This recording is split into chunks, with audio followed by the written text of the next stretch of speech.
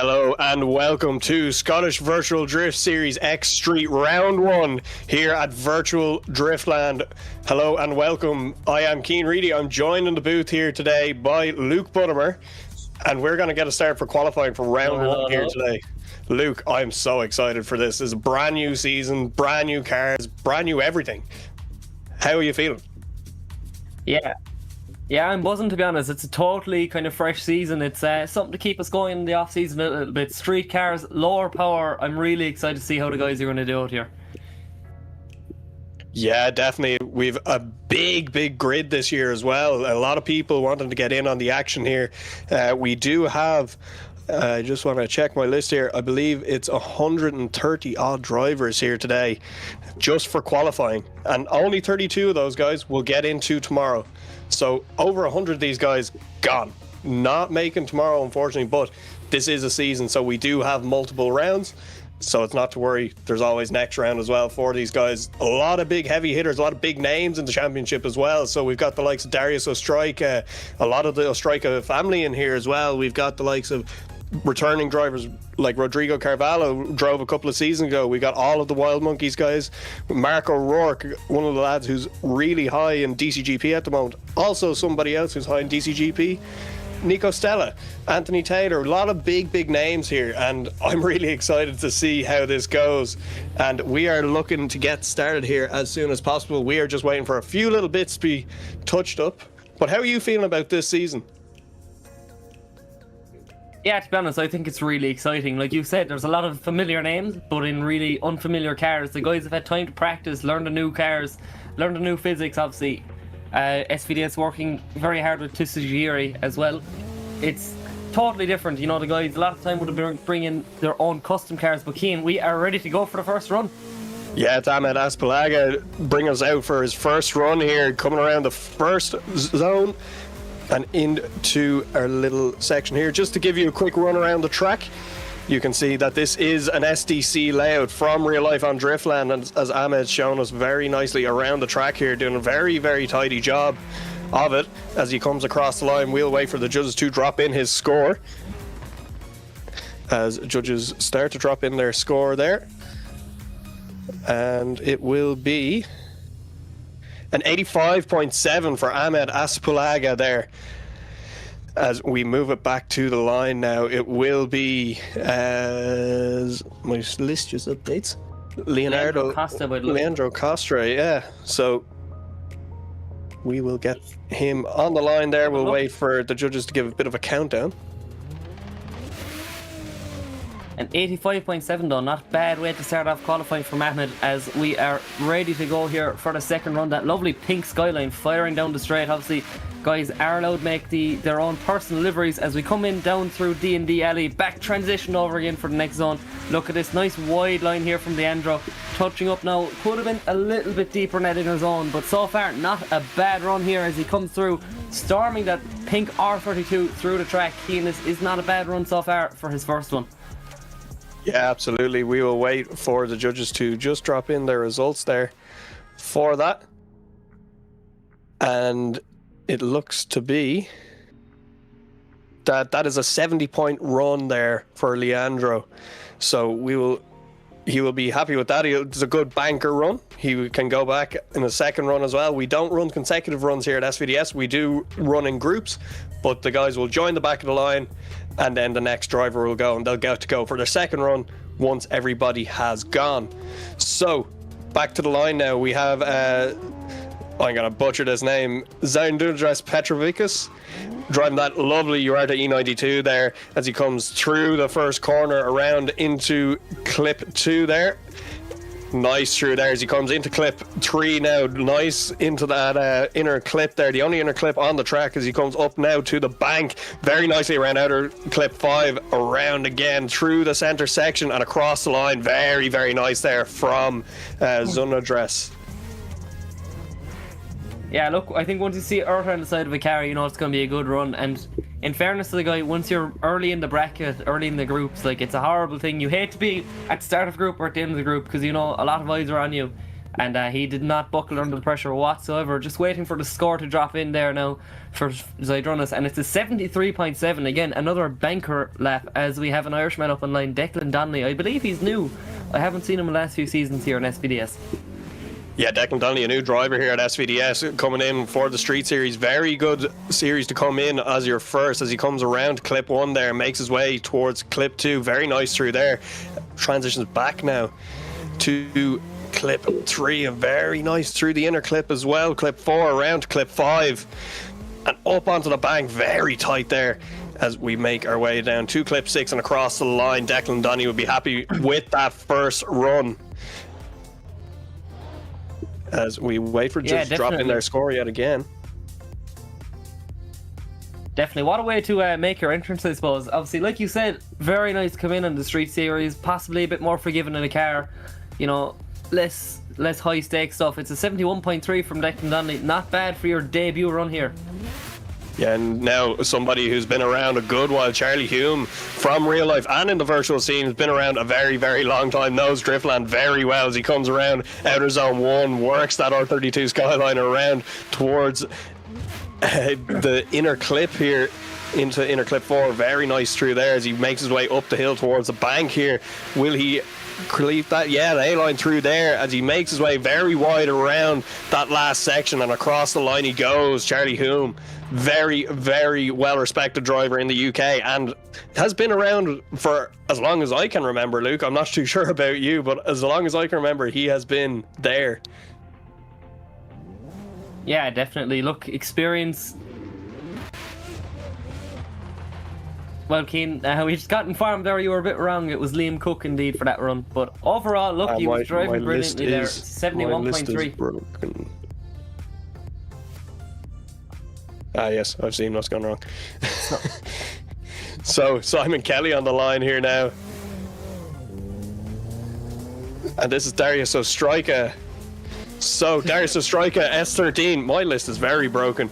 As he makes his way around STRO M Wheels wall, sends that S13 very, very fast through that first section. He's worked his way down through the center section here now, up into the inner clip, makes his way up the hill, pedals the S13 up the hill. Will he do... Oh yeah, again, Darius Ostrojka, one of these robotic drivers who can just do lead run after lead run after lead run. Unbelievable driver.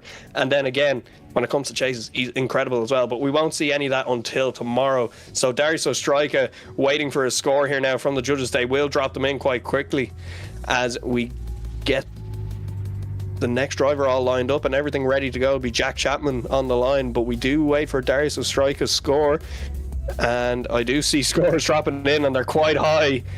And that is an 89.3 for Darius Ostrojka. Incredible. He topped qualifying with that already. As we move it back to the line, is Jack Chapman on the line, Luke? Yeah, so obviously textbook run there from Darius, but Jack Chapman there, as I stutter my words, up the straight here now in this purple S14. Let's see what he does. A bit of a tentative initiation as my stream starts to freeze up a little bit as he comes through DND alley now. Nice transition there, nice and smooth. He's just looking to put down a decent banker lap as he comes up through the inner zone now and starts to push out a little bit wider.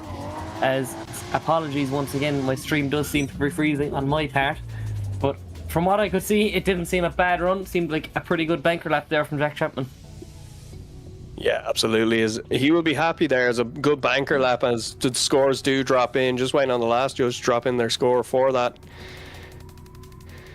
as it will be a 72.7. So a lot of kind of low 70s coming in here at the first bit of qualifying on the first runs. Maybe a lot of drivers playing that game of get a banker lap in, stay safe, might as well. As we move it back to the line, it's Vidas Sipalia. We're going to call him Vidas. That's what I've been calling him in DCGP as well. So as he initiates down STRO M Wheel wall here, a big entry there as he comes across outer zone 1 into the center section, outer zone 2, perfect transition back now, outer zone 3, that's an A-line 2, works his way into the inner clip. Oh, a little bit of a wobble there as he comes up the hill and around towards the bank. Very nice through there. He keeps it wide and shallows up a little bit of a correction there as he comes towards the last clip and across the line. Vidas not doing a bad job there at all, as the judges not really liking that one from what I can see there. That is a 59.3. So judges really not liking that one. As we go back to the line there, it will be Eric Lindquist, another driver who's been around for a number of years in the SVDS scene and the sim scene, as he initiates down the wall here again. Oh, and spins out, hits the bank, big off there for Eric Lindquist. Unfortunately for him, that will be a 0. Judges will not want that to be scored at all. He'll make his way back to the start line. I think they want you to complete the run without spinning out, to be honest. But look, I think Eric on the track is better. Exceptional driver. Yeah, exactly. He's an exceptional driver. I'm sure he'll clean it up for the second run, as we have one of our heavy hitters now, Anthony Taylor, up on the line. Keane, this is going to be a big run. Yeah, Anthony Taylor, another heavy hitter in this championship, always has been, always will be, as he fires that MX-5 along the wall down towards the centre section here. Look at this, very clear cut from Anthony Taylor. Very clinical driver is Anthony Taylor on the line side of things.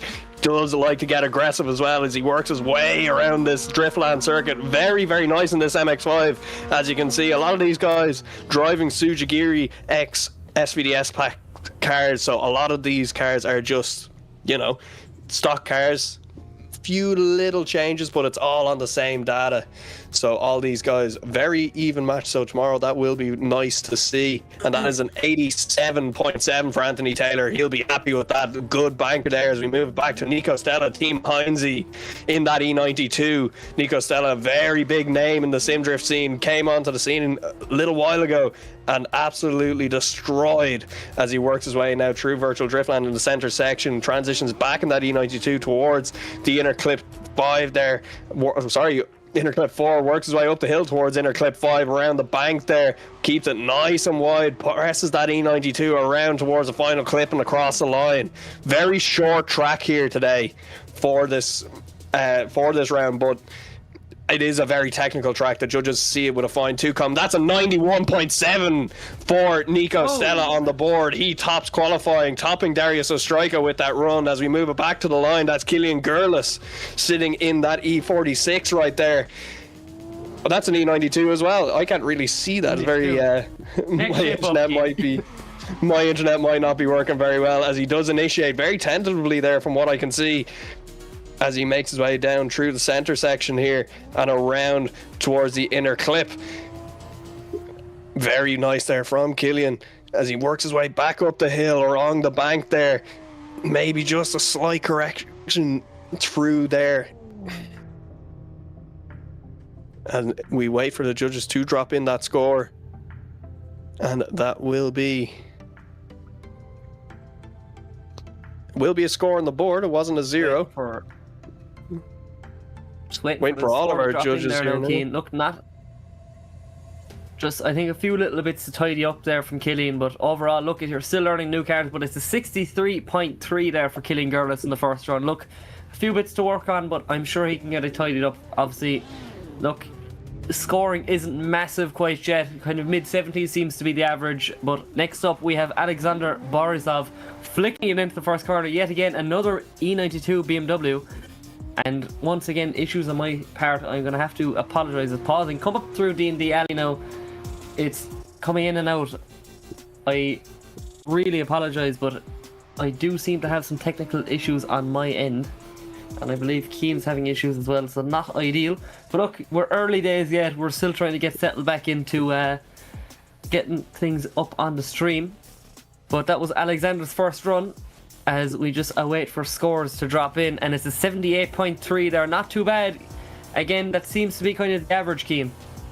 Yeah, it seems to be what a lot of guys are going. Just put in a banker lap, just feel it out, because grip levels mightn't be what you expect. As we move it on, it'll be Ben Corvello on the line here, as he powers that E46 down the wall here, initiates a little flick initiation there as he works his way around the first corner towards the second clip, transitions back. It was a little bit shallow on that second clip as he works through that inner clip, shallow there too, pushes that E46 around, very wide there towards the bank, and pushes it again across outer zone 6 and across the line. Very, very nice there, as we will see what the judges think of that. A lot of maybe shallow in places he didn't want to be, and maybe wider in places that he didn't want to be as well. Maybe just learning this track as well, as he does get a 63.3 on the board there, as we move it to a man who's been here many a time, Mark O'Rourke. This man has been around for a very long time. He's almost won a couple of times too, as he makes his way. Yeah, there we go. Mark O'Rourke very fast through there. Nice through clip 2 and 3 there in this S14. Lovely up through that inner clip as he works that S14 up towards the outer zone 5. Very wide there as he pushes down now down the hill and across the line. Very nice there from Mark O'Rourke, doing an incredible job. Very good qualifying driver. I've known the guy a long time, and he's always been good at qualifying, and I'm seeing the scores drop in, and this is going to be a big one, as it is a 92.3 on the board, and he tops qualifying again. As we move it now back to the line. It's good old Irish drivers. So, yeah, what a run there from Mark O'Rourke. Yeah, exactly. And it was funny, I actually work with Mark's brother now, and he came up to me, he was like, you probably know my brother Mark. I was like, oh, I do, yeah. And yeah, really nice family, in fairness to the both of them. So let's see how Axel Toplin gets on in this FC RX-7. Might I argue, one of my favourite looking cars so far, as he comes down in through DND Alley Keane. This is really nice here from Axel Toplin, as yet again a few little issues on my side. It's choppy and changing, it's coming and going in places, but so far it's a really cool looking car in a way. I can't fully comment on his run quite yet, because it's run was very good there, dropping in with a 79.7. very nice there from Axel Toplin. As we move it back to the line now, it'll be the last driver in this group, and then we will move it back to the run 1 again, and we will go again through this group for the second runs. As we go back to the line, it's Tyler Leach in that Carbon Drift Team E46, that livery on that E46 from Carbon Drift Team. Oh, hits the wall and does go wide. We saw that from Eric Lindqvist earlier on as well. Common thing, that wall is very non-forgiving. It's incredibly solid. It's made of concrete, but that wall, if you hit it, you're not getting through the rest of the run unless you get halfway through and you kind of recover it. But if you hit it, you're more than likely ending up in that bank right at the end of it. But we will move it back to the start of qualifying, where Ahmed Azbalaga is on the line waiting to do his second run, as we get a green light to go. Ahmed Azbalaga there in that 180SX initiates in right on the wall. Very nice there as he moves away through outer zone 1, flicks it towards outer zone 2, transitions back now towards outer zone 3, makes his way in, tucks that 180SX to outer zone 4 on a beeline there, as he pushes it up the hill around outer zone 5 and brings it now down again outer zone 6 and across the line. He'll be happy with that run. We will see what the judges make of that. Is it enough to outdo his second run? I believe it probably is. As it is, yeah, an 87 on the board, 85.7 beforehand. So an 87 bringing him up the list there a little bit, as we go back to Leandro Costa on the line in that pink R32 Skyline. We will wait for the lights to go for him to send him down the track.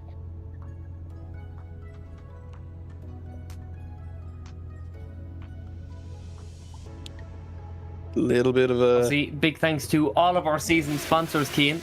As you can see them up on the start line, but we are ready to go with Leandro, Keane. Yeah, Leandro about to send it down this Driftland circuit. Does a very tidy job on the wall there. Very nice entry as he works his way around now through the center section. Flicks back, transitions back towards outer zone 3, maybe just clipping the concrete there onto a beeline, sends him a little bit wider onto that inner clip than he would have liked.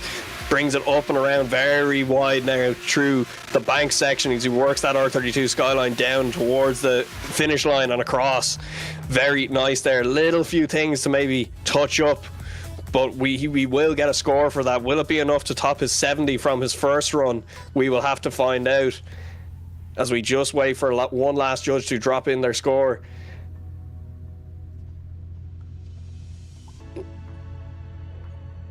Just a maybe slight technical difficulty there for one of our judges. Just waiting for Rise, as per usual. It's always waiting for Rise in qualifying. He's always the last judge to drop in a score, as it is a 72 on the board. Does better his score there by 2 points. He'll be happy with that. Brings him up the list a slight bit as we go back as Zydrunas Petrificus, as he works with that E92 Urarta car around into the center section here, transitions back towards outer zone 3, a little bit wide there of the clip as he does tuck it in for that inner clip, brings it up, pedaling that E92 around, goes nice and wide there, works it down now towards that finish line and across, shuts it down as he will go back towards the pits there, and he will get a score for that as it does drop in there now, and he does have a 73.7 on the board already from his first run, but what will be his second score? What's the final? As we do have Declan Donnelly sitting on the line waiting to go there, itching to get his second run done as we just wait for that last score.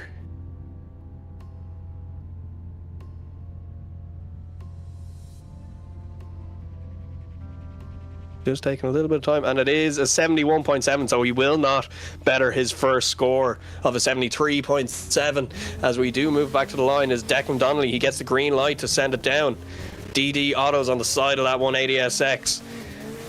Flicks it in along the wall here, doing a very nice job as he works it away around outer zone 1 and 2 here. Flicks it back, transitions towards outer zone 3.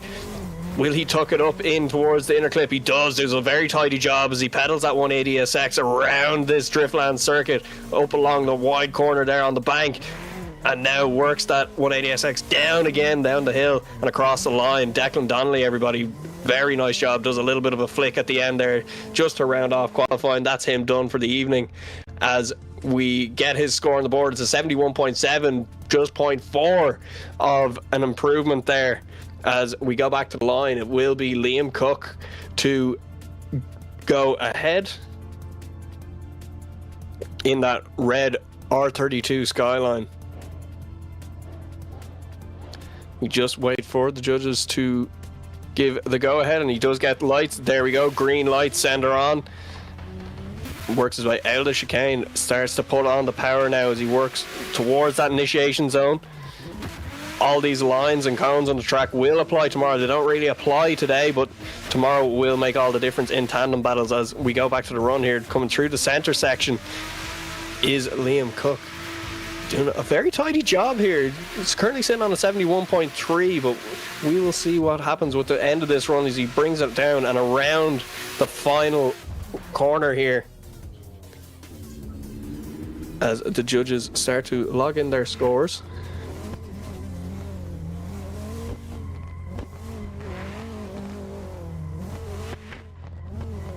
And it will be 76 on the board, so he does better his score there as we move it along to Darius Ostrika. He's going to want to top qualifying yet again. He's sitting on an 89.3, but Mark O'Rourke right there sitting on a 92. So Darius is going to want to beat out his fellow competitor here in multiple championships.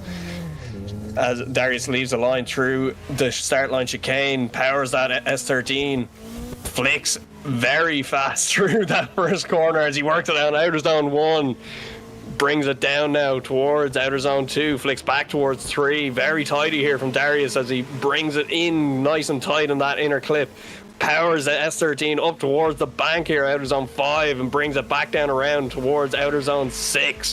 Very, very tidy here from Darius. This is definitely a high scoring run as he crosses the line and the judges start to drop in their scores. And it is looking to be a high score yet again,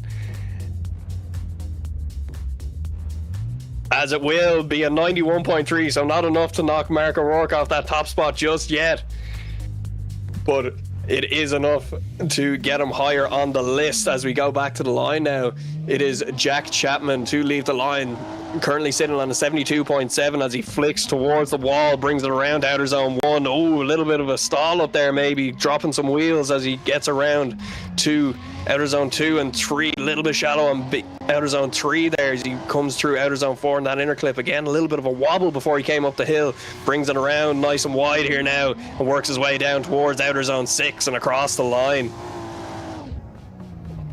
Very, very nice there from Jack Chapman as the scores start to drop in.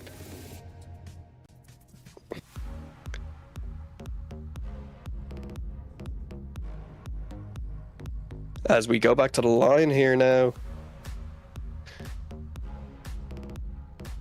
There's a 67 on the board there for Jack Chapman. Vidas now back on the line in that E92 Uarta car.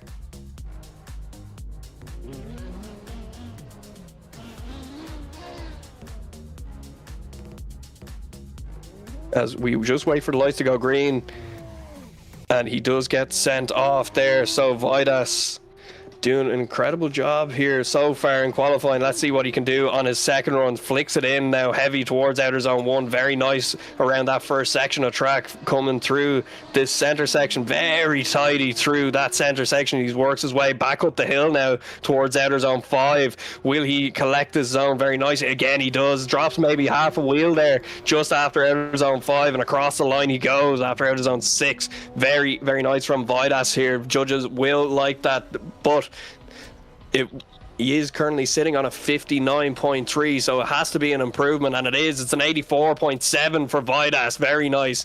Now, a man on the line who's sitting on a 0 so far, Eric Lindqvist. Unfortunately for him, did crash out, hit the wall, went straight up onto the bank in that E46, red E46. As he starts to flick in and initiate here, very tentative onto the wall this time as he works his way around outer zone 1 and around to outer zone 2, coming through the center section here. DND alley, very nice through there, maybe a little bit wide in one of the clips as he brings it back up the hill now towards the bank at the office. Very clean through there. A lot of drivers really liking that corner a lot more than last year, not dropping as much wheels through there as he finishes off his run and brings it back towards the pits. Eric Lindqvist, what will be his score? As I can see some scores dropping in for that, and it'll be a 76.7 for Eric Lindqvist, and that is a decent banker run just to get it done. As we move it back to the line, it'll be Anthony Taylor in that MX-5, that NA MX-5. Very cool car. One of the many drivers driving MX-5s. Brandon Carter is absolutely delighted that these cars are in the championship now, as Anthony Taylor doing a fairly decent job in that very small car compared to most people of what they're driving. Brings it back up the hill now towards outer zone 5 as he keeps it nice and wide there, right along the white line. Brings it down towards outer zone 6 and across the line in that NA Miata. Big thank you to all our season sponsors here: DND, STRO M Wheels, Driftland, Dill Designs, Kaptured D, 443 Motorsport, Tsuji. All of these massive sponsors that really couldn't happen. This championship couldn't happen without them. But we do go back to the line there. Anthony Taylor did get a 91 on the board there, so that was a great improvement from him from an 87. As we go back to Nico Stella, who's leaving the line, he's currently sitting on a 91.7 as he fires that E92 along outer the STRO M Wheels wall and through this center section here, as that Heinze driver doing a very tidy job. Nico Stella doing very, very wide there, right on the line as he brings that E92 along outer zone 6 and across the line to the finish, as he'll make his way back to the pits as scores start to drop in there. Will it be enough to beat his first qualifying score of a 91.7? And it won't, unfortunately. It's an 88.3 for Nico, as he will be happy with his first run anyway. As we go back to the line, here's Killian Gurlis. Killian, a guy who's usually seen in an A80 Super, but swapping it out for an E92 this season, as he leaves the line through the start line chicane there. We'll start to do a little bit of a flick towards the wall and around outer zone 1 here. pedaling that E92 very nice through that outer zone, and again through outer zone 3 there, brings it up nice and tight here now for inner clip 4, pedals that E92 up the hill towards the bank. Ooh, maybe a little bit too wide there for Killian as he works it down now towards outer zone 6 and across the line, dropping wheels just before the line there as well, unfortunately for Killian. We will see what the judges make of that. A few little mistakes there for him as we wait to see what happens, and that is an 82.3 on the board. A big improvement for him from a 63.3 on his first run. As we go back to the line now, it is Alexander Borisov in another E92 as he leaves the line through the start line chicane, fires up the back wheels on that car as he flicks it now. Big flick. A lot of drivers going for that flick entry, a little bit of a Scandinavian flick as he comes through the center section. Very nice there through DND alley, works it towards the inner clip, maybe a little bit shallow off there, a little bit too wide as he brings it up now. Oh, a little bit of a bobble through outer zone 5, just a little bit of a straighten as he comes down the hill now across outer zone 6 and across the line. Few mistakes there unfortunately for him. 78.3 in his first run, and his second run now will be a 72, so not improving on that score. As we move it back to the line now, it's Ben Corvello in that E46 as we get the green lights to go. Leaves the line there. Ben flicks that E46 in. Oh, very close to the wall. Very, very daring entry there from Ben as he comes through this center section here, starts to work his way up the hill from that inner clip. Not bad there as he brings up towards outer zone 5, nice and wide, follows the white line around and down towards outer zone 6 and across the line. Very nice there from Ben Corvello, a man who's new to this championship, has never competed in SVDS before. It's currently sitting on a 63.3. We'll be hoping for an improvement. It does look like an improvement is 71.7 for Ben. He'll be happy with that little bit of an improvement. Now back to Mark O'Rourke, the guy who's currently sitting top spot in qualifying. Will he improve his score again to extend his lead? Flicks it in nice and fast. Mark, an incredible driver, brings it around outer zone 1, now through outer zone 2, flicks it back for outer zone 3. Very nice through there as he pedals that S14 through inner clip 4, brings it up the hill now towards outer zone 5, collects that zone very nicely as he now comes to outer zone 6 and across the line. Mark O'Rourke doing an incredible job there as he will want to improve that score of a 92.3 he's currently sitting on, as he will not unfortunately improve. That was an 89 on the board for him in his second run, so still sitting top spot with that 92.3. As we move it back now, it will be Alex Topolin to bring us along now to our second last driver of this group, and we head into the next one. Alex now in that FC RX7, flicks it in very nicely here. Very, very quick entry as he comes now through D&D alley, flicks back very close there on that outer zone 3, just a little bit wide off it. Inner clip 4 there, brings it up the hill now. Will he collect outer zone 5? Ooh, maybe just a little bit shallow off that as we come around now to the final zone and across the line.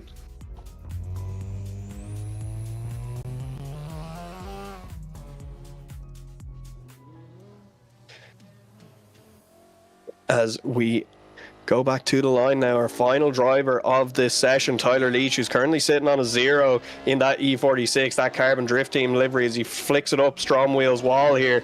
Much better than last time. Ooh, it's a little bit shallow, misses outer zone 1 here as he does collect outer zone 2, flicks back now to outer zone 3, does manage to collect that. Looking to just put a score on the board here is Tyler Leach as he brings it up the hill now.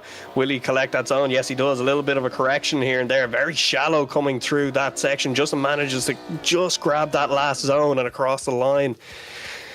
So we will see a score drop in for him. He did complete the run, did not 0, but it is unfortunately going to be a low score, 51.7 dropping in for Tyler Leach, as we will go and get a change of get a change here. So there you go. Here's our standings. Mark O'Rourke with a 92.3 on his first run. Then Nico Stella on a 91.7. Darius Ostrojka in third with a 91.3. Andy Taylor on a 91. Ahmed Azpalaga on an 87. Vidas on an 84.7. Alex Topolin on an 82.3. Killian Gurlis also on an 82.3. So a lot of big scores there. Alexander Borisov on a 78.3. Eric Lindqvist on a 76.7. Liam Cook on a 76. Zydrunas on a 73.7. Jack Chapman on a 72.7. Leonardo Costa on a 72.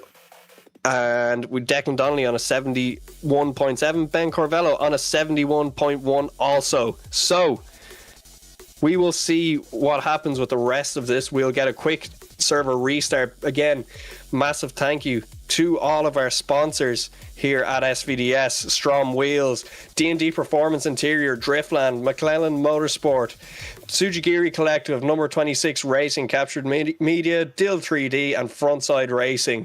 Unbelievable stuff here that we're getting to be able to do this in virtual Driftland. If you guys aren't familiar with Driftland, unbelievable track in Scotland. Very, very nice. And as we get a little bit of a scene through here, we get a little bit of a kind of grasp on what Driftland looks like throughout the rest of the year in the pro competition with that bank up there. Pro competition track slightly changes. There does get a bank.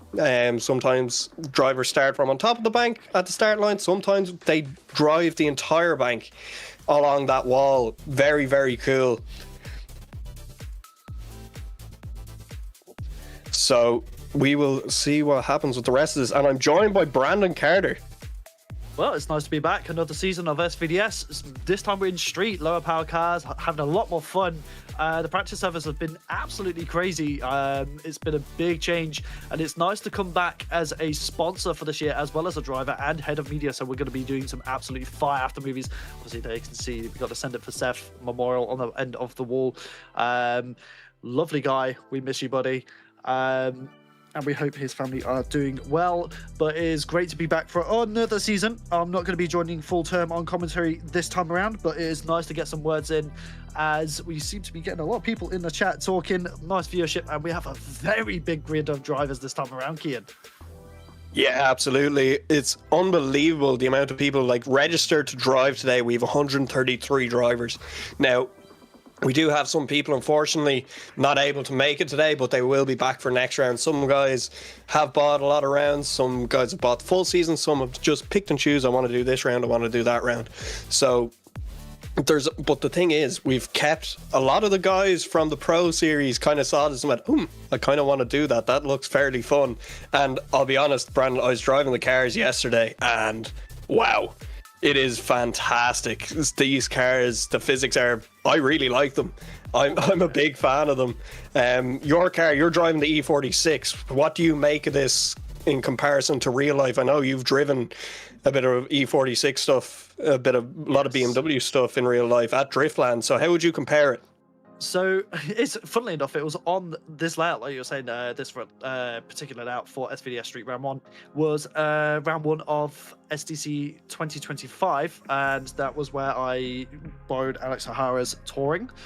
And comparing it to how it is in the sim with the Tsuji data and everything is really, really accurate. Obviously, I don't have much IRL experience, and I didn't have much time in that car compared to what I could have, but from what I felt, it was...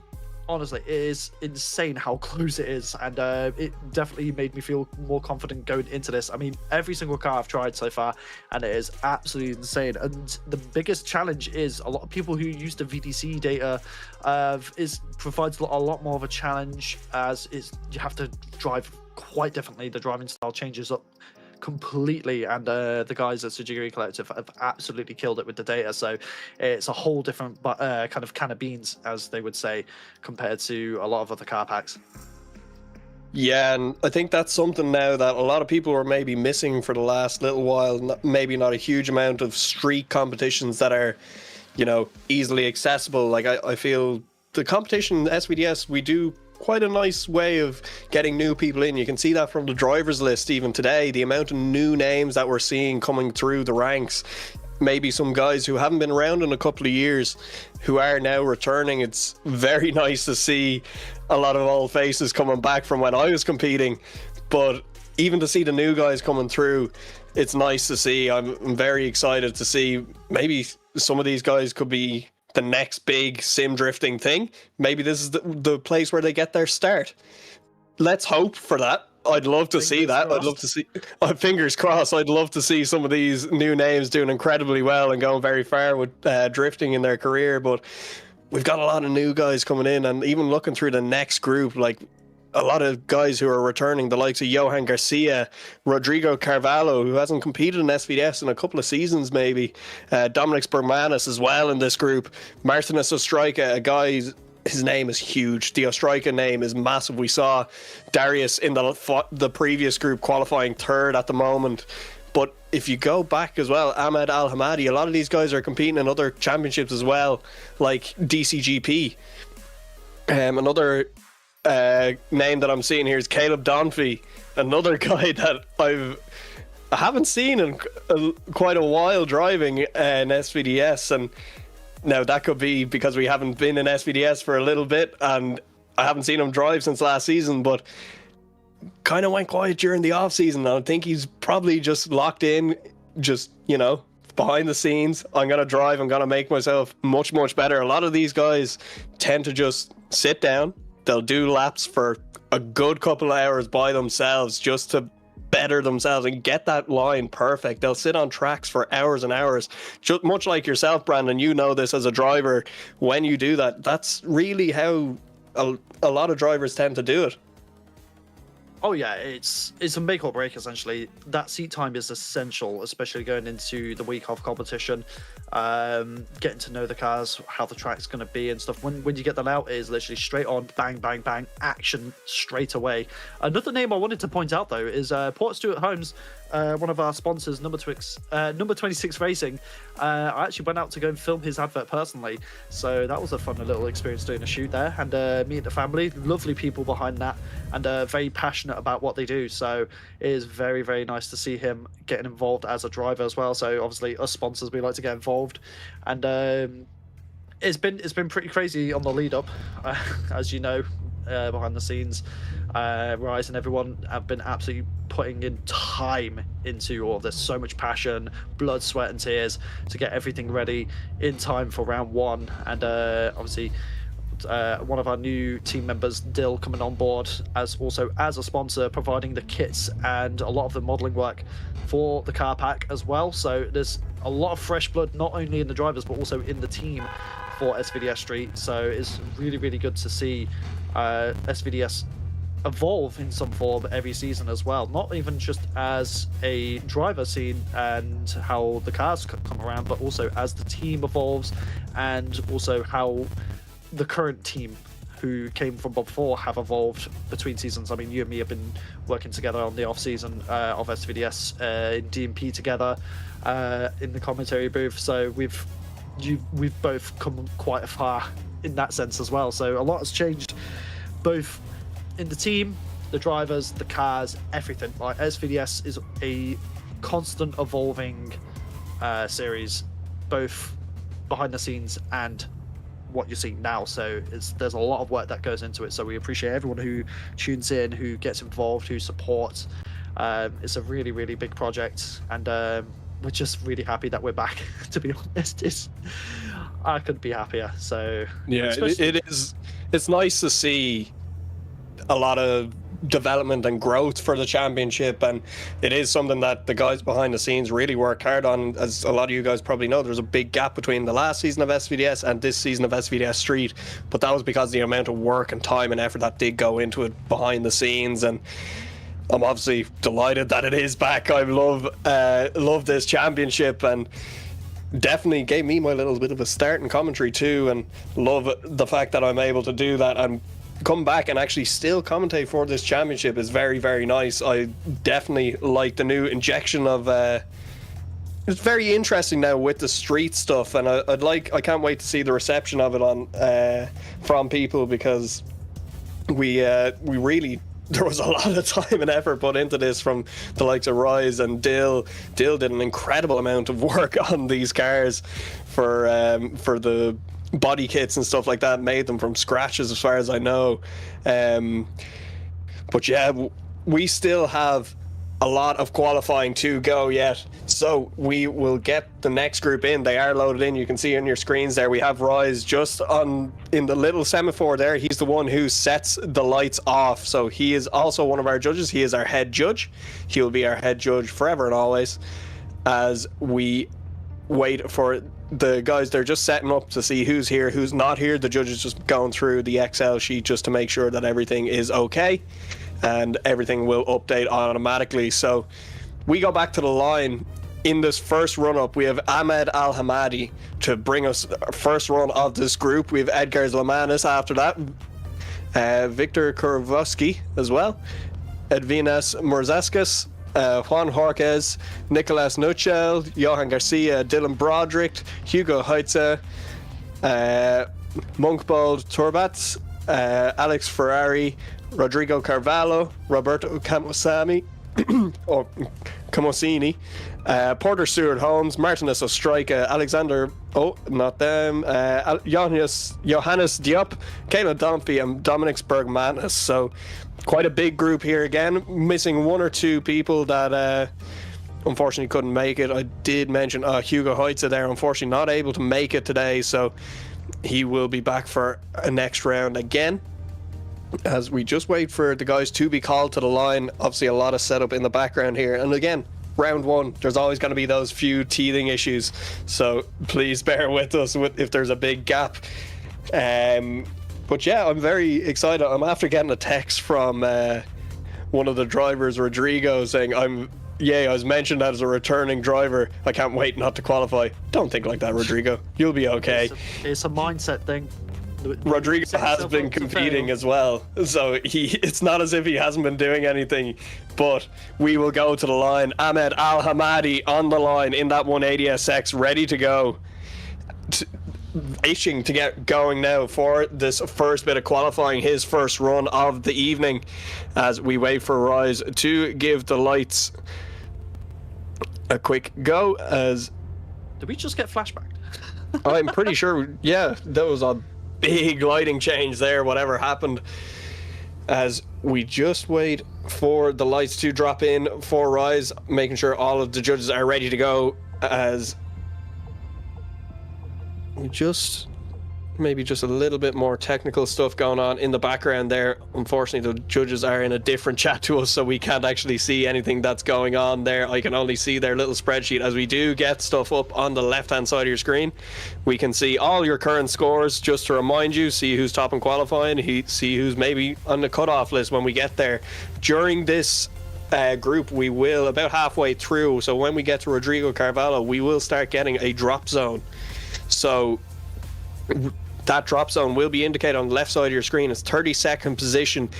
Whatever that score is the cutoff. So drivers need to be scoring at least that score to make sure they get into the top 32. And that can change too as drivers work their way through.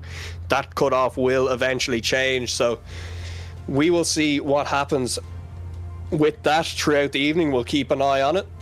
But it's looking like, at the moment, from judging off the first group of people who have gone through, the first 20 or so drivers, it's roughly gonna be in and around that 70 mark. I feel a lot of drivers just putting in them banker laps at 70 as we do get lights. Ahmed Al-Hamadi to leave the line here in that 180SX, lights up the rear tires on it as he flicks in now along STRO M Wheels wall and starts to bring it out wide to outer zone 1, comes through the center section here, nice through outer zone 2 and 3, works his way towards the inner clip 4, very nice tidy through there, brings it up the hill now towards the office bank, very nice, maybe just dropping a little bit of a wheel there on the outside edge, coming towards the end of that clip as he works his way across the line now, as he will now wait patiently at the back of the line for his second run, and he will look back at that, maybe see where he went wrong, maybe what he needs to improve on, as the scores are dropping in and it's quite high numbers already.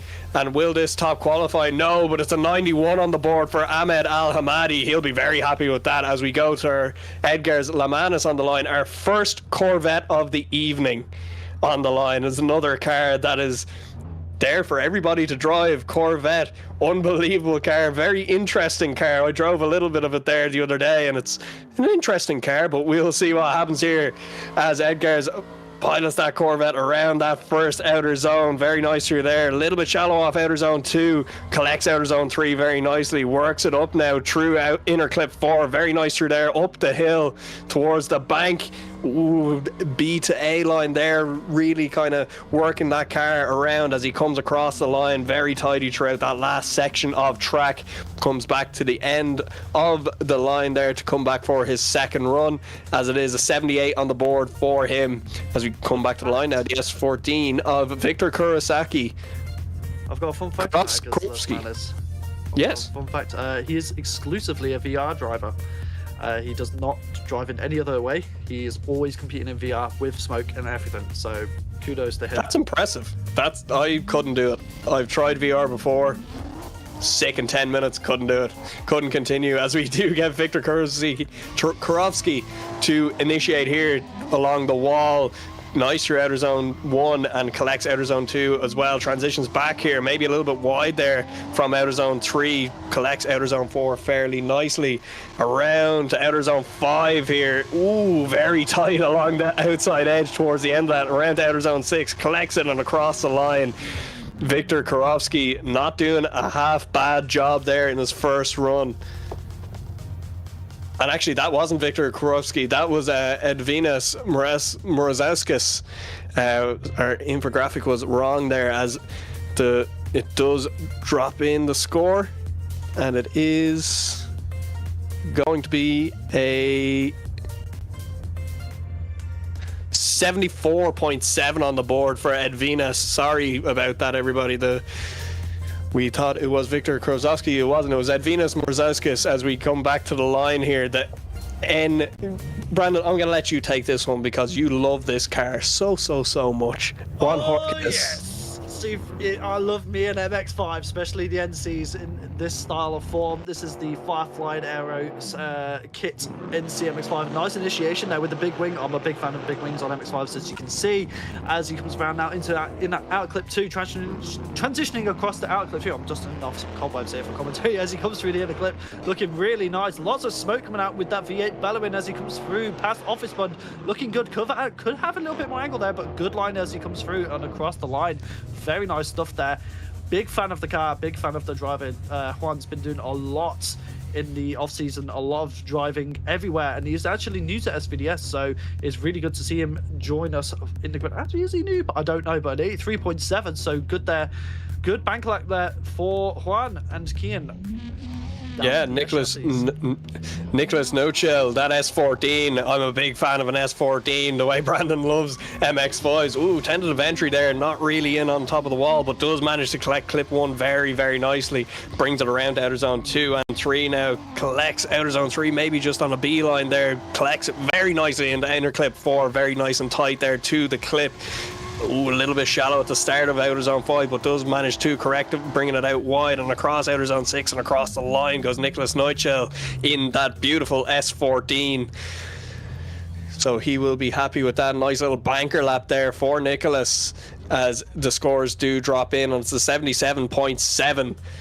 As we go to the line here now, it is Johan Garcia in that E46 as another car that I'm very happy with. I love these E46s. I really like the body kits on them, as Johan initiates very cleanly here through the first section of track and coming into the center section, D&D alley here. Very nice through there as he comes towards the inner clip, collects it nice and tight there around there as he brings it up towards the office bank. Ooh, a little bit wide there for Johan. Unfortunately, will be docked marks for that as he brings it around towards outer zone 6 and across the line. Maybe just dropping tires there. Saw a little bit of dirt kicked up as the scores start to drop in. It will be a score. Nice little banker on his first run yet again.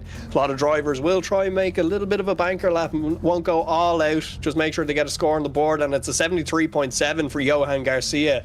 As we move it back to the line now, Dylan Broderick will be waiting, as he is indeed S chassis again, S14, another S14, as he starts to light up the rear wheels. brings it lovely through there. Very, very nice and tight onto the wall. Ooh, a little bit shallow off outer zone 1 though. Does manage to correct it for outer zone 2 and 3. Maybe just dropping a wheel onto the concrete there. That is unfortunately a docking situation onto the concrete. Judge is not liking that as we come around now to outer zone 5. A little bit shallow, but does manage to bring it wide right at the end of the zone. Towards outer zone 6. Maybe possibly dropping wheels there again. Right at outer zone 6 and across the line. We will see what Dylan's score drops in to be with that, and it might be that 70-ish mark again, I reckon, as the scores are starting to drop in here now. And it is a 73.3 for Dylan as we move it along. It will be trying to see now, is it Hugo Heutzer? It is, we do have Hugo. So I don't think we do. Hold on, we're having a slight technical issue here, just waiting to see what is dropping in here from the judges. I've got some unfortunate news. We've just had word from Porter, who is meant to be in this group. He has just had issues with his VR headset, which means he cannot compete. So he's had to drop out, unfortunately. That is very, very sad. Unfortunate for him. This is the thing with VR. It can be unpredictable sometimes. Means that Hugo Heutz actually isn't here, so it is Monkball Turbat on the line we will be waiting for. So we did have the wrong driver unfortunately lined up there waiting to go, as we just get everybody in the right order, just making sure that everything is okay. I see that someone's trying to get in with the MX-5. Well, it's nice to see people actually using it. It's not an easy chassis to drive considering the short wheelbase, and obviously you've got two very different ones essentially as well. So it's very interesting. And if you no one knew about the Mark III MX-5s like that one on the grid, it is actually running RX-8 suspension as well. So that is what they use in the NCs. It's very interesting seeing the driving style differences between the NA and NC, because in a sense they're very different cars in their own right, but obviously still being a very short wheelbase car compared to everything else on the grid. So, and it is a harder car to chase than you'd think, but Kian, let's see what this car can do. Absolutely. Just touching on what you said about the MX-5 being a hard car to chase, it's going to be a lot harder for the bigger cars, the likes of the E92s. Be very difficult because you're really seeing over the car the whole time, and when you're right next to them, it can be very hard to tell where they are. But that's nothing to do now with qualifying. No tandems here as Monkball Turbat initiates a little bit late there, does manage to go 2 wheels off, possibly 3. If it's 3 wheels, it is a 0, and I am seeing that it will be a 0 for him. He will take this as a little bit of a siding lap here, maybe, just to make sure that everything else is fine. But another new driver here in SVDS, has not been here before, as that will be all she wrote for that run. He does have a second run to get it done, but everything has to be riding on that last run for him at the end of this group. As we move back to the line, it's Alex Ferrari in that MX-5. Which generation is that? Is that an NB, NC? It's NC, it's the Mark III. Yeah, NC MX-5. Nice bit of a flick here. Oh, very tentative entry, straight line approach there as we initiate through outer zone 1, dropping tires, missing outer zone 2. Oh, and nearly missing outer zone 3. Run falling apart here. Very, very scrappy here for Alex Ferrari. Could be teetering on a 0 here, unfortunately, with all of them wheel drops. So that could be classed as an unchaseable lead, which would indicate a 0. That is something that can be deemed, and I believe it will be a 0. Yeah, unfortunately for Alex Ferrari. We'll move it back to the line to Rodrigo Carvalho, Wild Monkeys driver, my fellow teammate. He is on the line, ready to go. Rodrigo, what can he do in the S14 here as he flicks it hard towards the outer STRO M Wheels wall? Incredible job there from Rodrigo as he pilots that S14 through outer zone 1 and 2, maybe a little bit shallow off 2, brings it nicely around for outer zone 3 into 4. Very, very nice there as he brings it up the hill now towards outer zone 5. Very tight around there, nice and wide, around to outer zone 6 and across the line. He'll be happy with that run for sure. Definitely very nice returning driver there from Rodrigo Carvalho. We will wait for the scores to drop in from the judges for that. And I'm thinking kind of, you know, mid 70s, yeah, 76.7 dropping in there for him.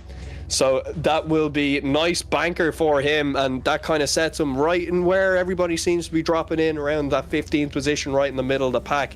As we do go back to the line, it's Roberto Cusmoni on the line to leave in that 180SX as he flicks that in a little bit away from the wall, right on that center line there. Ooh, just about grabs the C line of outer zone 1 and B line on outer zone 2. Transitions a little bit late there onto outer zone 3. Oh, just wide off outer zone 4.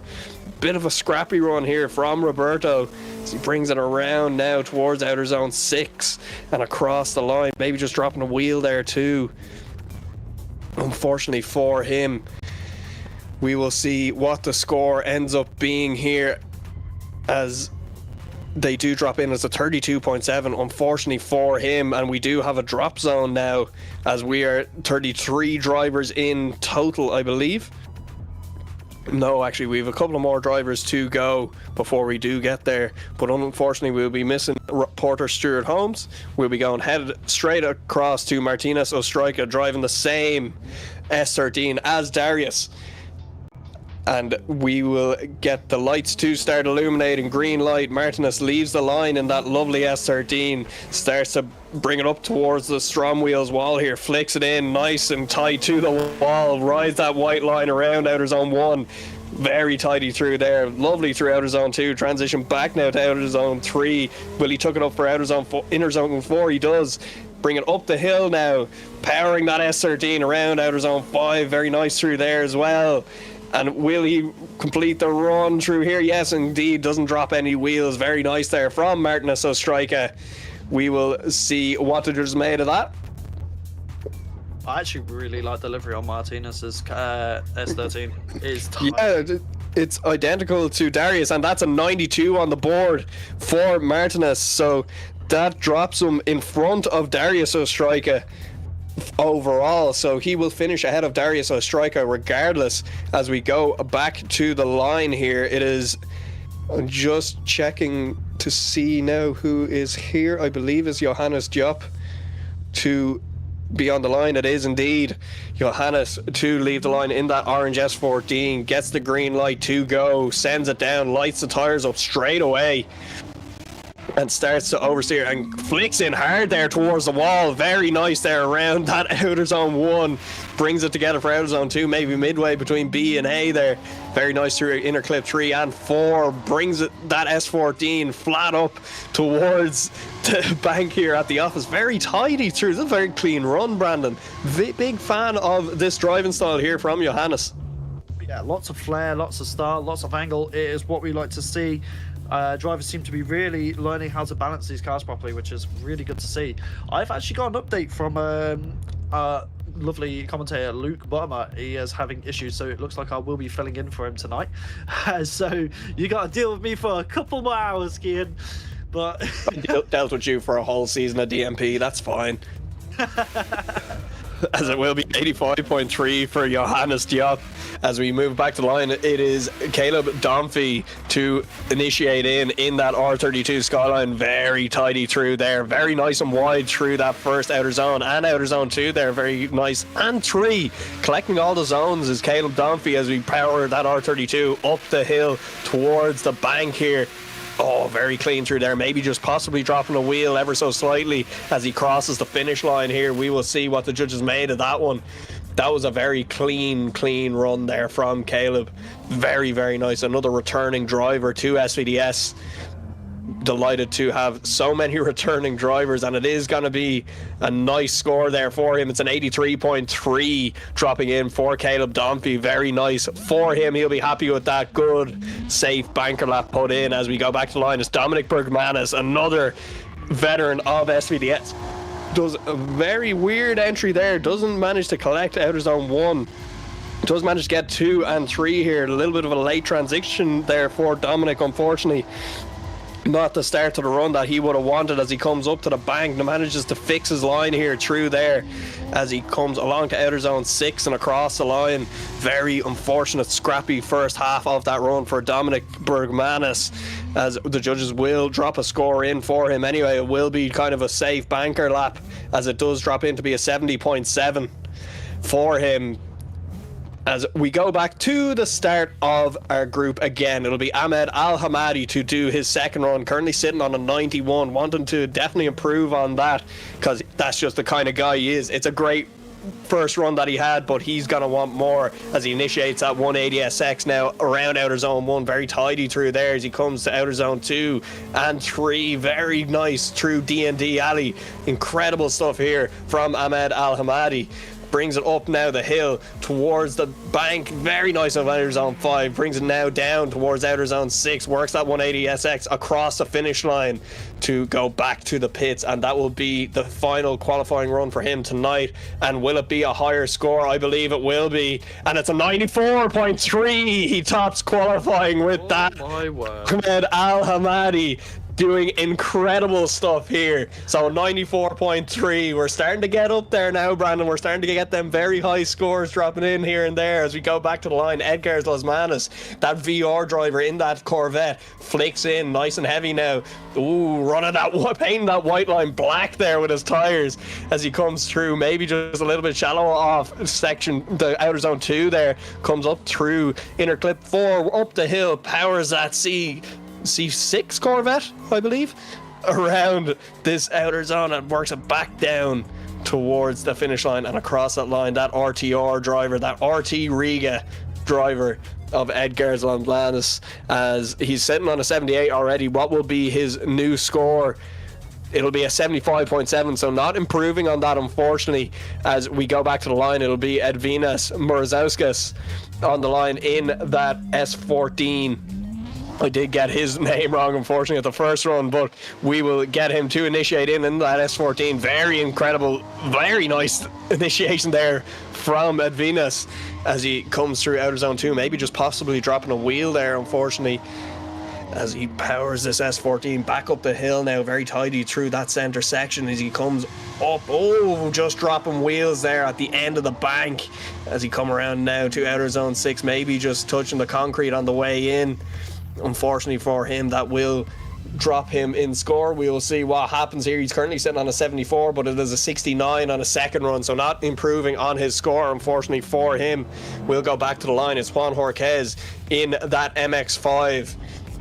Big wing on this MX-5 as he flicks in here now, nice tight towards that wall, STRO M Wheels wall, rubbing the spoiler there as he comes around to outer zone 2. Very tidy through here, that short chassis, the MX-5 will be very interesting to see how that goes in tandem battles. Works his way up now, that V8 MX-5 powers along the outer zone of outer zone 5 and down now towards outer zone 6, and across the line goes Juan Jorquez. He's sitting on an 83.7. Will it be an improvement for him? I believe it might be, as the scores drop in, and it is an 87, so it does improve by a decent margin there. That'll drop him up the list. As we go back to the line, it's Nicholas Neutschel on the line waiting to go as he gets the green light to be sent down through the start line chicane, lights up the rear wheels on that S14, flicks in heavy here, a little bit not as close to the wall as he would have liked, but he is sitting on a 77.7, maybe just trying to a little bit improve that score as he makes his way now through into inner clip 4, powers that S14 up along the hill, brings it around to outer zone 5. Very nice line here through the last section of this track, across outer zone 6 and across the line. He'll return to the pits here now just to get his score. His scores do start to drop in. Will it be an improvement on a 77.7? It isn't, unfortunately. Very slight decreases, a 76.7, so he will stay on a 77.7. That's a nice score to get. Very nice, even, all sevens. Very easy to remember, so that will drop him fairly mid-pack for now as we go back to the lines. Johan Garcia in that carbon, is it a carbon drift team E46? Yes, it is. Yes, it is. It is indeed. So we will wait for them to go, and there we go. Johan Garcia to send down that E46 along STRO M Wheels wall. Does a very nice job there, very close to the wall. Oh, very shallow off outer zone 1. Very uncharacteristic there for Johan Garcia. Oh, loops, the unbelievable stuff. So that will be a 0 for him, unfortunately. Unfortunately for Johan Garcia, that's not ideal. It's not what he would have been wanting there, as he goes to park up on the bank. Says, do you know what? I'm done. That's it now. So he is sitting on a 73.7. He would have been wanting to better that score too. Unfortunately for Johan Garcia, that's all she wrote for today. We will see, does he make it through to top 32? As we go back to the line, is Dylan Broderick waiting there in that S14. We wait for him to get the lights. You can see cars in the background. I believe that's Hugo Heitze, or not Hugo Heitze, it's Munkal Turbat, just warming up his tires, getting ready to come to the line as soon as Dylan Broderick leaves.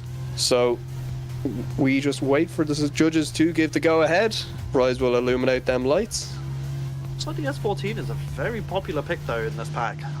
It is. I did drive it now, and I can see why it is. It is a very nice car as we get the green light to send Dylan down the track here. Lights up the rear tyres on the back, flicks it now.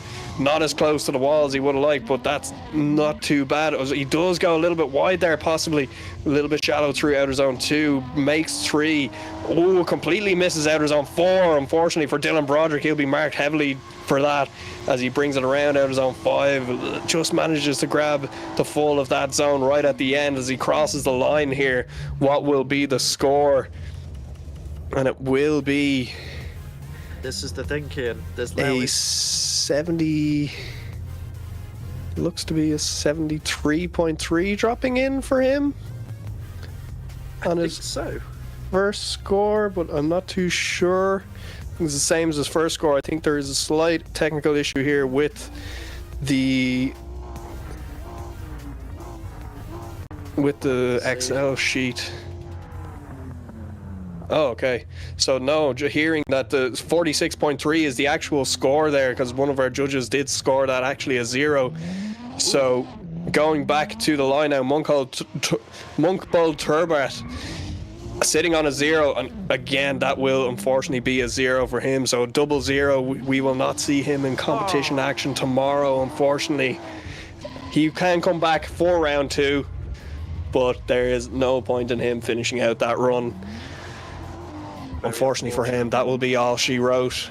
As we move back to the line, it's Alex Ferrari there, waiting patiently. Another man who's sitting on a 0 at the moment. Definitely want to put in a score. And yeah, I agree, Brandon. What a name! Very nice name to have. It's a strong name. Get like 10 points just for those star points in his name. Absolutely. But if he scored a 100-point run, then would it be 110 points? When he was born, do you think Ferrari sent out a cease and desist? Possibly. Very possibly. Unless he's part of the family. And that would be interesting.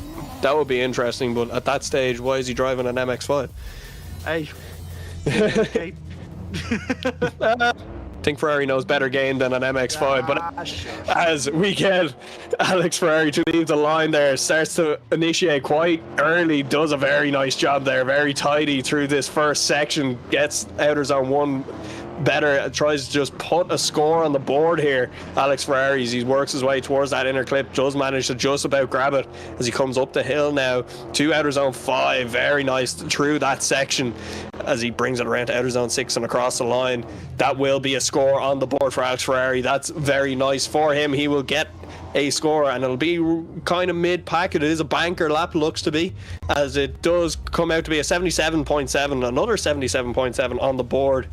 So that will drop him in the mid-pack there. Very nice, cute banker lap. As we go back to the line, it is Rodrigo Carvalho on the line, my fellow teammate, Wild Monkeys driver, in that S14. We will see what happens with this. Yep, it is going to be interesting. It's nice to see people doing CSB swaps, adding wings and stuff onto there, just adding a bit more to the kit as he initiates into the wall there, looking very nice. Could be a little bit deeper as he does go from the C to a B line, but not looking too bad as he comes into D&D Alley, as he comes around now in towards the inner clip. Not looking too bad. Good line there as he comes through, keeping it nice and smooth, making sure he doesn't do any bobbles because he comes around into the office bank fund. Not looking too bad as he comes around now into the last outside clip and across the line. Not a bad run there from Rodrigo at all. Your teammate definitely making you proud. Absolutely, and I'm actually getting some information here, Brandon, from the YouTube chat. Fun fact: there's 4 Ferraris with the same wheelbase as an NC. That's incredible. See, I guess game knows game. I guess that's it. As that is an 80.3 for Rodrigo. A good improvement there from a 76.7 as Roberto Camusoni leaves the line here, initiates nice and cleanly in that 180SX, does manage to unfortunately just grab the tail end of outer zone 1, will be marked down heavily, does just grab the C line there on outer zone 3 as well, does manage to tuck it up for outer zone 4, bringing it around now, clips just the edge of 5, works that 180SX down now towards 6 and across the line. That will be, unfortunately, he is on a 32.7 to begin with. He will want to very much improve that score. What will drop in from the judges, we will see very shortly, and it is a 52.7, so that is quite a low score, unfortunately, for him. As we go to the line again, it's Martinez Ostrika sitting on a 92. He's going to want to better that run. He's not sitting top qualifying yet, and he's never happy until he's sitting top of qualifying. That S13, both Ostrikas driving that S13 this season as he flicks in very close to the STRO M Wheels wall here, right around outer zone 1. Very nice here through outer zone 2 and 3.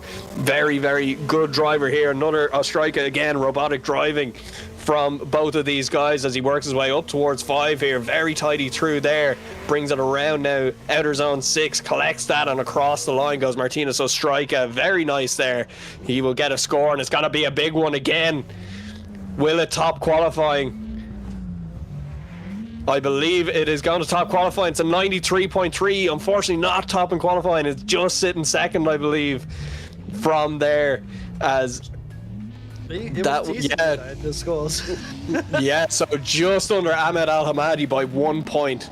As we go back to the line here, it will be Johannes Diop to initiate through outer zone 1 here. Very quick initiation here as we come through the DND alley. Very nice here. Ooh, just about grabs inner clip 4 and around outer zone 5, brings it back down, tucks it in for outer zone 6, and across the line goes Johannes Diop as he is sitting on an 85.3 right now. Will it be an improvement? Possibly not for him. His first run was a lot cleaner, and it's an 80.7 for him dropped in there. Unfortunately for him, not an improvement, but does have quite a solid score there with an 85.3 already. As we go back to the line here, Caleb Dunphy in that R32 Skyline. Nice livery on that too. Very, very clean. Tsuji logo anymore that often, so it's nice to see one on a car again competing. Absolutely, as he initiates now through this first section up onto outer zone 1, does manage to grab that there and possibly on a beeline, and beeline again onto outer zone 2 and grabs all of 3 here up into inner clip 4, works his way up the hill now to grab outer zone 5. Very nice there as he brings that R32 down across outer zone 6, and across the line goes Caleb Dunphy. He will go back to the line here just to make sure he gets his score. And it drops in, will it be an improvement on an 83.3? I believe it could be. As we just wait for one more judge, and it is. It's an 84.7 for him. Good improvement there for him. That solidifies him very nicely there. Dominic Bergman is sitting on a 70.7 from his first run as he goes, lights up them S14 rear wheels, initiates onto the wall there very nicely from Dominic Bergmanis as he works his way around now to outer zone 2 and 3. Nice transition there through that section, brings it up the hill now across outer zone 4, up the hill towards outer zone 5. Will he manage to collect that? He does. Just works his way out nice and wide towards outer zone 6, and across the line he goes. What will be the score dropping in from the judges there?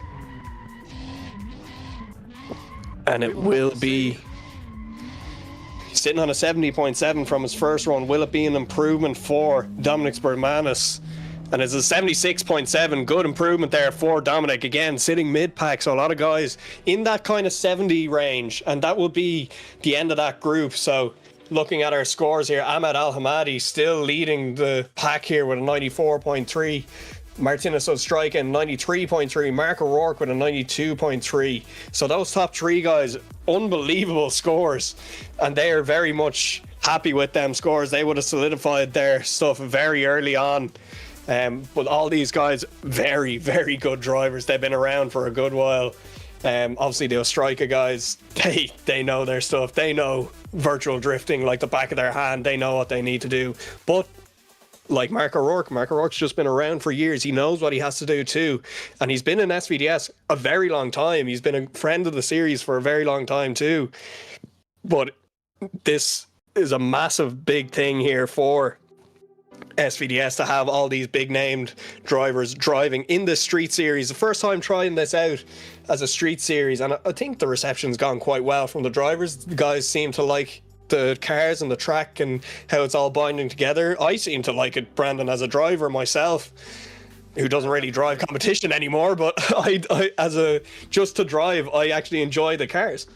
Yep, no, they're a lot of fun. And speaking of driving, the next group that's coming up is going to be the one I am going for my qualifying run. So I'm going to have to bid you adieu for this next group, and I will join you back after it is finished, and we'll see how it goes, eh? Yeah, well, I'll bid you adieu. I'll wish you good luck, and we will see you back after that group, I presume, Brand. Indeed, you will. I will be filling in for Luke for the rest of the night. So, beautiful. We'll have a good chat, and let's see how it goes with the next group. So, I wish myself and everyone else in my group good luck. Absolutely. We will see Brandon later on for the rest of the stream this evening. But looking through the next set of runs here and what drivers will be coming in and out. So, some returning names again. James Larimore. That man drove 2 cars last season, and they're the most American thing I think I've ever seen in my life. There's flying bald eagles everywhere.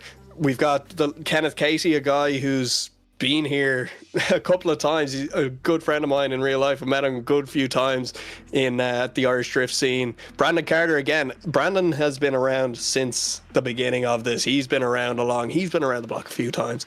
He knows what he's doing. Ryan Quill returning from last season as well as Noah McGlade, that Carbon Drift Team driver. Noah, an incredible young talent there. Very, very good driver. Someone who's kind of a new name to SVDS, Nathan Doran, coming through here as well. Talking to him just a couple of weeks ago at one of the Drift Games bashes there in Mondello, and he seems to be fairly amped up for this season. Really likes the cars. Caden James, Kay is one of my teammates. Dude is on lock, knows this track like the back of his hand. I've seen these guys, I've watched them, and I've driven with them throughout the off season. The Wild Monkeys guys have not stopped. They are definitely one of the big contenders for the season, and even if they're not contenders, they're definitely going to cause some major upsets here. Michael Trabb returning too, Andres Kleinbergs as well. Harry Cunliffe is another driver who's been around Driftland and have been around the Scottish scene for a very long time. Harry as well, he's done some SVDS rounds before as well, so we will see what happens in the second or in the third group here. We have I believe it's 7 groups altogether tonight. We have a lot of drivers to get through. We're starting in to the next section here, and as I just go through my quality results, we do not have a drop off yet. We're at the 31st driver. That person who is unfortunately sitting last is Tyler Leach on a 51.7, and after the next couple of runs we will have a drop zone for here. But looking at your top 5, you got Ahmad Halamadi, Martinez Ostrika, Mark O'Rourke, Nico Stella, Darius Ostrika as your top 5. As you can see, that's our judges there in the little judges seat, in the little garden chair. Going through a lot of these names here now, there's a lot of big names that we were kind of thinking that would have scored a little bit better through that. The likes of Eric Linkvist with a 0 on one of his runs, not ideal. As you see Brandon Carter warming up there, making sure everything's good to go in with them lovely STRO M Wheels on that FSR branded car, and that E46 as he lines up there. You can see Noah McGlade there with the Carbon Drift Team car. That is a lovely 180SX. Seems to be fairly confident, happy with his car at the moment, and loves to be driving the sim all the time. Dude loves being on the sim, so he's got a lot of practice in here too. You can see all the cars lined up behind us. There we go. There's Caden James in that S14, that Wild Monkeys livery on the side of it. Very lovely S14 here. I was driving with him there a couple of days ago. Seemed to very like the S14. He said he was fairly confident in it. And I'll be honest, when I was tandeming with him, he was very fast. Now, that could have been down to him knowing that car. He did a lot of suspension. He's very setup orientated, Caden, so he likes to really deep dive into the cars. Has built a lot of my cars personally, between data, between modeling, everything. Very, very talented guy. As we see, another one of our 180SXs there from the pack that Dill created, one of our lovely sponsors, Dill Designs, as he did do a lot of our stuff there for our body kits for the championship. And the cars, I think you'll all agree, they all look amazing. So we wait for the next group to come in. If you do have any questions, do drop them into the chat and I will try my best to answer them. As we do start to get a view of the start line, we can see the semaphore just there, the lights, waiting for drivers just to pull up. We'll probably get everybody into the proper order, make sure everything's all right, and just make sure everybody's tip-top shape as we go back and get our judges ready. They're going through to see who's here, who's not here, and what order everybody needs to be in at the moment. And they also need to set up the Excel sheet for that they use for scoring the runs, due to that being like the main thing that they need to look at for scoring. They'll drop in all their scores, it averages out, and between a lot of Excel and maths that I'm not smart enough to figure out, and somebody else are figured out, Blackout, who runs all of our streams and a lot of our behind the scenes stuff, big shout out to him, sorted this massive Excel sheet out that really gives a lot of information to, not that the judges can put in information, but it gives a lot of information to me as a commentator. And at the end of everything, then the drivers can eventually go in and look at their own data and see what's actually going on and how other people are scoring, where they need to tidy up stuff. And something that we don't do at this championship that maybe some other championships do is during battles like tomorrow, there might be a protest. Unfortunately, we don't really allow that because it's not really, the show must go on. We don't really get it too often in real life events, but we do try to keep it as close to real life. That's the whole point of doing this street series, is see can we make the best, closest to real life thing of what we get at the likes of Driftland's SDC, Scottish Drift Series. This is the virtual side of SDC. It's very trying to replicate that as much as possible. So someone asking what group are we on? We're actually on group 3. So group C there.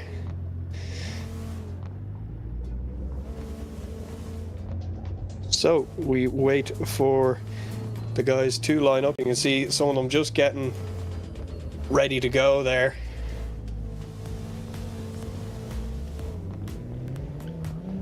There's another big shout out to all our sponsors of the championship: STRO M Wheels, DND Performance Interior, Driftland, Mclellan Motorsport, Tsuji Collective, Number 26 Racing, Kaptured Media, Dill 3D, and Frontside Racing.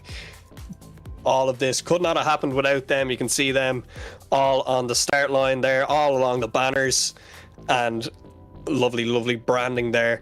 The new color for SVDS, we try to change the color every year. So in one year it was kind of a dark blue, first season was black, we had an orange, a red.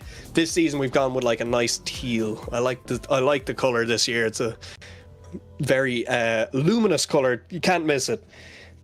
Did Aldo go yet? I don't think so. We're on group C. I'm not sure. I think Aldo is one of the later groups.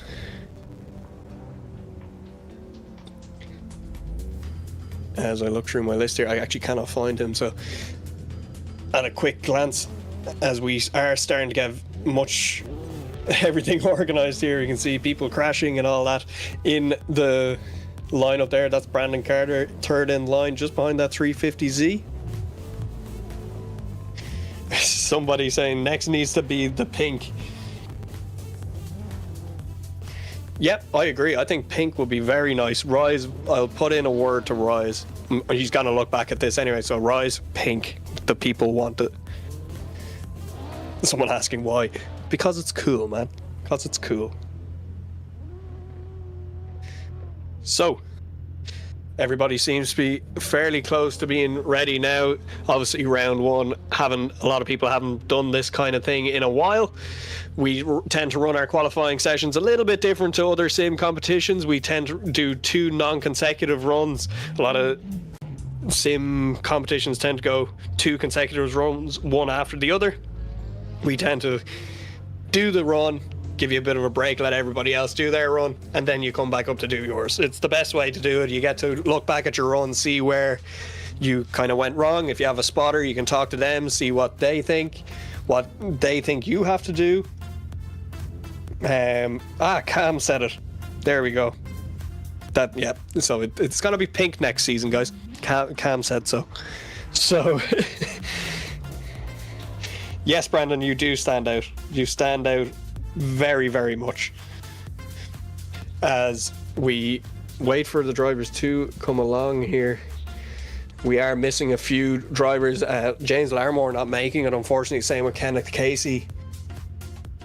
We unfortunately are missing them this round, but they will be able to make it to other rounds if they want to. So we will see what happens with the rest of the season. Very excited for the rest of that. We tend to run all of the layouts that Driftland runs in real life, and that's Lucas Pasquini as well, dropped out. Austin Mitchell also, as I think we're starting to get ready here now to be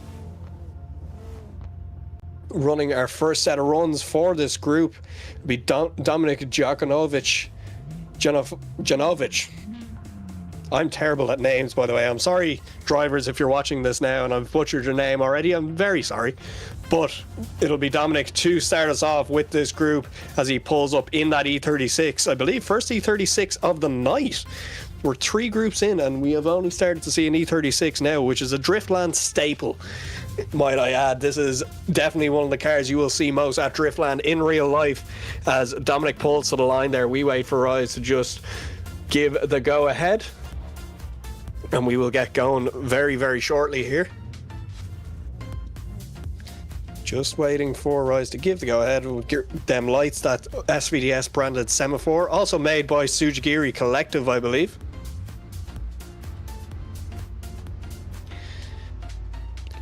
Just a small little button-up thing behind the scenes here, just to make sure that everything will run smoothly.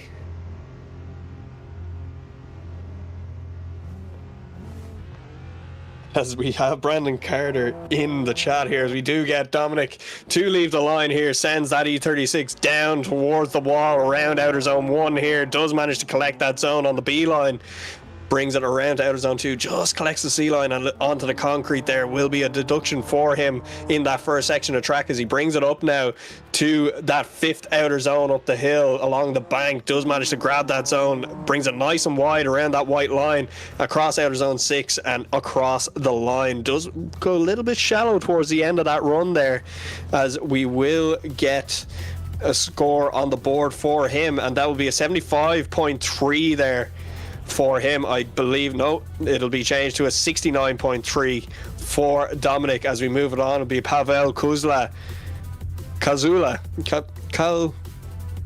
We're going to call him Pavel.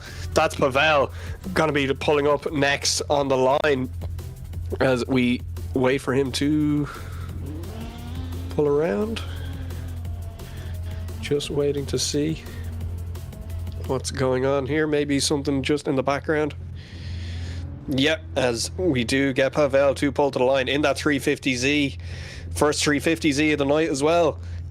Very, very nice car as well. This, I didn't personally like it when I drove it. Wasn't my kind of style, but some drivers would really like it, as Pavel leaves the line here through the start line chicane, brings it up around that first cone, flicks in nice and handy towards the wall. Ooh, just runs a wheel just that bit wide along the sand there.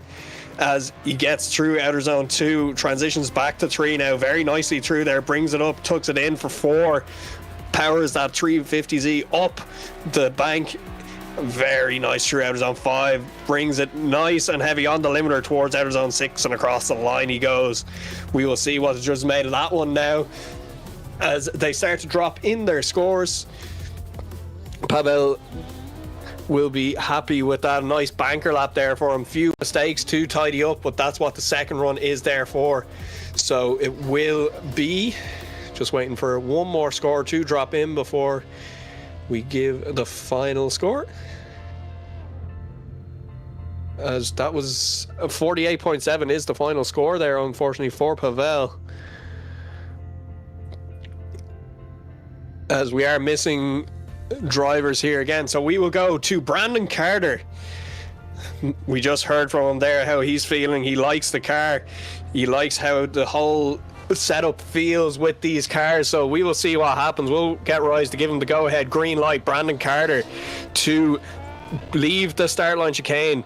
Flicks it up now towards STRO M Wheels wall. Very nice there from Brandon. Will he collect outer zone 1? He does. Very nice there as he brings it nice and wide to outer zone 2. Flicks back here. Transitions to outer zone 3. Will he tuck it up for inner clip 4? He does. Very nice there from Brandon as he works that E46 up the hill towards outer zone 5. Collects it beautifully as he comes around now. That E46 absolutely tearing around this Driftland track, and across the line goes Brandon Carter in that FSR E46.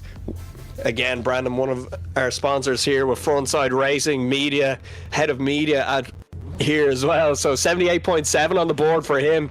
Very, very nice banker run for him there. As we move it back to the line, it will be Ryan Quill to lead us out next down the main straight. As Brandon just tucks up there right at the back, sticking out like a sore thumb. As, I don't think Ryan Quill is here, unfortunately. Yeah. Ryan Quill unfortunately missing this round, as we'll go to the line. It'll be Noah McGlade on the line, the Carbon Drift Team driver, the young gun on the line. Let's see what Noah can do in this 180SX. Said he really liked the car, spent a lot of time dialing it in. So let's see what happens here as he lights the rear tires up, flicks it nicely towards the wall, brings it nice and wide now towards outer zone 1. Does manage to collect it on the B line there as he brings it towards outer zone 2, does collect that on the A, and again on the outer zone 3, A line through there, tucks it up nicely for inner clip 4, works that 180SX up the hill towards the bank at outer zone 5. Very nice and tidy here from Noah McGlade. He'll be happy with this run as he crossed the line. Very good run there for Noah, as he will get a score on the boards. Judges will drop that in, and it's looking to be very nice here, as it is an 84.7. He'll be very happy with that. That will solidify him nice and high up the ranking here as we go back to the line. It will be Kevin Schwartz in that 350Z. Let's see what K. Schwartz can do as he initiates in here very tentatively through there. Not a lot of angle as he picks up B-line there through outer zone 1 and B-line through 2. Will he grab 3? He grabs A-line on 3. Tucks it up for 4. Absolutely pedals that 350Z up the hill towards the bank at outer zone 5. Very nice through there. Working it around now to outer zone 6 and across the line he goes. Kevin Schwartz doing a very nice job there, as it will be kind of that high 70s run, I believe, for him. Yeah, 77.7 for him. As we go back to the line, Ernestus Jakubelis, another guy now who will definitely do a robotic run. This man is incredible. We've seen him before in SVDS. We've seen him in every other sim competition on the sim here for drifting. This man, Darius Ostrika, Martinez Ostrika, they're all teammates as he initiates in here very close to the wall. Lots of angle here for him as he misses outer zone 1, unfortunately. Not good for Ernestus as he just about grabs outer zone 2, manages to fulfill outer zone 3, tucks up outer zone 4 very nicely here, works that S13 up towards outer zone 5, does collect that beautifully, and now powers that S13 down towards the finish line here across outer zone 6. What will happen there with Ernestus? He will get a score, but he will be heavily deducted for that first missing off that clip. It's 73.3 for him.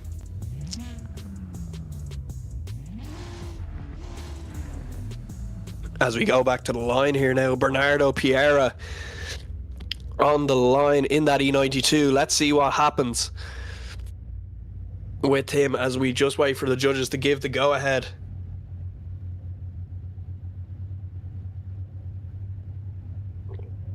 As he starts to get some lights here, green light go.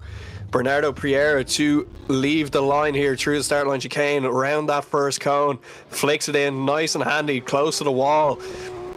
And around outer zone 1 now, works his E92 down towards D&D Alley, nice through 2, and transitions back to 3, very clean through there as well, tucks it up for 4, pedals that E92 up the hill towards outer zone 5, collects that beautifully, very nice there as he paints that white line black with his tyres around outer zone 6 and across the line.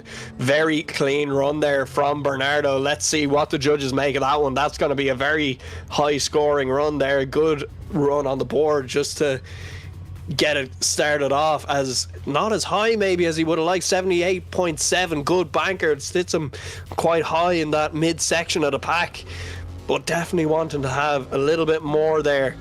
As we go back to the line, it's Edvidas Korskas leaving the line. That E46 initiates nicely through here, outer zone 1, grabs it as he gets through the power alley here, D&D Alley, very nicely here, maybe just grabbing beeline through outer zone 3 there, works his way up now to the bank, just grabs the clip there as he powers that E46 down towards the finish line and across it there. We will see what the judges made of that one as they drop in their scores.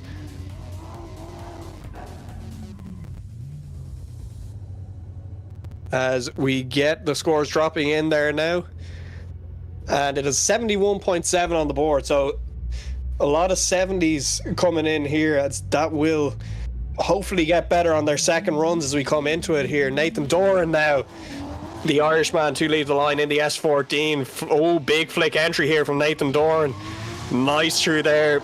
Few drivers scoring quite high with that entry as he does make his way nice and wide through that first section, coming through 3 now. Will he tuck it up for 4? Yes, he does. Very tidy there from Nathan as he powers that S14 up the hill towards outer zone 5. Maybe just running a wheel too wide there across 5 and across the 6 and down across the line here. Let's see what they made of Nathan Doran. The judges will drop in their scores.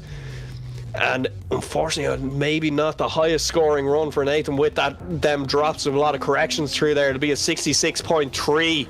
And we move on to Caden James, my teammate here. Let's see what he does. A man who's usually quite aggressive driving leaves the line here, starts to light up the rear wheels on that S14. You can see it's going to be a nice flick entry here. Does go close to the wall, brings that S14 nice and wide around outer zone 1 as he collects 2 and 3 here now. Nice transition through there, nice and smooth. Drivers told in brief they don't want a snappy transition through that center section as Caden James works that up now towards outer zone 5 and down towards outer zone 6. Let's see what the judges made of that one. Across the line he goes. Yeah, through that D&D alley there. Judges not wanting a big, snappy, flicky entry. They want a nice, smooth transition through there. And it'll be an 86.3 for Caden. That will be very happy. It'll be a very happy man there with that. That's a very nice score for him. Seeds him quite well up the order. As we go back to the line now, it'll be Michael Trabb in that E46. Very bright car as well, joining Brandon Carter in the bright section of E46s as he gets the green light to go. That Sekai driver of Michael Trabb gets to initiate now onto the wall. Big angle here for Michael Trabb. Will he grab the zone? No, he won't. Unfortunately, just about missed it as he does manage to grab outer zone 2 and 3 here. Nice fluid transition through there. Tucks it up for 4. Powers that E46 up the hill now. Will he grab 5? Yes, he does. Very nice. Absolutely on the line there, right on the limit as he comes across the line. Michael Trabb, everybody, what a run there. Let's see what happens. Will probably score a little bit lower because he did miss that first zone, but not a bad run overall. The rest of it, yeah, 76.3 for Michael Trabb. As we go back to the line, it'll be Andres Kleinbergs in that E46 there. Andres, a unbelievable driver. Seen him a couple of times here through the year in kind of our off season from SVDS. We saw him compete in a couple of different championships. That RT Riga driver, Andres, let's see what he can do here as he initiates through that start line as he goes lovely through outer zone 1 here. Does manage to just stall it up for 2, keeps it on track and through 3. Perfect through inner clip 4 as he pedals that E46 up the hill now, grabs 5 beautifully there as he works that E46 down now towards outer zone 6 and across the line. Andreas Kleinberg's doing a very nice job there in that RT Riga E46, and it will be a decent score here for him, as it will be an 87 flat for him. As we go back to the line here now, Carlos Bazinskas, another unbelievable driver, very, very tidy driver for another. At the end of this now, the end of this group is all incredibly good line drivers. So some guys maybe scoring a little bit down the order like they would have, but Carlos Bazinskas, a very good line driver at that. He's very well practiced on the sim. He's very much on it all the time. He has a few championships. I know he's in DCGP. I did commentate on one of his runs there earlier on in the week, as we wait for the judges just to give him the go ahead as he waits in that beautiful S13 there. Love that kit made by Dill 3D there.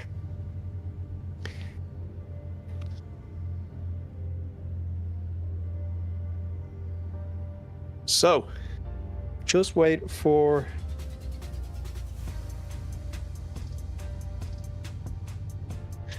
the judges to give the go ahead here. Maybe just a little bit going on in the background.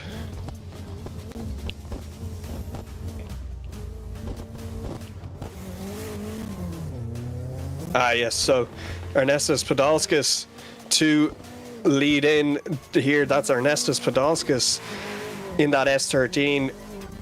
Very nice there through that first clip. Grabs the second and third very nicely too. That orange S13, beautiful through that section as we move our way to the last section of track here. Lovely through 5, nice and wide there, Ernestas, as he pilots that S13 along outer zone 6 and across the line.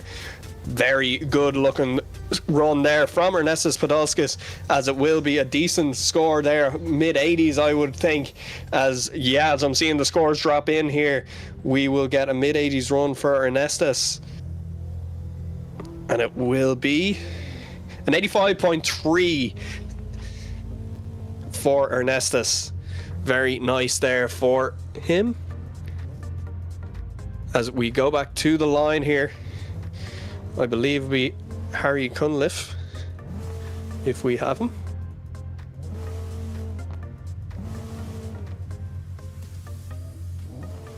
And we do. Harry Cunliffe in that E92, hazards on, ready to go, as we wait for Rise to give the go ahead.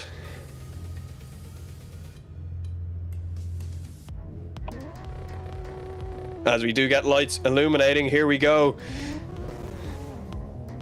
As we get Harry Cunliffe to initiate through here. Or is this Carlos Bazinskas? Yeah, it's Carlos Bazinskas here in that E92 as he initiates through, lovely through that first section of track as we come towards the last section of track here. Lovely through outer zone 5 and 6 as he makes his way across the line here now. We'll see what the judges drop in as a score for him.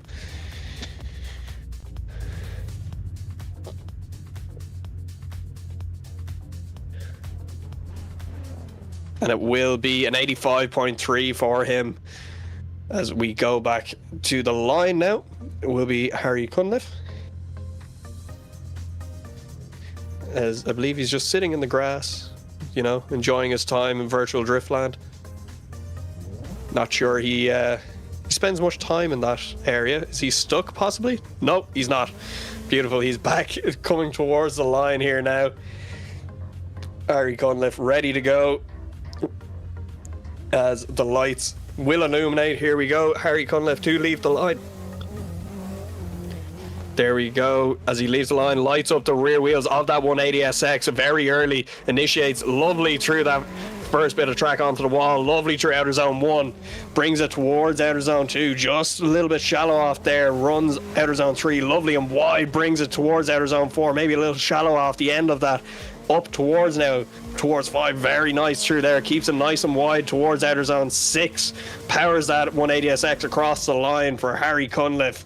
Let's see what his score drops in to be.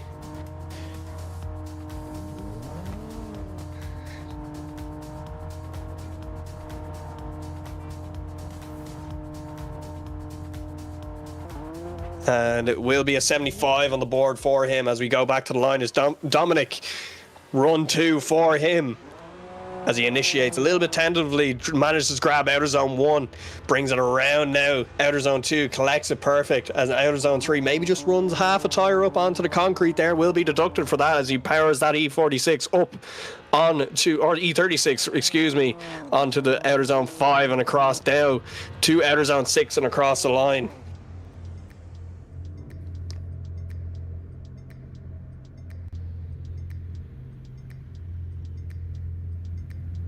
As we wait for the score to drop in for him, it is a 64.7, so not an improvement on his first score.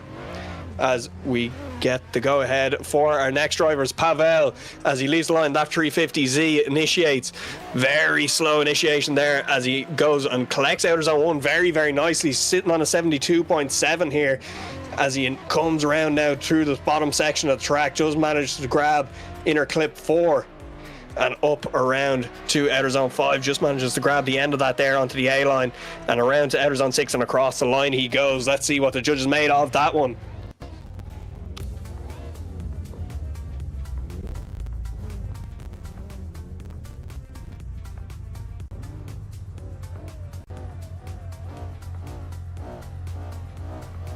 As we go back to the line here, Brandon Carter in that E46, FSR Racing, Frontside Racing, our media head here at Scottish Virtual Drift Series, initiates right onto the wall there. Big entry here from Brandon Carter as he collects outer zone 1. Very tidy through here. Very, very nice as he comes down to inner clip 4, powers that E46 up around towards outer zone 5. Will he collect it? Yes, he does. Maybe just runs a little bit wide there as he comes around now through outer zone 6 and across the line. Very nice from Brandon there. Pulls a little bit of a 360 as we get a score for him. Will it better his score? And it does. It's an 86 flat for Brandon Carter. He'll move up a good few positions with that, jumping up from a 78.7. Very, very nice from Brandon. As we go back to the line here, it'll be Noah McGlade to go next as we wait for the judges to give the go ahead.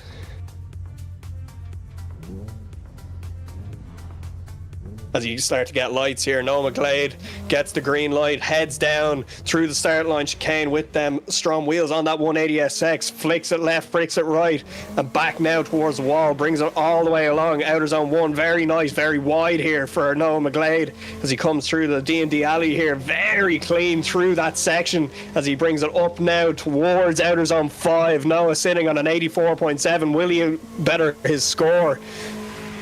Let's see what happens as he brings it along outer zone 6 and across the line. Very, very nice here from Noah McGlade.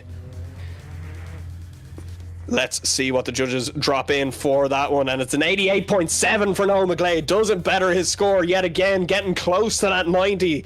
He'll be very, very happy with that as we go back to the line as Kevin Schwartz to get the green light here in that 350Z. Powers that 350Z, lights up the wheels as he flicks in towards the wall. Very, very wide here from him as he brings it nice and around here towards, collects that zone very nicely. Doesn't hit the concrete on either one of those zones through the alley. Gets up tight onto inner clip 4. Brings it around now towards outer zone 5. Very clean through there as he brings it continuing wide towards outer zone 6 and across the line.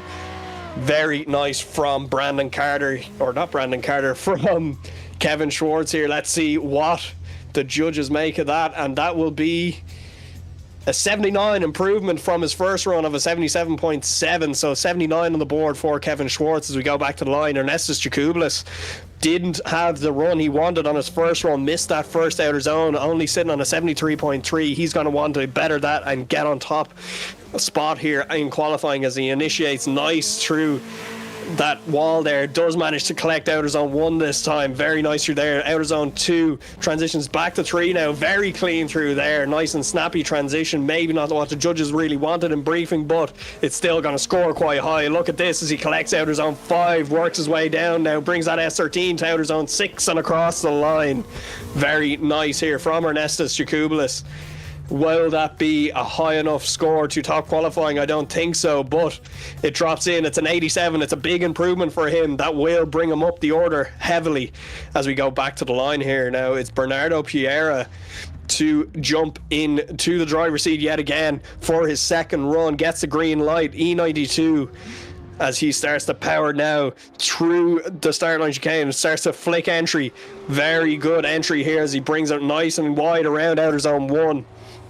Will he bring it now clean through the power alley? Yes, he does. D&D alley, very nice there for Bernardo Piera as he brings it wide again to outer zone 5, continues that wide line around towards outer zone 6 and brings it down towards the finish line there. We will see what the judges made of that one as he makes his way back to the pits here, and it will be an improvement. Maybe it's a 78.7 on his first run and a 77.7 on his second, so not an improvement but still a consistent score, and consistency can be key in these situations. You want to be as consistent as possible, maybe wanting to jump them scores a little bit in your second run, but nothing to throw your nose up at. As we move it back to the line, it's Avitas Korskas on the line waiting to get the go-ahead from the judges.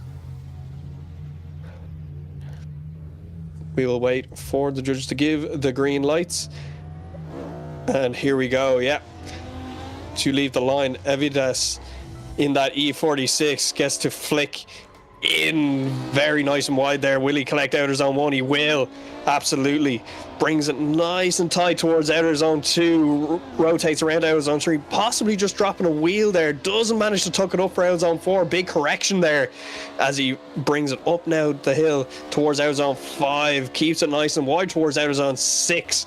Doing a nice job here as he brings it across the line. We'll see how the judges score that with that correction just down at the bottom section of the track here. Might not improve his score. He's on a 71.7, and there you go. We'll see, just waiting on one last judge to drop in their score there for that, and it will be a 68.7 for Evides as we go back to Nathan Doran here, flicking in the S14. Very nice here from Nathan. Maybe not as wide as he wanted through outer zone 1. Flicks back here to outer zone 2 and 3. Very clean through D&D alley as he goes up now up the hill towards outer zone 5. Will he collect that? Ooh, bit of correction, bit twitchy in the front end there for Nathan Doran as he comes around again, a little bit shallow off that outer zone 6. We will see what the judges make of that. And that will be a 62.7, so not an improvement for Nathan Doran, as I am joined back by Brandon Carter. Yep, we are back. Congratulations on your own. Very nice, as we do have Caden James flying down here. Very big initiation for Caden James, running that outside line. Look at that, unbelievable stuff here from Caden James as he flicks back now through the center section. Very nice here as he powers that S14 up the hill. Wanted to make the most of that, keep it wide around outer zone 5, and he does just that. Keeps it wide now towards outer zone 6. Will he collect the zone? He does, and across the line goes Caden James. Incredible stuff here from the Wild Monkeys driver. Let's see, does he improve his score of an 86.3? No, he doesn't. It's just an 80.7. Brandon, this has been incredible so far. Oh, it's been an experience. I mean, the track is insane. It's getting through qualifying is the hardest part, but Michael Trabb, it is Trabb time once again in the E46. I heard what you were saying about the Bright E46 club. It does look like he's going very wide there, pushing it nicely though as it comes around to outer clip 3, not looking too shabby. A little bit wide there on inner clip 4, but manages to bring it around in towards the bank on outer clip 5. Look at that, outside 5 filled out lovely, following the outside line perfectly as he comes across the final clip. Not too shabby there for Michael Trabb, and he definitely wants to improve. I mean, after my first score, I was like, phew, bit of a feeler lap, and then as you go into the second one, that's when you lock in, and you take your time, and you're like, right, initiation, bang on, and then it's just step by step through the track as I don't know what score that was there for Michael Trabb. Hopefully Blackout will feed us that, but we got Andreas Kleinsberg at the line in another E46. These cars are so much fun to drive, honestly. Once you get into the rhythm of things, it is so much fun, and it's going to be interesting to see where the drop zone is, as 86 is a good score for me, but there's a lot of drivers, so we'll have to see, as there's a lot of 70s though, so we'll have to see as Andreas Kleinsberg is sat on the line waiting to go once again in that E46. Just trying to take a second to see.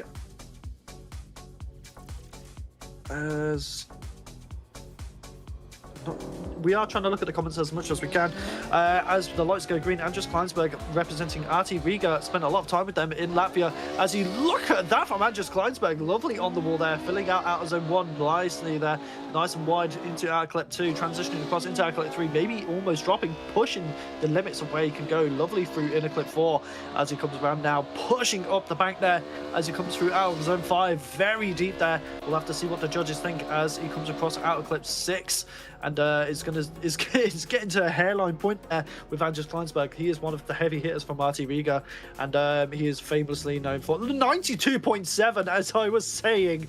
Lovely stuff there from Andres Kleinsberg. He is one of the big boys in RT Riga, as we have at the line now in this PS13, and Nestas in coming firing down straight with an 85.3 to start with. On the wall there from Anestas as he comes around now into outer clip 2, almost an inner clip 2 there as he transitions across nice into outer clip 3. Honestly, I can't get my inners and outers right now, Kiam. I don't know what I'm doing, but he's looking good as he comes around now to outer zone 5. Look at this though from Anestas right on the outside line, which is what we want to see as he comes across the line, not looking too shabby there, Kiam. Yeah, Ernestus Pazalskis, he's sitting on an 85.3 at the moment. Let's see what that second run drops him in at. It is looking to be a little bit higher, and it is 86.7 for Ernestus Podolskis. As we go back to the line here now, I believe it is actually Carlos Bazinskas on the line. I do believe so. Oh no, sorry. Oh no, it's Harry Cunliffe on the line. So we will see Harry Cunliffe getting ready to go as he just reverses back a little bit, maybe just to... Oh, what's going on here? We're getting lights, we're not getting lights. Oh no, there's another driver before him. And yeah, it's Carlos Bazinskas to go next. I got confused on the last run about that because they did swap the last time, so yes. We will see what happens here. I believe their staff will just jump in there, just make sure that everything's right. As no, looks to be that they are sending Harry Cunliffe first. As well at this point. Yeah, he's already at the line, so yeah, well, I wouldn't mind seeing some tandems tonight as we're getting reversed back again from Harry. I don't think he wants to do his run. Boys, make your mind up. Make your mind up. It's just nerves. He's just a bit nervous. He's a bit shy. It's just funny because IRL drivers come into the sim and they always say they get way more nervous in the sim than they do in real life. Whereas, see, when you get that bit of speed in, all the nerves disappear because you're too focused on not crashing the car. But we do get Harry to leave the line finally as he initiates that 180 SX into that first corner. A little bit tentative there. Does manage to collect that first outer zone as he comes through DND Alley here.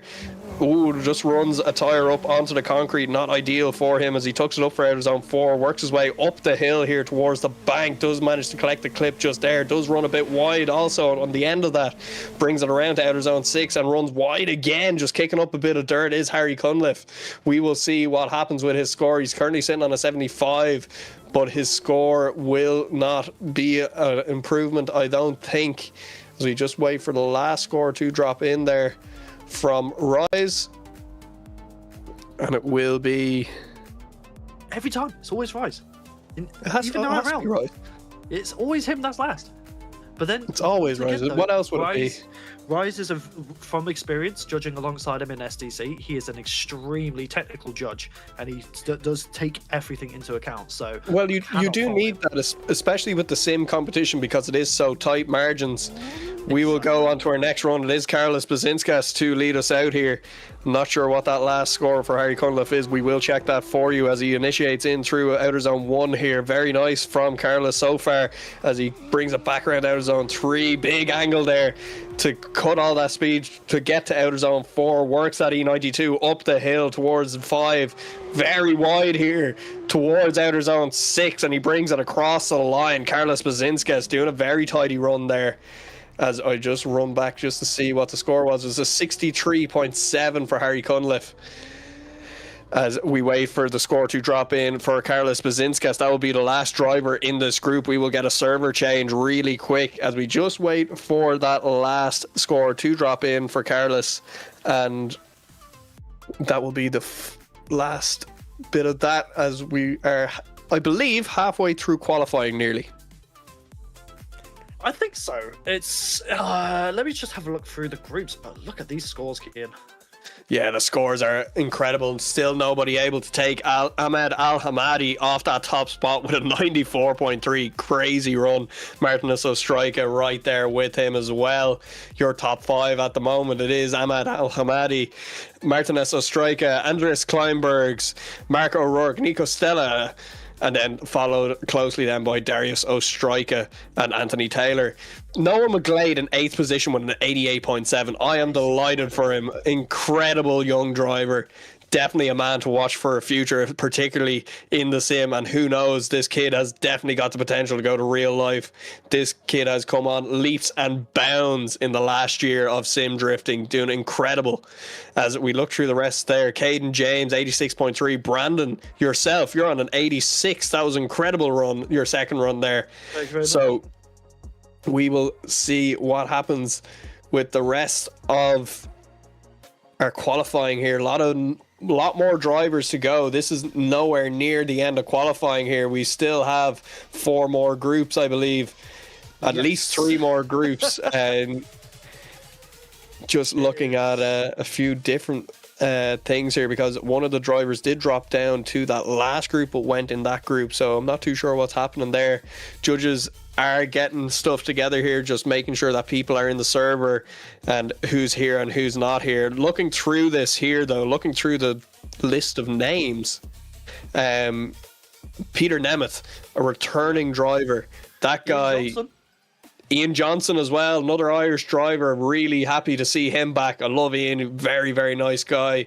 Then looking through here again, more names that everybody will know. Braden Howard, guy who's been around for a very long time. That Aussie, is he Aussie or New Zealand? I can't remember which he is. I think he's Australian. He's down under. Regardless, he is in another time zone right now. It's probably either very early in the morning for him, I'd say. Right now, as we look down through as well, Hassan Shelik as well, another driver who's been around a couple of different ones. We've got Cameron Mustard as well. Cameron Mustard big hitter. is a massive hitter here. I think he is one of the guys who's probably been around the longest and has probably been most consistent throughout all of the SVDS seasons. But he doesn't just compete in SVDS, he competes in all of the big sim championships, and he's known for driving his famous, and when I say famous, I mean famous for driving his Skyline. And that the most outdated model in all of Assetto Corsa. That car is timeless. The livery is perfect. I would never change a thing about that car. It is brilliant. Another driver that I'm just after spotting in here as well, Omar Bagdatli as well, back again. Another massive driver who's been kind of around for a couple of years too, not the kind of wave anybody around. There he is there in that R32 Skyline. Fun fact about the boot, it actually does flap around. If he starts moving, you'll see it does flap around. Look. Hold on. Come on. There you go. It does move. It's something there strikes me like some Caden James-isms. I believe Caden would have animated that. That's definitely something stupid that he would have done. And Caden, if you're hearing this, you know I'm right. You're not wrong. I'm not wrong. You can tell me I'm wrong, but I'm not. But looking through all these cars, they are all beautiful. Look at Nemeth's car, it is gorgeous. That 180, he has it so nice. And look, wow, that is Nikhil Vedar there. Look at that, that is gorgeous. I love that livery. It's reminds me of them old Westlake liveries, but in purple. Yes. It's very cool. That AD Performance there, as we get Braden Howard just doing a little bit of a test there, just making sure that everything's right. That man, and a big lag spike as per usual for Braden. Oh no. Yep, that is the server, I believe, unfortunately. So that means, unfortunately, we're gonna have to get another restart. You're gonna have to listen to us talk for longer now. I'm just looking through the YouTube comments here. How far along are we? We are into Group 4 now. Eric. So I believe that's Eric Lindqvist. Yes. Had earlier on. My favorite Swedish man. Absolutely, well, definitely. I know a couple of Swedish people. He's definitely in the top 10 of Swedish people I know, because I know definitely less than 10. But Eric with a 76.7 on his run. He did manage to zero, unfortunately, in one of his runs. And I am getting a text here. I believe I love how you call it one of my teammates isn't going to make the round. Who? Liam Skeel. Oh, Liam Skeel will not make this round.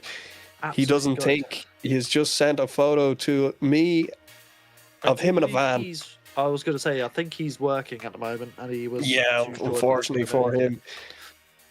Yeah, look, a lot of these people as well, they all have day jobs. Everybody has a day job, has to somehow pay for sim equipment. It's expensive. Sim equipment is expensive. Yes. Ask us how we know. I mean, my pedals cost me about 500 quid, give or take. Well, I did look at buying more sim stuff, but then I realized, I'd have to probably remortgage my parents' house to do that. But no, in fairness, a lot of us, we spend a lot of time, money, and effort building what we like for our sims. So whether you go Moza, SimMagic, whatever you go with, it's down to your own personal preference. And people spend a lot of time, effort, and money dialing that in, especially with settings. Like, I know the guys on my team, they spend a lot of time tuning their Moza settings. Like, every single one of us has a Moza.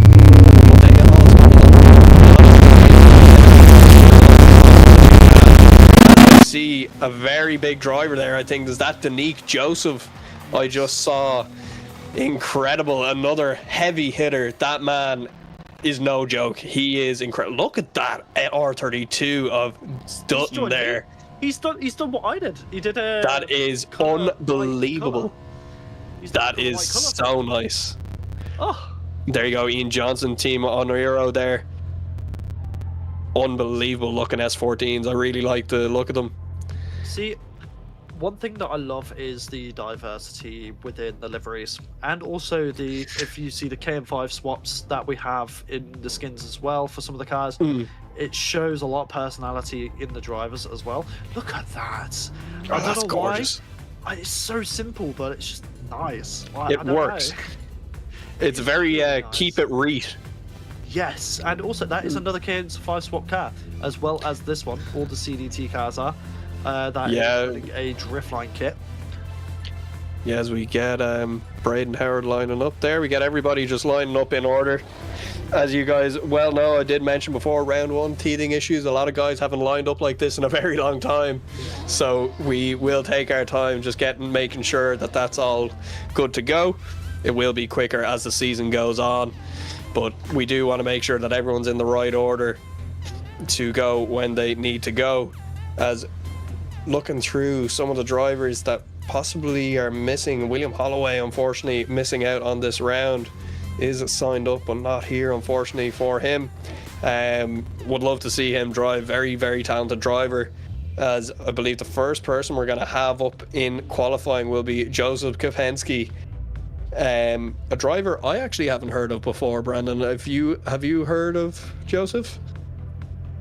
That is a new name to me as well, but then again, my memory is terrible, so it could be the case. Let's check my fancy list here that I have created. Let me just see really quick as I try to find them here. For those who don't know, I have a big Excel sheet that I'm currently trying to build, and I have found him in it. And he's been IRL drifting for 6 years, sim drifting for about 3. This is his first time in SVDS, but not his first competition. So I wonder what other competitions he's done before. He is with Team AOM, Art of Motion, so I believe actually that's not Danique Joseph. That is Joseph Kopensky in Danique Joseph's car. So yes, there you go. It's Art of Motion cards. So that is making a lot of sense there as we go. I've got some interesting news. This is live news that has just happened. I've just been having a chat with Harry Cunliffe. Obviously, I've met him quite a few times in Drift League. We've had a good chat quite a few times. We always keep up to date with each other, and because he's a good lad, and he's still getting used to the sim stuff as well. He's joining Frontside Racing for the rest of SVDS Street from round 2 onwards. So Beautiful. it'll be nice to help him train and get used to the car as well. So it'll be really, really fun. So yeah, Harry Cunliffe in FSR for the rest of SVDS Street, and maybe into the Pro Series as well. You never know. We might try and do something there. Yeah, definitely. Big. It's nice to see a lot of the IRL drivers jumping on the sim as well, because if you look at the likes of some of the top pro guys in the world, the likes of, look at Denofa uses the sim quite a lot. It was Connor Falvey, Harry Kerr, the Shanahans tend to use it. Tomas Kiley, Lukasz Jastrzemski, a massive name in sim drifting. He's the main man at Virtual Drift Masters. Unfortunately not getting that season this year, but Lukasz Jastrzemski, one of the main men to drive that forward. Very, very talented sim driver. If you look at Alan Hines as well, doing a full season of Drift Masters this year, he started on the sim and he's brought it into IRL. So you can do it if you want to get into drifting. Sim is definitely one of those things that will help. Just save some pennies. Save a lot of pennies. Yeah, start bringing lunch. Don't buy lunch. Yes. Start bringing lunch in with you from home. It's cheaper. Trust me. Lunch, spanners, and a lot of willpower. Yeah. Halford's tools are good. Oh, Halford's advanced. We were having this conversation in the Discord, and I think it was you, me. There's a couple of us, weren't it? Yeah, we're like the Halford's advanced tools. If you need tools, you don't want to break the absolute bank. Is perfect. It is unbelievable.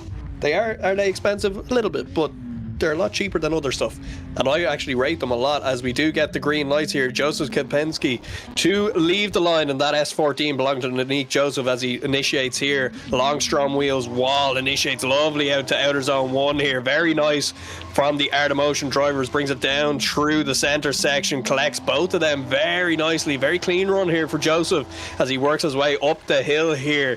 Brings it towards outer zone 5 at the back, maybe just drops a wheel there and works it down towards outer zone 6 and across the line. Joseph Kempinski not doing a bad job there at all. We'll wait for the judges to drop in their scores, as it will be a decent score there, I believe, for Joseph.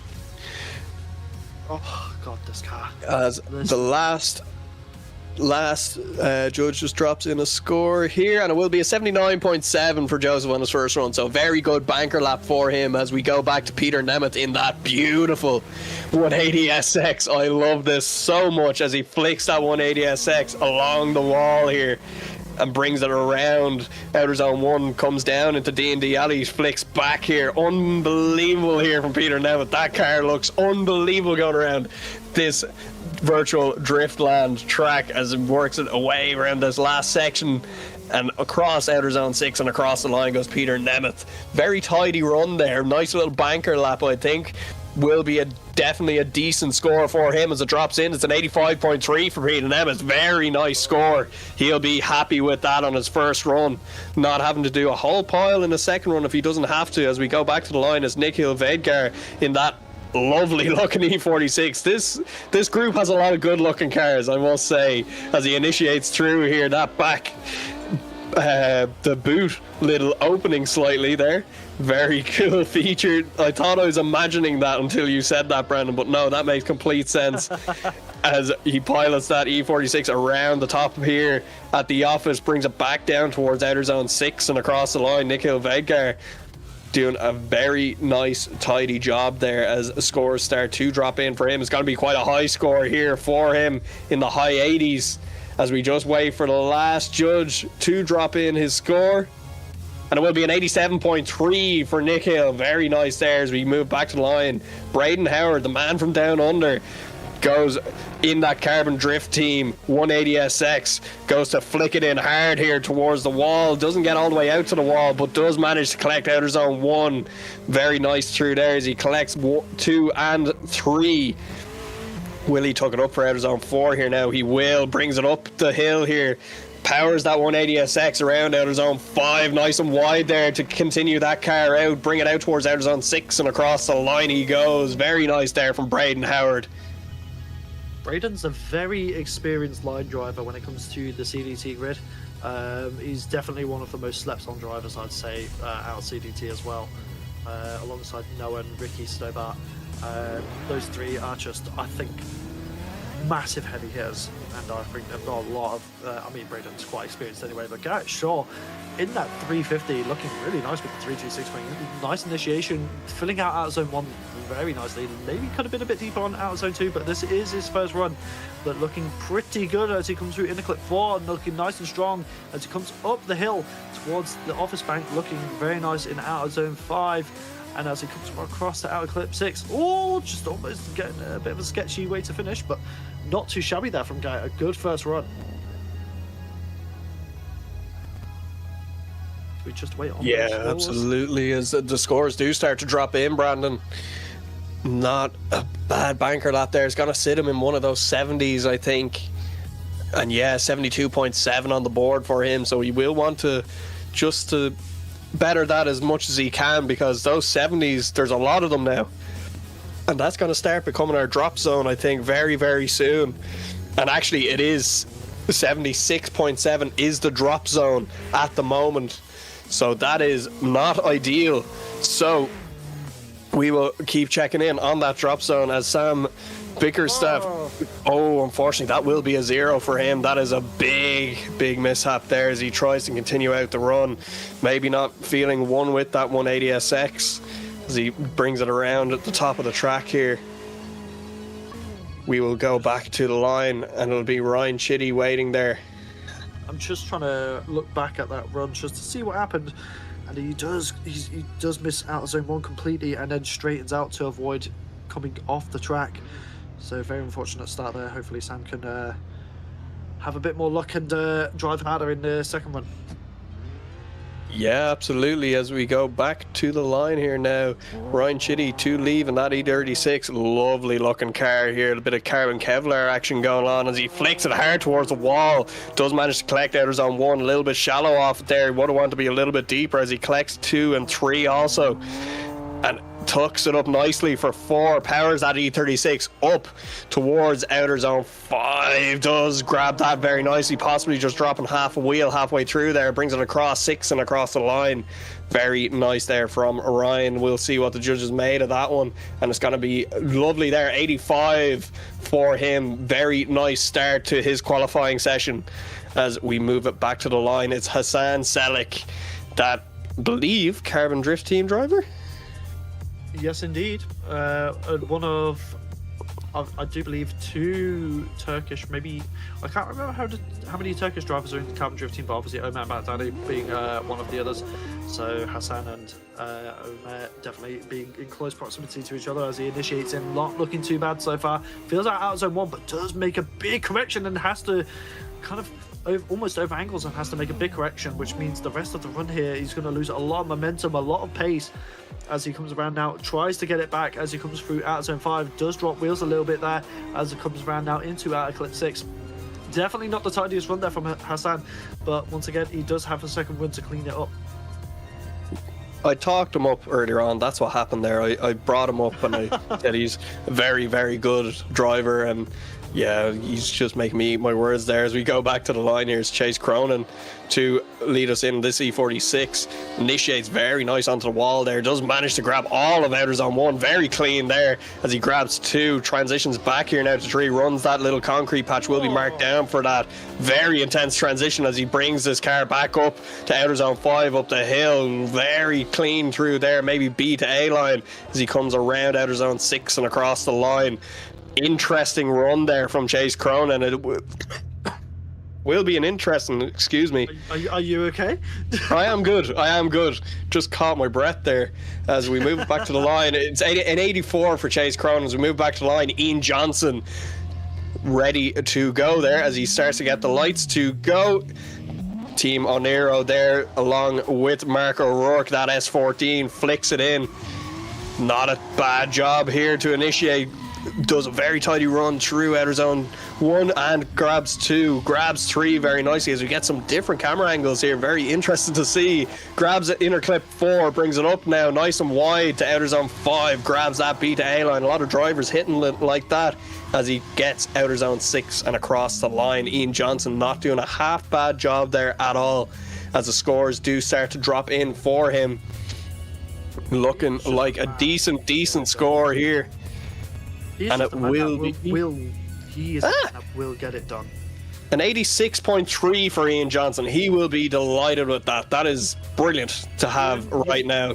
Ian, you've knocked me down a place. I'm coming for you. There you go now. Brandon getting knocked down a little bit there by one of the drivers as Alexander Krymovsky initiates through outer zone 1 here, grabs outer zone 2, flicks back now towards outer zone 3. Very nice here, tidy run from Alexander as he brings that E46, paddles it up towards outer zone 5. A lot of wheel speed here from this E46. You can see the amount of smoke coming out of the back here, that he is very much determined on wheel speed. This is a big thing with these cars, trying to keep that wheel speed up, and a lot of the time you can be in second gear or third gear. You're hitting limiter a lot. If you shift up, you might not have enough power to keep the wheels going in that gear. So it's very selective. As we go back to the line here, it's Cameron Mustard to lead us out on that beautiful PS13. Not in his usual R32 Skyline as he flicks it in nicely here, collects outer zone 1. This man is going to want to be top in qualifying here as he's doing a very good job so far. Look at this from Cameron Mustard. Very nice as he brings that S13 up the hill towards the office. Will he grab outer zone 5? He does. Very clean through here. Keeps it wide. Brings it around outer zone 6 and across the line. Cameron Mustard contending here, not here to play. He wants to get top spot here, as it looks like it won't be as big as I thought. It's an 83.7. Thinking that was definitely higher than that, but judges obviously telling me no. We saw some issues there. Let's go back to the line. Jacob Dutton in that beautiful pink and green R32 Skyline. Oh, just tags the wall there on the way in. Upsets his line for outer zone 1 and 2. And unfortunately, that will be a 0, I think. Yeah. To solidify. Yeah. That is unfortunate. Unbelievable looking car, though. Gorgeous car. Style points 100. I want Rise to give him at least points right now. Give him. It is a 0 confirmed, but come on, give him 10 points for style there. Look at the car; it's gorgeous. He gets 100 points from me. Exactly. Style points is all that matters to Brandon. I should know. I'm the brightest car on the grid, basically, besides him. And this is why he drives an MX-5. Anyway, yep. We move it back to the line here. Omer Bagdatli, that Carbon Drift Team driver in an R32 Skyline, looking very nice here. Definitely slightly different to the rest of the R32 Skylines. Going for a little bit more of a tamer package here, maybe, as he starts to initiate through onto STRO M Wheels wall.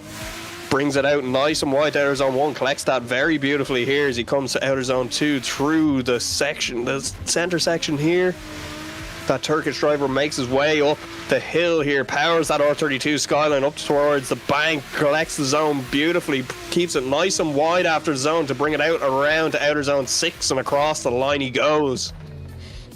Very, very nice there from Omer Bagdatli. The car may look like a beater, but he's definitely driving it harder than a beater should be driven. I can see why the back bumper's not there. Let's be honest, there's a lot worse cars at Driftland. Yes. That's an 85.7 for Omer. As we go back to the line, it's Elijah Islas to leave the line here in that E46. Another bright, beautiful E46. Look at that gorgeous car as he collects outer zone 1. And outer zone 2 very nicely there, transitions back to outer zone 3, nice and fluid. Again, judges looking for not a really snappy massive transition there, they're looking at it to be nice, fluid, smooth as he comes through outer zone 5, brings it nice and smooth around to outer zone 6 as well. Doing a very nice job here is Elijah, as the score will be quite nice and high there in the 80s, I presume, as it is an 87.3 for Elijah. Very nice score, he'll be happy with that. As we move it back to the line here now, it should be Salman to be at the line, just waiting for him to come to the line, I think. Yep, there he is. I think that's him in the yellow S14 there, I'm not totally sure. Yeah, it is Salman to do his first run, as he's gone to the wrong side of the barrier. I don't know what he's doing. He's trying to warm his tires a little bit, I think. Yeah, there we go. Drivers are allowed to warm their tires before this, and to be honest, it is recommended, because tire physics and AC, you really do want to have some heat in there to have some amount of grip. We don't run tire warmers here at SVDS, as Solman leaves the line here. Yep, the golden S14. A little bit of hesitation there as he came onto the handbrake, but manages to fill out zone 1 nicely, lovely into clip 2. Transitions across into clip 3 a bit slow, but manages to make it work as it comes through inner clip 4. I'm going to get my inners and outs confused all night as we come around into outer zone 5. Ooh, a little bit of a bobble there as he almost went to the track edge as he comes around across the line. Not too shabby, definitely some improvements to be made, but not too bad overall. Yeah, we'll see what the judges make of that one. It'll probably be, 60 flat, so not really the score he would have been hoping for there. As we move it back to the line, that Art of Motion driver, Joseph Kapensky, in Jonique Joseph's car. Well, it's Jonique's livery. It's not really his car, it's a sim car. Anybody can drive it, so... Exactly.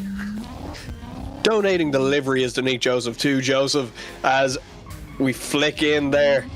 Ooh, very nice wide line there through outer zone 1, brings it nice and wide again to continue to outer zone 2 and flicks it back towards outer zone 3. Completed D&D alley, very nice, as he brings it up now towards outer zone 5. Very cool line towards there, very nice and smooth. Maybe just drops a wheel there on the outside edge of the track after 5. Cross outer zone 6 and over the line he goes. We'll see what the judges made of that one. Will it better his score of a 79.7? We will have to find out. I'm not sure it will. It's a 77.7 for him as we go back to Peter Nemeth in that beautiful 180 SX. Definitely my favourite car, I think, so far that I've seen. We will see him get the lights green. He flicks it in now, lights the rear tyres up on that 180 SX, flicks it nice towards the wall here, brings it wide towards outer zone 1, does collect that zone.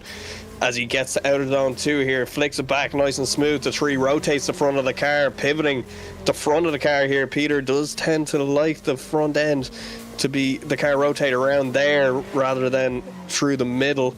A lot of drivers, different driving styles, but some people prefer nose heavy, and I think Peter's definitely one of them drivers, as we will wait for his score to drop in here from the judges. Didn't look like a half bad run, but will it be the score of an 85.3? To see, he is a very fast driver as well. And it will, 86.7 he gets, so not bad there at all. Bit of an improvement as Nikhil Vadgar comes in here in that beautiful E46. Look at that unbelievable entry there from Nikhil as he comes through outer zone 2 and 3. Very nice through there as he tucks it in nicely for 4. Might have wanted to be a little bit tighter onto that inner clip as he comes through 5. Keeps it wide here. Will he manage to grab outer zone 6 cleanly? He does, and across the line he goes. Nice job there from Nikhil Vadkar in that E46. Will it improve his score of an 87.3? No, it won't. It's an 81. So we will move it back to the line here, where Braden Howard, the man from down under, man who's early in the morning, I presume, over there. I would say so. I would say so. As he feeling a bit tired, I'd say. Or, yeah, as he leaves the line here, up early to compete in this championship. That's what you call commitment. He continues out very nice and wide line from outer zone 1 to 2, grabs outer zone 3, tucks up nicely for 4. Might have wanted to be a little bit tighter there again as he brings it up and around to outer zone 5. Very nice and wide there, painting the white line black as he comes across outer zone 6, and over the line he goes. Braden Howard not doing a half bad job there. not too shabby, mate. Not too shabby. As an 82.3 is what he's currently sitting on. He gets an 81.7, I believe. Oh, and we have a little bit of an issue with the... Oh. Yeah, 80.7 is what he's after scoring there. There was a little bit of a misinput, but luckily we've got There was. quite a few people keeping an eye on that. Yeah.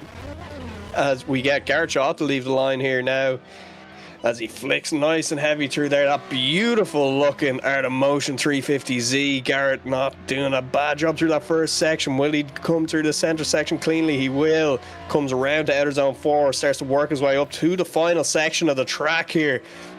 Powers that 350Z across outer zone 5, down over outer zone 6, and over the line goes Garrett Shaw. Not a bad run. He's sitting on a 72.7 already. Will that improve with that run? I think it might do. We will have to see what the judges make of that.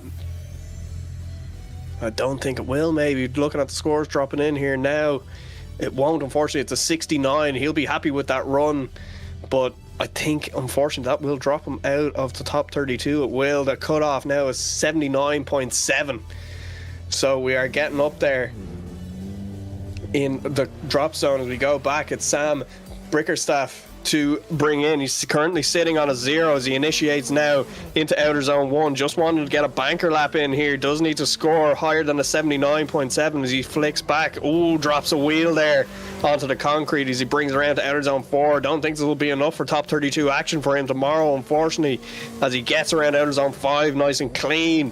Brings it across outer zone 6 and across the line he goes. So Sam Brickerstaff, what will drop in for him score-wise? And unfortunately, I don't think it will. Yeah, it's 51.3 for him. So he will not see battle action tomorrow, but we can see him back at the next round as Ryan Chitty is on the line here now. And that beautiful E36 starts to come in, sitting on an 85 run. He'll want to improve that a little bit as he initiates through outer zone 1 here. Very nice through there as he brings it around to outer zone 2. Transitions back here now to outer zone 3. Brings it in nice and tight to outer zone 4, works his way up the hill towards the bank, gets out there nicely, maybe just dropping a wheel up onto the muck as he comes around now to the final section and across the line. Maybe just get a little bit out of shape as he crossed the line, but that's okay. It was across the line. Will it better his first score? And it will. It's an 87.7 for Ryan Chitty. Brilliant score for him. He'll be delighted with that.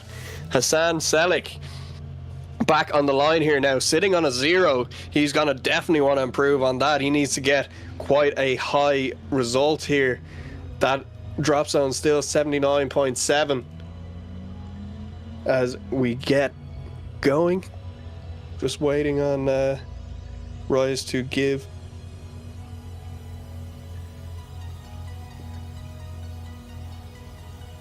try to get the lights to go. There we go. I believe we are losing Brandon, unfortunately, so it is back to just me as we get Hassan Selik to initiate through.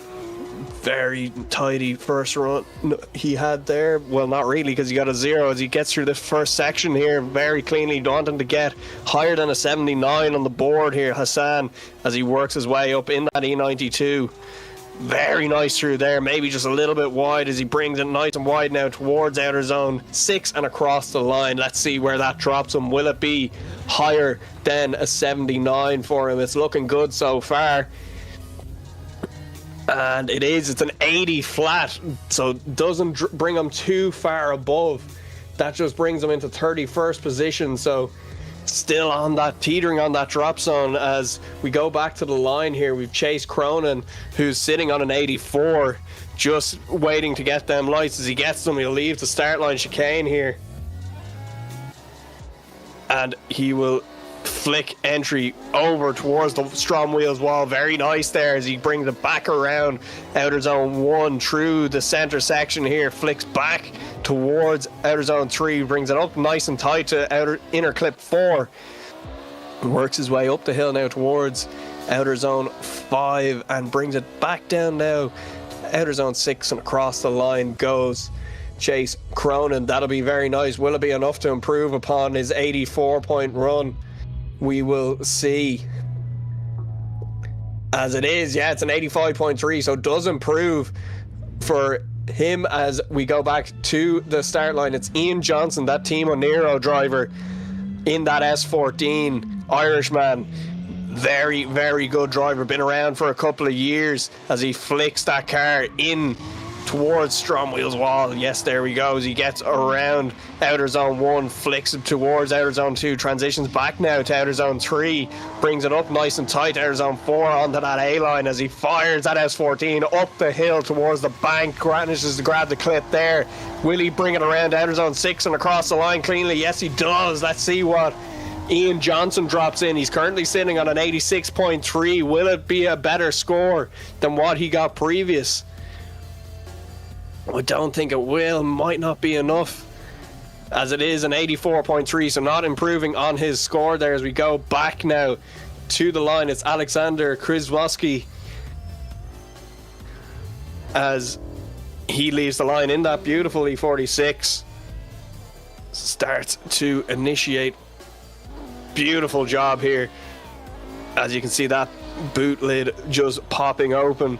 Flicks back now towards outer zone 3. Very nice here as he brings it close to outer zone 4. Works his way up the hill now. Has to keep it nice and smooth up that hill. Can be quite difficult to keep the wheel speed high enough to keep it on angle the whole way through there, but does a nice job. Keeps it fluid and comes across the line. Will it be enough to better a score of a 90 or a 79.7, excuse me? And it will. It'll be an 85 on the board for him. That's brilliant for him, as I believe the drop zone is now an 80 flat, so that is Hassan Selik on the drop zone right now, as Cameron Mustard is back on the line sitting on an 83.7. Let's see what he can do here. Cameron Mustard about to do some Cameron Mustard things as he flicks back.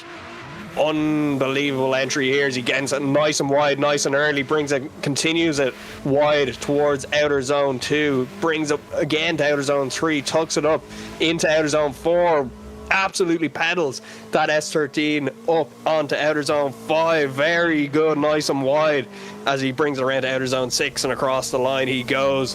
Will it be enough to top that score? We will have to find out. And it is looking very good right now.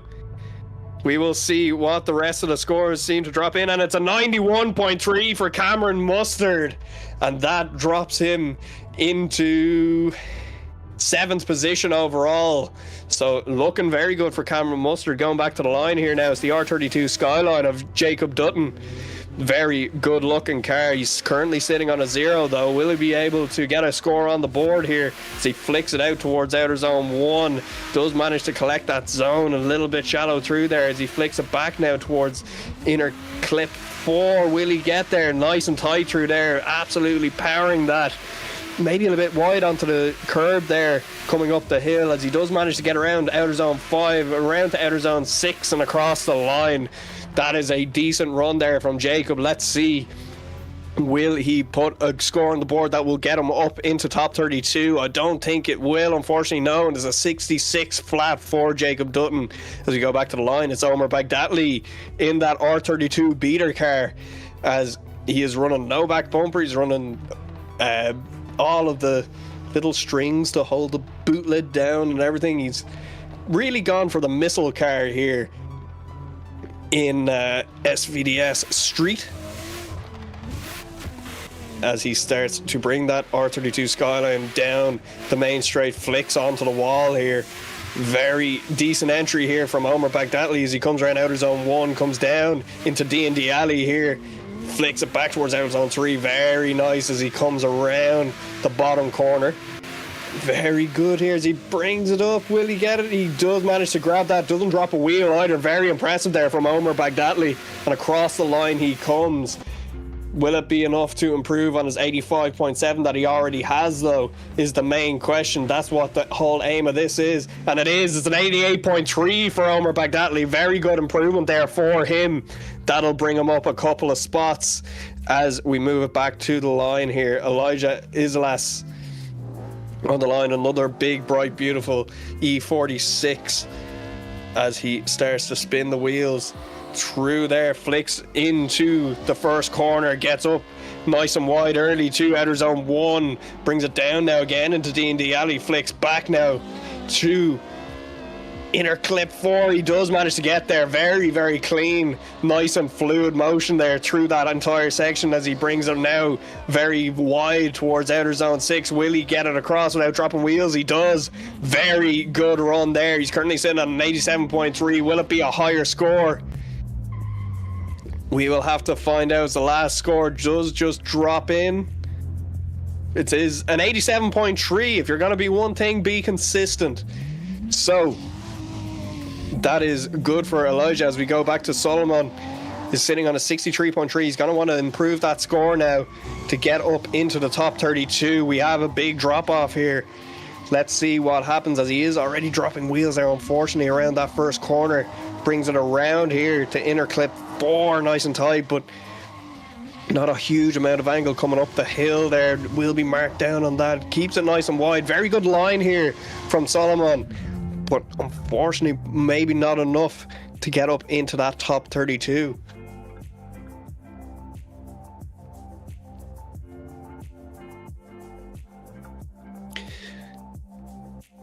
So that is the last driver in our group, and that will be a 79 on the board for Solomon. That will not be enough for qualifying, as we just will have a quick look through our scores. Ahmed Al-Hamadi still topping qualifying with a 94.3. Martin Ostrika with a 93.3. Andres Kleinbergs with a 92.7. Mark O'Rourke with a 92.3. Nico Stella on a 91.7. Darius Ostrika 91.3. Cameron Muster with a 91.3. Anthony Taylor with a 91. As that is your top 8 there right now as we move it along. With Noah Mclellan 88.7, very impressive score from him. Omar Baghdadi 88.3, Ryan Chitty on an 88.7, Elijah Illas we just saw there an 87.3, Nikhil Vadkar on an 87.3 as well, Ahmed Asplaga on an 87, Juan Jorquez on an 87, Ernestus Jacoblis on an 87. Big surprise there. That's the man who wanted to top qualifying, I would have said. Ernestus Pozdolskis on an 86.7, Peter Nemeth on an 86.7, Carlos Bazinskis on an 86.3, Ian Johnson on an 86.3 also, along with Caden James on an 86.3, Brandon Carter with an 86 flat, Chase Cronin on an 85.3, Johannes Diop on an 85.3 also. As we go along now, Alexander Krzyzewski on a 85 flat, Caleb Dunphy on an 84.7, along with Vidas with an 84.7, Braden Howard on an 82.3, Axel Toplin on an 82.3, along with Killian Gerlis also on that score, Rodrigo Carvalho 80.3, and Hassan Selik to round out your top 32 with an 80. So that is your drop-off score right now, is an 80-point run. So we have we've still more drivers to go, quite a lot of drivers to go just yet, another 3 groups, as we will go now to a quick ad break and we will be back momentarily.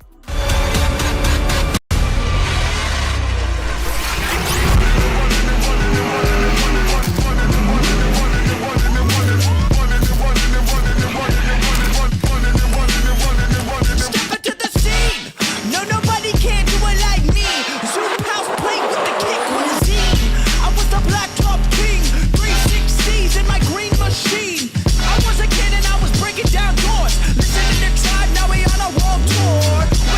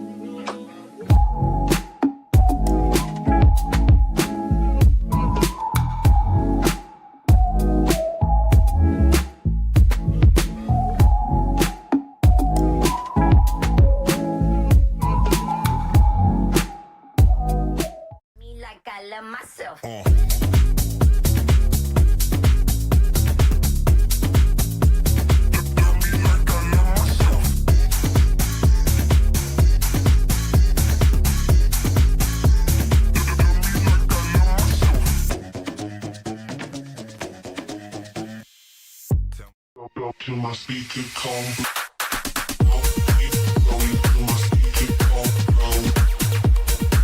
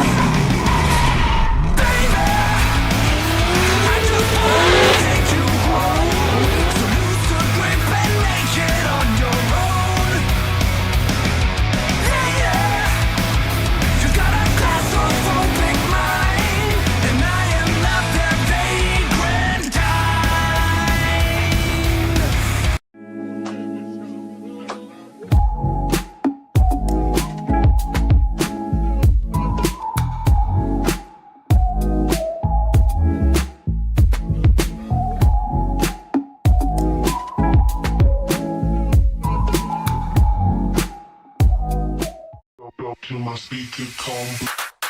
Going to my speaker combo.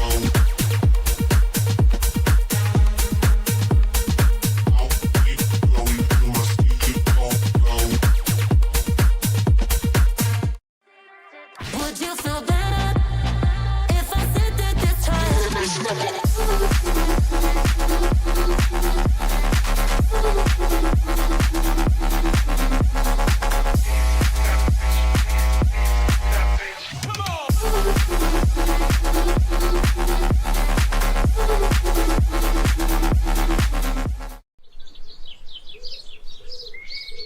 Creo que estoy haciendo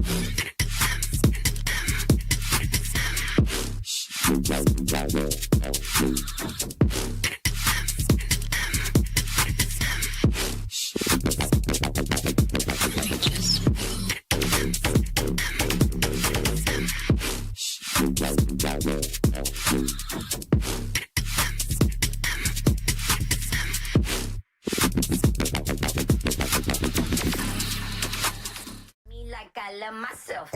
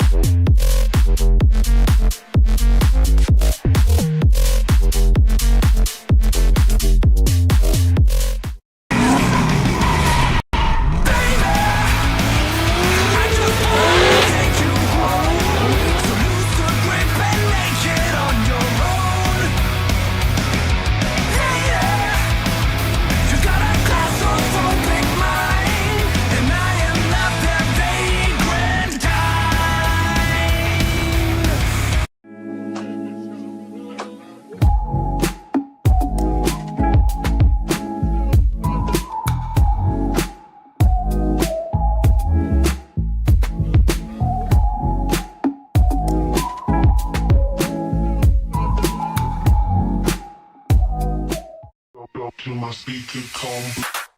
Going to my speaker combo.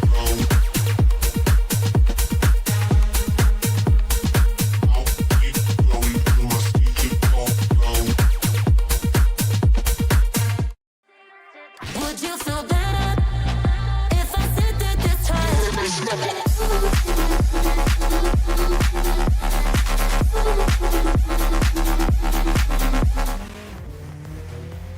Welcome back here to Scottish Virtual Drift Series X Street Round 1 as we go back to the line here. Ricky Stobart to get us kicked straight off into this group here. Nice initiation there as he comes through D&D Alley. He brings it around here towards Inner Clip 4, works that at 180SX right up there. Ricky Stobart having an incredible season so far in the sim, doing some incredible bits at DCGP as well as he crosses the line here at SVDS for his first run. What will drop in for him? it will be quite a decent score, I would assume. It was a very nice run. As it is, it's an 88 flat for Ricky Stobart. He'll be impressed with that for his first run, and he will want to improve that as well for his next. He did some incredible qualifying there during the week for DCGP. As we go back to the line here, it'll be Emilis Velika, one of those guys with Darius Ostrika's team, and Martinez and Ernestas as well. This all driving the same S13 as he brings it around now to inner clip 4, works that S13 up the hill here, powering it very, very nicely through that last section and brings it on across the line here. We'll see what the score drops in for Emilis Velika, and it's looking quite high here. It was a very good run. Let's see, will it top qualifying? And it is a 92 flat, so not getting there just, but that will bring him up into a decent spot as Desmond Brooks next to leave the line in that E46. Very nice car here as he flicks it out onto outer zone 1, brings it around.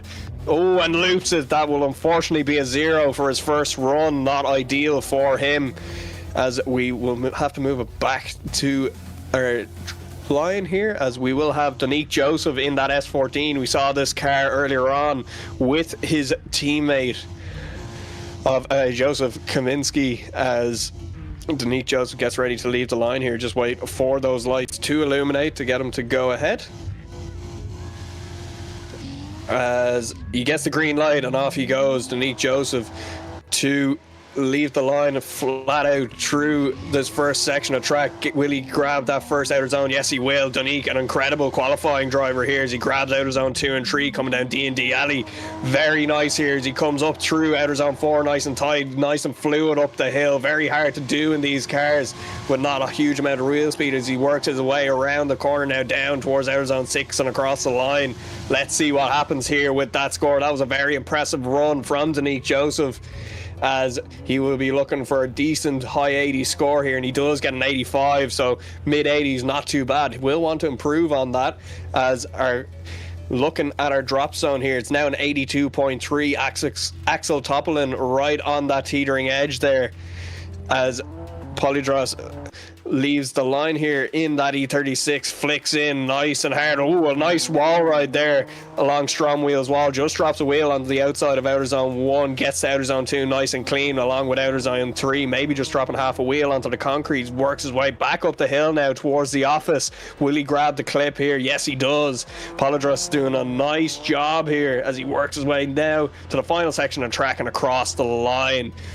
Not a bad run to start off your qualifying. Will it be into the top 32 though? That's the real question. It won't, unfortunately. That's a 76-point run, drops him just outside that top 32. So we move back now. Cameron Lee Coles, a man who's been in the YouTube comments all evening. Let's see what he can do here now as he initiates into that S14. Sideways experience written on the side of that car. Misses outer zone 1, unfortunately. Just about grabs outer zone 2. Does manage to collect outer zone 3. Works his way around into outer zone 4. Just about grabs that clip as he brings it up the hill now. Grabs the bank clip and down towards outer zone 6 and across the line. Not a huge score here, I don't think, for Cameron Lee Coles, unfortunately. Definitely going to be outside the top 32 as the scores do start to drop in for his first qualifying run. We'll see what does come in eventually, but he's definitely going to have to do a lot of work in the second run, as 67.3, absolutely not ideal for your first run. As we go back to the line, is Virgil Shawcett, another big name in the sim scene, as he gets the green light to go in that E92, that door breakers livery there. Team door breakers, as he flicks towards the first corner into outer zone 1, collects that very cleanly there along that A line, as he collects A line on 2 and 3 as well. Very nice run here from Virgil, but shuts it down, unfortunately. That is not ideal for him, as judges will probably score that a 0, and yeah, I'm just getting confirmation that is a 0. The straighten is too much. Very fine margins here at this SVDS round 1. Really have to stay in drift for the drifting competition, funnily enough. But I am actually joined in the commentary booth here now by Ryan from Tsuji. You have a little bit of experience with this track in real life. Yeah, I've driven Driftland a couple of times in real life. Yeah, and you can see here working. And this layout is our first round for SDC round 1 this year, as we see Kasparas Jusius there just working his way up and around the top of the circuit here. Not a bad run overall. Will it be enough to get up into that spot of above 82 there just to see that drop zone? We will have to figure that out. Let's see what the judges drop it in at. Not a bad run at all as we see the scores drop in there. It's an 89.7. He'll be happy with that. That drops him in to... I'm trying to see there. As my thing is now actually broken, it's not updating. Lovely. So I don't know where he's sitting at the moment, but as a decent score there of an 89.7 for him. As we go back now, we're just missing a few drivers here as we get our next bits sorted. I think on the line is Christofilis Stravardis. I am so sorry. I will learn everybody's name properly at some point. I am getting very bad. Since I left DMP last season, I haven't been practicing. As we get Christofilis initiating through this first half of the section, not doing a bad job here in the C46 as he gets up through that inner clip 4, works his way around up towards the bank clip here, does manage to collect that in the end. It does start on the C line, works his way to the A as he does get around now across the line. No, overall, not really a very impressive run. We'll have to do a good bit of work now to get up into that top 32. He landed on a 77.3. So go back to the line now. A man who has been on this track numerous times, Virtual Driftland. It will be Louis Zanata, a man who's just been very consistent in his SVDS history. That lovely, beautiful S14, lovely livery on a Ghost livery, as he initiates in that big wing right along STRO M Wheels wall, gets out to outer zone 1 very clean and around to outer zone 2, puts on a decent bit of angle to stay on track there for 2 and 3, works his way around through inner clip 4, brings it around now to outer zone 5. This is a very clean, smooth run here from Louis Zanata, and works his way down towards outer zone 6 and across the line. Very fluid run there from Louis. Let's see what the scores drop in to be for Zanata. He will be hoping to get definitely into that top 32 and well into it as the scores do start to drop in, and it will be an 82 point run. So I believe that's actually not even enough. No, just outside. He's sitting 35th. So 82.3 is our cutoff. That's Braden Howard sitting there at the moment, as Ricky Stobart back to the start. He's out for his second run as he flicks that 180SX along the wall here, brings it out nice and wide to outer zone 1, comes down into D&D alley here, flicks back again, transitions to inner clip 4 again, works his way up the hill, keeps it nice and smooth there, makes a small correction just to try on a bit more angle for outer zone 5 and around to outer zone 6, brings that 180SX across the line. Ricky Stobart, that Carbon Drift Team driver, goes back to the pits to get his final score, sitting on an 88. What will he land on? Looking like a decent score here, just waiting for one judge to drop it in. And it's an 87.7, so not an improvement, but very consistent across the board here for Ricky Stobart. Very consistent driver, Ricky Stobart. Yeah, definitely a man who's looking for a few wins this season, and another man who's looking for a few wins is Emilis Velika. That man partnered with the Ostrikas and Ernestus Jakubulis, there, as he comes through the center section here now in that S13 that they're all driving. Very nice car as he brings that around. Very clean. This run is looking very smooth again. A lot of these guys working on the smoothness throughout the rest of this track. Really want to make sure that the fluidity is a real thing, because that is part of the street style. He's sitting on a 92 at the moment. Will it be higher? I believe it will be, as that is a 96.3. Emilis Velika tops qualifying, takes Ahmed Al Hamadi off the top spot finally. That is a 96.3 from Emilis Velika. As we go back to the line, Desmond Brooks here, who's sitting on a 0, will have to follow that up, get a score on the board. Does a nice entry here. Did loop it on his first run out. Little bit of a correction there. Just manages to grab outer zone 2. Does grab 3. Works his way to nice and tight around 4. We'll have to do a little bit of an adjustment there up the hill as he works his way now again towards outer zone 6. And does manage to do a few corrections there. Unfortunately, don't think that's going to be enough for top 32 action as the scores drop in. Unfortunately, not looking too good for him as yet. It is a 71.3 overall for him, so unfortunately we will not see him in top 32 action tomorrow. We move back to the line, the S14 of Danique Joseph, there the motion driver, as he starts to power that car up towards STRO M Wheels wall. Initiates very nicely through, very fast entry as he, possibly just going a little bit wide there as he flicks back now, transitions to outer zone 3, brings it in nice and tight to outer zone 4, brings that S14 nice and fluidly around to outer zone 5, working his way around, possibly just on the outside. Yeah, maybe just painting that white line a little bit too much, getting a little bit out of shape. Let's see what the judges made of that one there. It is sitting on an 85, so wanting to better that score just to get that little bit further into the top 32. Does do an 88-point run though, very nice there for Danique Joseph as we go back to the line as Polydros to go out next as he just waits for the lights from Rise to be given to him. As we get the green light, Polydorus to lead us out here as he flicks nice and heavily towards the wall. Does a very nice job getting to that wall as he comes around to outer zone 1. Not bad there as he gets outer zone 2. Transition back now, maybe just a little bit too wide there on 3 as he comes up towards outer zone 4 and around the big long hill to outer zone 5. Gets nice and wide now to continue that E46 out to outer zone 6 and across the line, and there we go.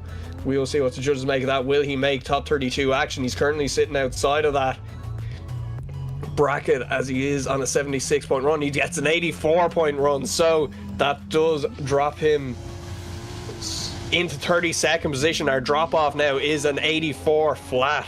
As we do go back now, it's Cameron Lee Coles currently sitting on a 67.3, so he's going to want to do a little bit of work here. It's not looking too hot so far. He's still on that little bit of a C line through to 1 and 2, and he gets out to outer zone 5 here now. Does do a nice job around the last bit of this track, but will the judges see it that way also with that first bit of a mistake in the first section of the track?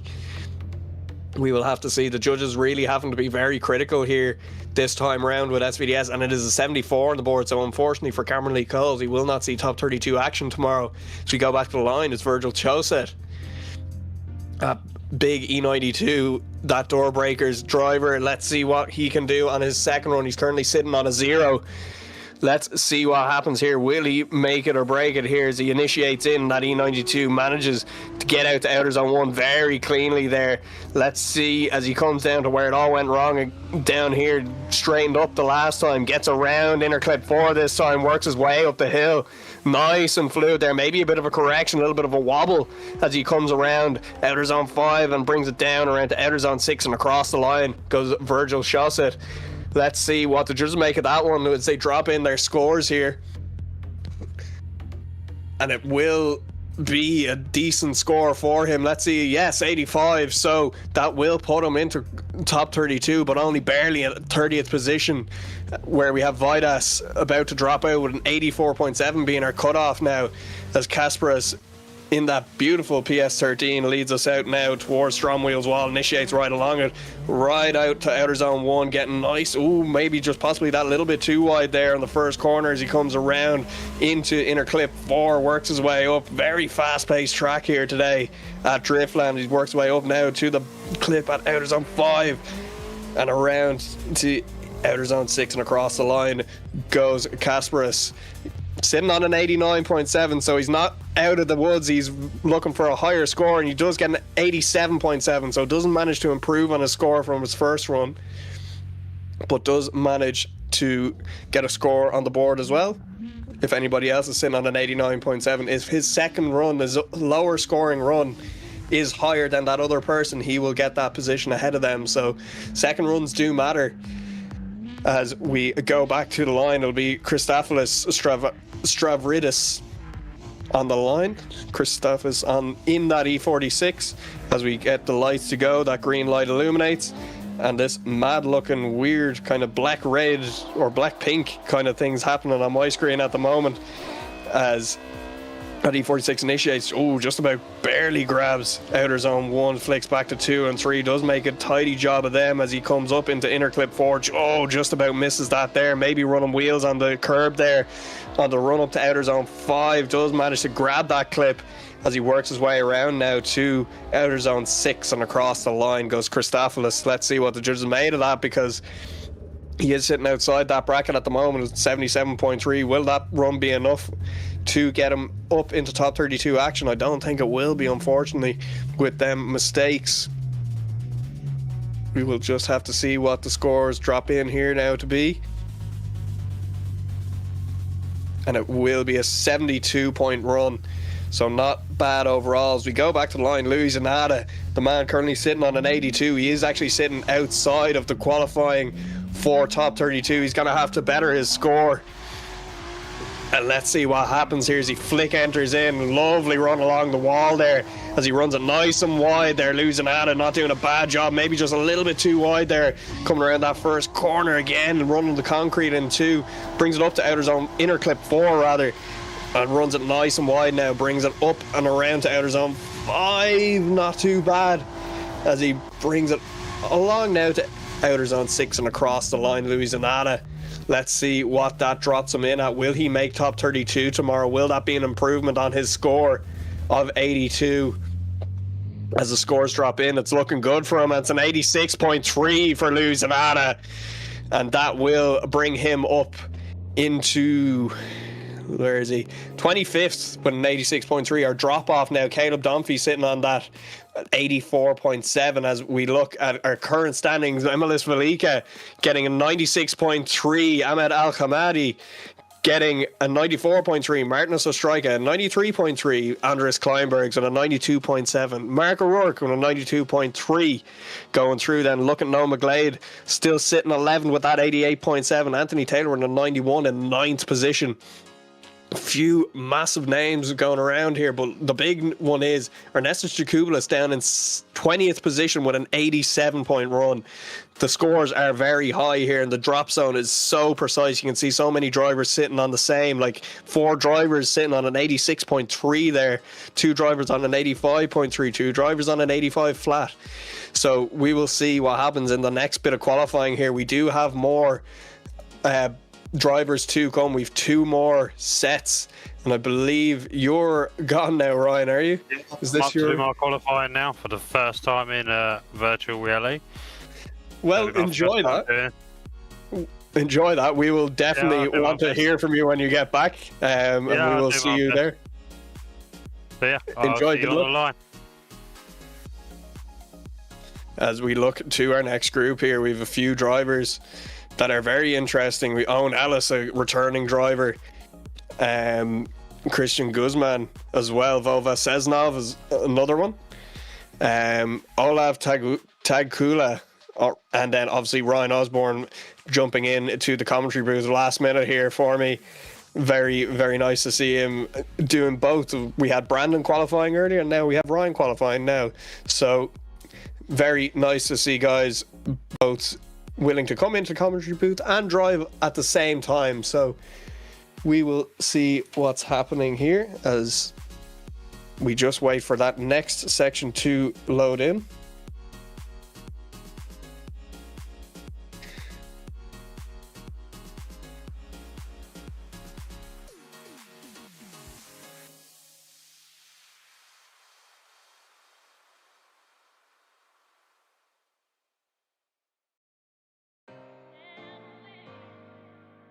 As we just wait for everything to get ready here now. Big shout out to everybody watching this. This stream is getting quite late. Thank you very much for staying with me. And we will be getting into the next set now very, very shortly. So Still have a couple of big name drivers to come, but we are looking to have a big drop zone here, a very high drop zone. 84.7. Caleb Dunphy sitting on that right now. Unfortunately, I think he might be dropped out of that. Cameron Lee Coles was just crapping himself. Unfortunately, well, look, that happens. Nerves.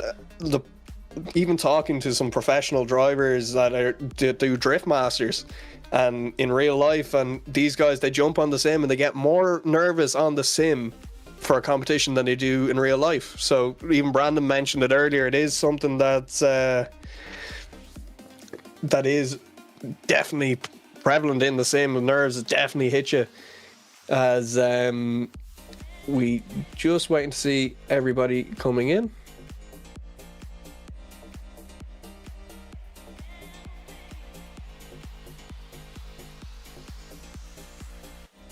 So looking to our next section here now, we are missing one of the drivers in this already. Unfortunately, Ryan Craig dropping out of competition. One of those guys who does drive Driftland quite regularly in the in real life, and he does drive it quite regularly in the sim world as well. Ryan, a good teammate of mine, good friend of mine, and we just wait now just to see what is happening with the rest of the guys. As we're just waiting for drivers to grid up momentarily.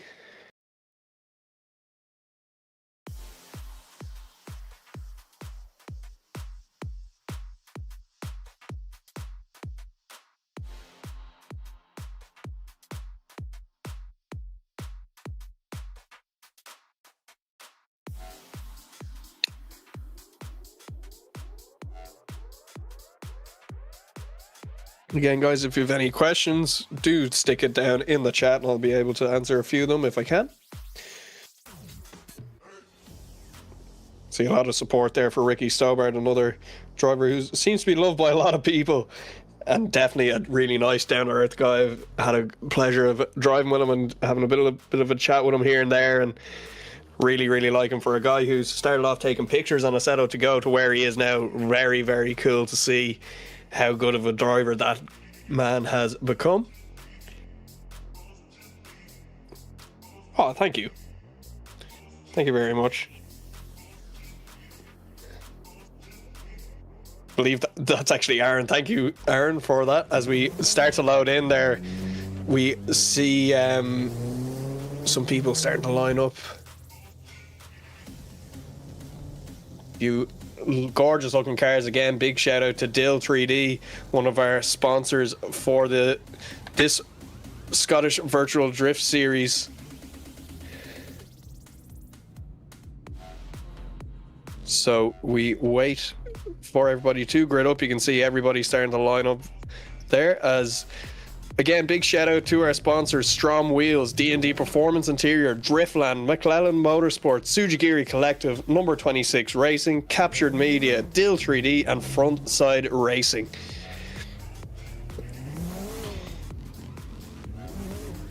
And we see Charlie Hume in this group as well, and that big name. We thought he went earlier on, but he actually didn't go earlier on, so he's actually going in this group now. So Charlie Hume will be one of our drivers to come through. We can see there Oversteer Ireland, an Irish driver there of oh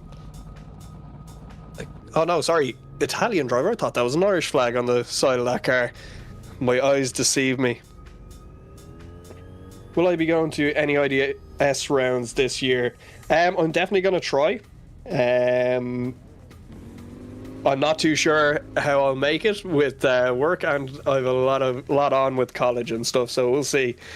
I definitely will be hoping to get to a couple this year. Do definitely want to support the Irish scene because it is, we've got a lot of friends in there as well, so definitely want to go see them and hang out and watch some good driving in the Irish series. Go support your local series wherever you are in the world. It's always good to support the local series, because that's really where a lot of the big names start, and Some of them start in the sim and then they go into their local series, and then they'll work their way up into the likes of Formula Drift, Drift Masters, and all those big names like D1GP and stuff like that. So do go support all of your local championships. One in particular, if you're in the Scottish region, go support SDC that takes place up at Driftland. So we will this is the first round, the layout of the first round of SDC, and we actually have a couple of our judges who judged at that. Ryan Parker is one of them. He's one of our judges this evening. He judged that layout as well. As we get ready here now to send drivers down towards their first clip yet again, as we get everybody lined up. You can see everybody coming out of the pits there and getting in a nice orderly fashion. I can just see in our sheet here a couple of guys just being marked off to see if they're here or not.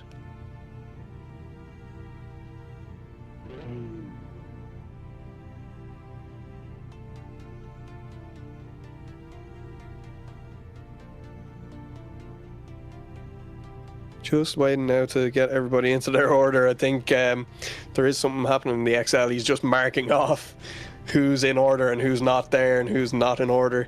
So just waiting to make sure we have confirmation of people who we need to be in the right places. Yeah, absolutely. Definitely. I'd love to meet up, hang out. What will you be driving this year? I'm also trying to figure out who you are, what name is you.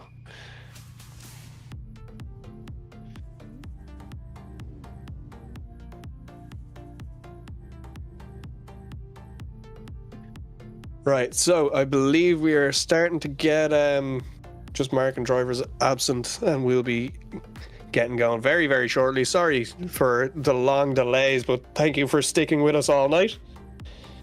We are obviously looking at a few teething issues just to kick off the first round, but that's always going to happen. So we will get going as soon as physically possible.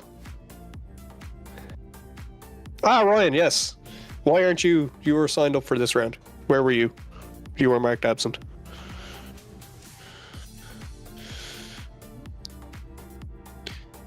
But definitely, yeah, man. IDS, I'll definitely be hopefully at a 1 or 2 rounds. And definitely hang out and meet up. If you need a hand, let me know.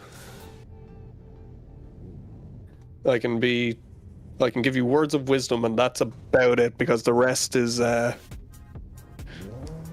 wouldn't take anything else from me, only words of wisdom. The rest of it's really just they call it muck talk, I believe. As we get everybody just lined up now, I think that is everybody finalized in order.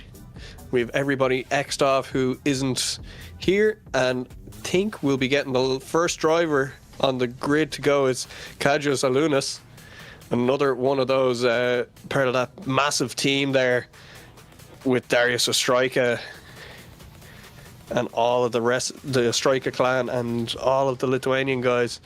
As you can see it there, ready to win RTW, that team.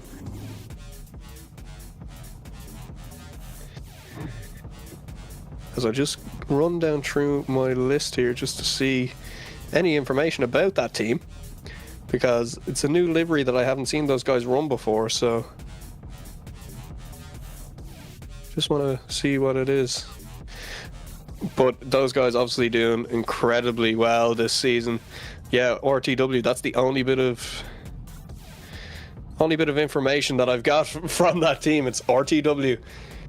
So we will see what happens here with qualifying. I believe we're very nearly ready to go. Yeah, so we're missing a couple of drivers there. They're all just boxed off, ready, so we can just blast through this second last group of qualifying. As you can see, Ryan Osborne, our second driver to go. He's in that blue car, I believe.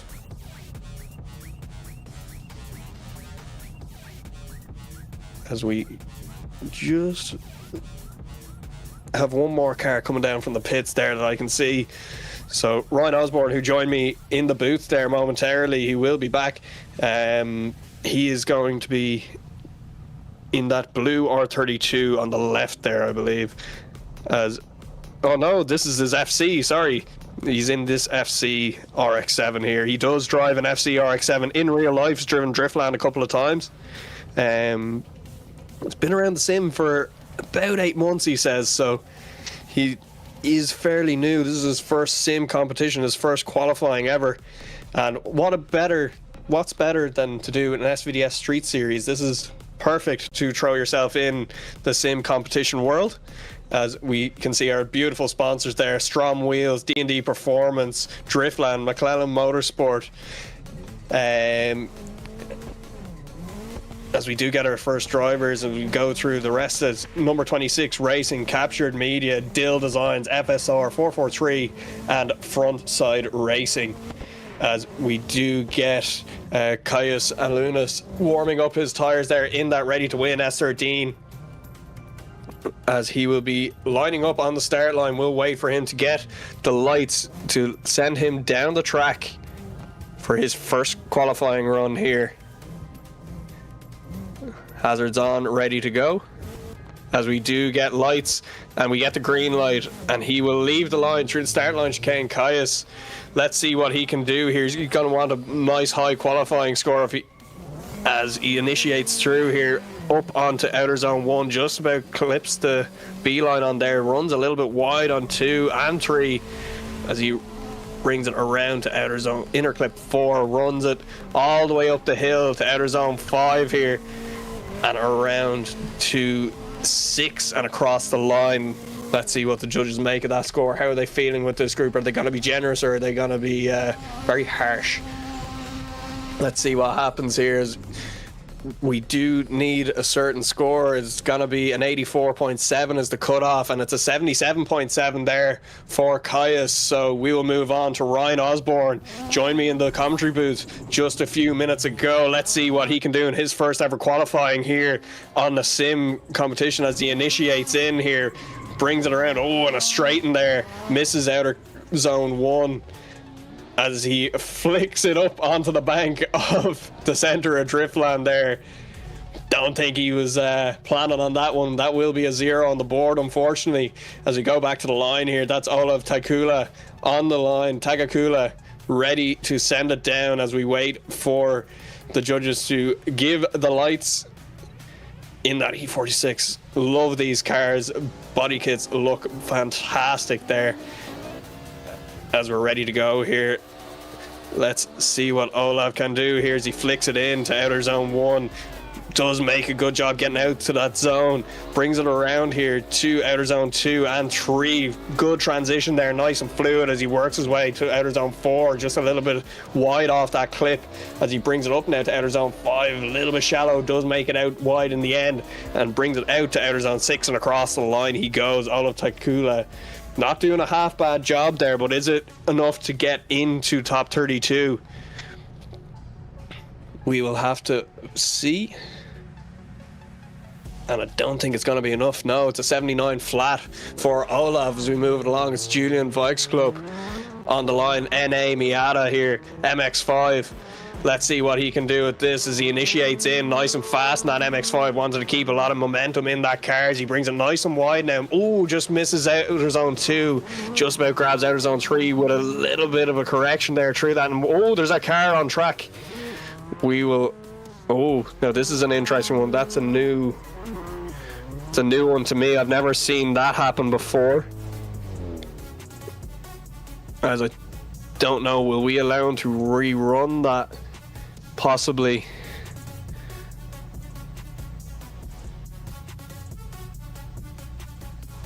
I see the car that was on the line moving back there, so I think we will allow him to rerun that with fresh tires. That's an interesting one. Now, I've never seen that before. Yeah, we were getting to rerun with fresh tires there, so that's an unfortunate thing there that happened, but he gets to go again. He was nearly halfway through that run, so he kind of has a bit of an understanding of what the grip levels are there, so We will see what happens as he's taking his time just to make sure there's no one else coming on track, but does manage to get out there.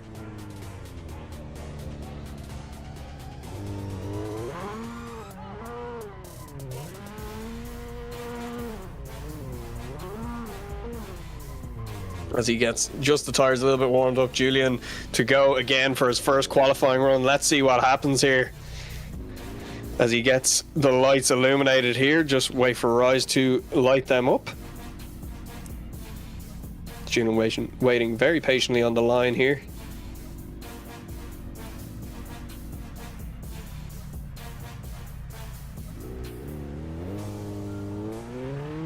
Just taking a little second here just to make sure that everything's still in tip-top shape.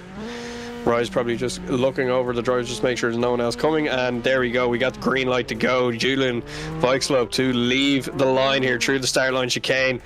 Goes to flick in that NA MX-5. Very nice line here. Much better than the first time he went around. He's loving this as he gets to outer zone 2 very cleanly and outer zone 3. That's much better now. Oh, and he just misses outer zone 4. Has to make a slight correction to get up the hill here in this MX-5. Very short wheelbase car as he pilots that MX-5 around nice and wide to outer zone 6 and across the line. He'll be happy with that run. Will it be enough to get into top 32? Who knows? We will have to see as the judges enter their scores here. I don't think it's going to be enough. It's a 76.3.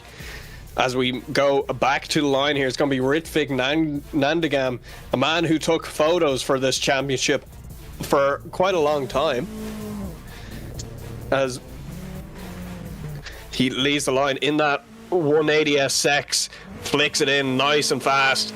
Let's see, would he get out? He does get out to outer zone 1, comes down into D&D alley here, flicks back now, transitions to that second outer zone, around to inner clip 4, brings a nicely up to outer zone 5, a little bit of correction, throwing a bit more angle there as he comes around to outer zone 5 and around to outer zone 6 and across the line. Ritvik not doing a half bad job there. Will it be enough? Who knows? As the scores start to drop in, I'm starting to see the scores and it's looking good for Ritvik. As we just wait for our last judge to drop in the score.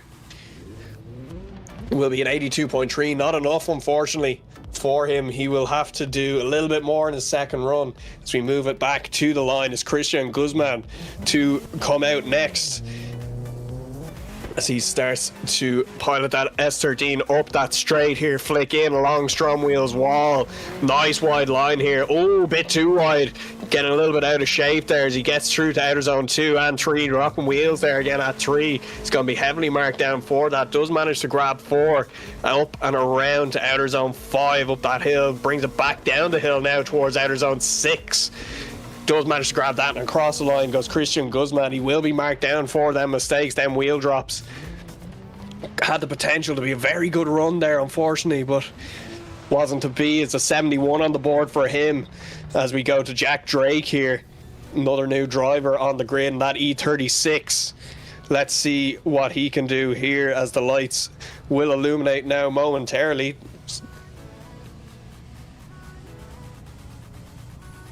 As we get the lights illuminated, that's a green light to go as Jack will maybe not leave the line. Jack, a new driver, so maybe not able to see the lights. Yeah, we might have a lighting issue here. Sometimes the plug-in doesn't really work for some people. You have to kind of do a little bit of fiddling with it for it to work. As he does now leave the line, we will see what happens here for his first qualifying run as he flicks. Oh, hits the wall and runs it up onto the bank. Unfortunately for Jack Drake, that will be a 0. He will go back for his second run as Charlie Hume sitting there in that blue R32 Skyline ready to do battle. Gonna be an incredible drive hopefully here for Charlie Hume. Very experienced driver on this Driftland track. And in real life, this guy has been around for many years. For as long as I can remember, I've heard Charlie's name. As he starts to leave the line here now, Charlie goes to flick in, runs it up along STRO M Wheels wall, does an incredible job, runs this outside line very nice here. Maybe run just a little bit too wide, maybe not. As he gets around to outer zone 2 and 3, does an incredible job, gets up into the inner clip 4 there, runs it nice and maybe a little bit of a correction coming up the hill there. does a nice job and keeps it very wide around from 5 to 6, and across the line goes Charlie Hume, maybe just getting a little bit wide on 6 there, but we'll see what the scores drop in for him. And it will be an 85 on the board for Charlie Hume, which puts him in 32nd position, right on that bracket teetering there. As we go back to the line, it's Leonardo Locascio. Leonardo Locascio. We're going to call him Leonardo because I really don't want to butcher his second name, as he does get green lights in that MX-5. Possibly another lighting issue, as he does not leave the line.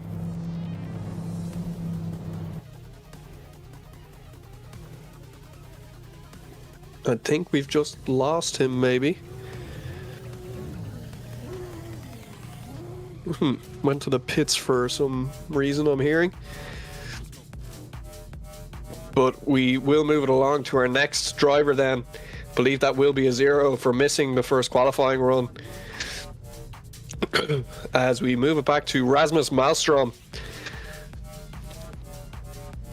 on the line here in this E92. Nice looking car. Looks like the body kit just stuck on fresh, and I believe he's going to want to destroy said body kit if he can. Rasmus wanted to do fairly well on his first qualifying run here at SVDS. Let's see what he can put on the board as we just wait for the lights to illuminate from Rise here.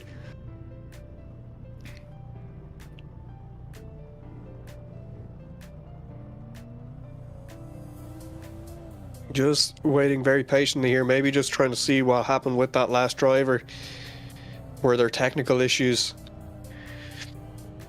We will have to find out, but we do get the lights finally illuminated. Rasmus Malmstrom to leave the line here. Mclellan Motorsport on the side of that E92 as he initiates into the wall. Wow, big run up on the STRO M Wheels wall here as we come around outside zone 1. Very nice. As he gets through outside zone 2 and 3. Very clean. Massive angle here. Oh, big stall up there. It'll be marked a few points down for that, unfortunately, but that is unbelievable run so far. Maybe a bit of a correction there from 5 to 6, unfortunately for him, but that had the potential to be such a good run. Definitely somebody to look at for the future. Definitely keep an eye for his second run, because that could be a very high scoring run there. Had a very nice set, and even then with the mistakes is a 72.3. I know that sounds low, but all the clips were there ready. He could have made such good effort out of that, but string it all together for the second run, that's a high scoring run. As we go back now, it's Louis Trevino to initiate into the first outer zone. Not too bad, a little bit shallow there as he comes through outer zone 2. Not bad there either, but nice and deep through 2 and 3. Tucks it up for outer zone, for inner clip 4 rather, in that 180SX. This is actually Campbell Bradford. Sorry, getting ahead of myself. Campbell Bradford. Not too bad of a run there in that lovely 180SX.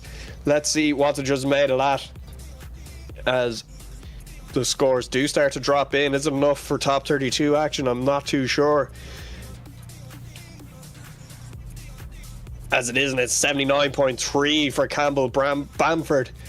As we go to the line now, Louis Trevino on the line in that NA MX-5. Lovely looking car. Love the livery on this thing. Looks really, really nice. A little bit of chrome on the side as well. Asphalt tattoo his drift team there as he initiates through. Oh, a little bit shallow through outer zone 1. Does manage to grab 2 and 3 here. Very nice from that point onwards. Does grab 4. A little bit of a correction here just to dial on a bit more angle coming up the hill towards 5. That car looks so small on track compared to what we've been seeing, and he crosses the line there. Louis Trevino not doing a half bad job here. Not sure it's enough for top 32 action, but we'll have to leave that up to the judges, as it's a 79 on the board for him. As you go back to the line here now, it's Piotr Shakowitz on the line in that E46 BMW. Goes to initiate, flicks in nicely there.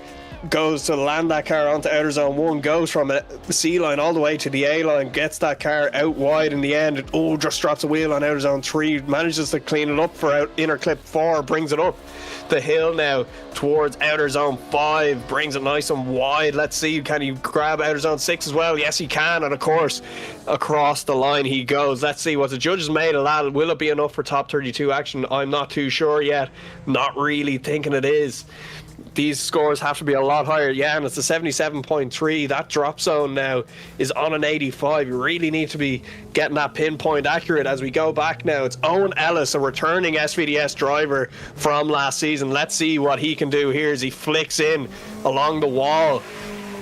Oh, just missing outer zone 1 there, just dialing on that little bit too much angle, forcing him inwards as he comes now nice through D&D Alley and up now the hill. Let's see, will he power that 180SX up the hill? He does a very nice job of it too. Brings it around now to outer zone 6 and across the line goes Owen Ellis.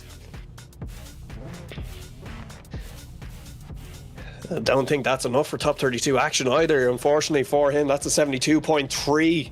So we'll move it back to the first run now, the first runner of this group. So it's second run of Caius Alunas, sitting on a 77.7. Definitely wants to up his score. That RTW team, massive team, a lot of big names in there as he initiates through. Just shallow on inner clip 1 again, and wide on outer zone 2, just about grabs outer zone 3.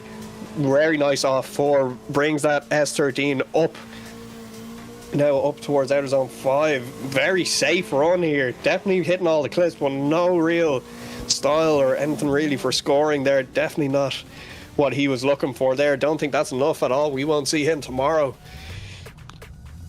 As the scores start to drop in here now, we'll see what the judges have to say.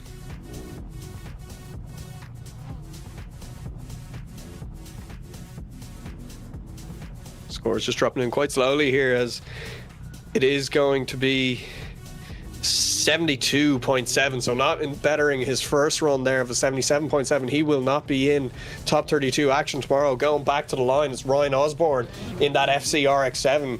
Let's see if he can do it all on his second run.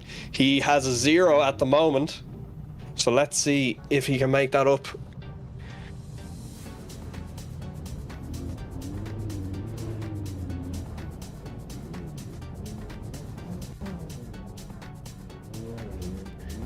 As he's just sitting at the back of the line there, unfortunately, everyone having to get out of his way.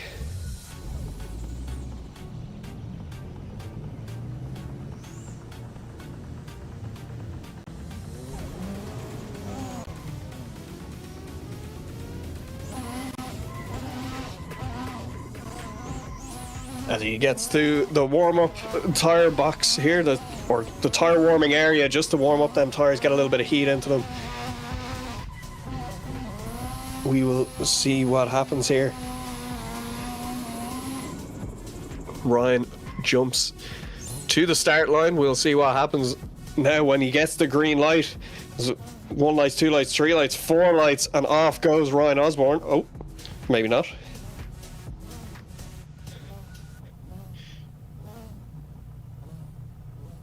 As we get the lights again here now. Nope. Possibly not being able to see them, so yep, we get him to leave the line here now as he enters in. Not a bad entry, but just a little bit shallow off outer zone 1 and 2 as he transitions back to 3 here, runs a wheel up onto the concrete through out inner clip 4, pilots that FCRX7 up the hill now towards outer zone 5, just drops a wheel on the outside of it there and pilots down to outer zone 6, and across the line he goes. You'll see what the judges make of that. Unfortunately, don't think it's enough for top 32 action tomorrow, and it isn't. It's a 63.3 on the board for him. As we go back to the line now, it's Olaf Tagula, a guy who definitely wants to get into that top 32 action tomorrow. Let's see what happens here. As he leaves the line here, Olav to send it in to that first corner, runs that E46 along the wall here towards outer zone 1, does a very tidy job through there, comes to outer zone 2 and 3, not bad through there either, comes to inner clip 4, starts to dial on that little bit of speed and angle to get up to outer zone 5 here, brings it nice and wide after outer zone 5 and again to outer zone 6, and across the line goes Olav.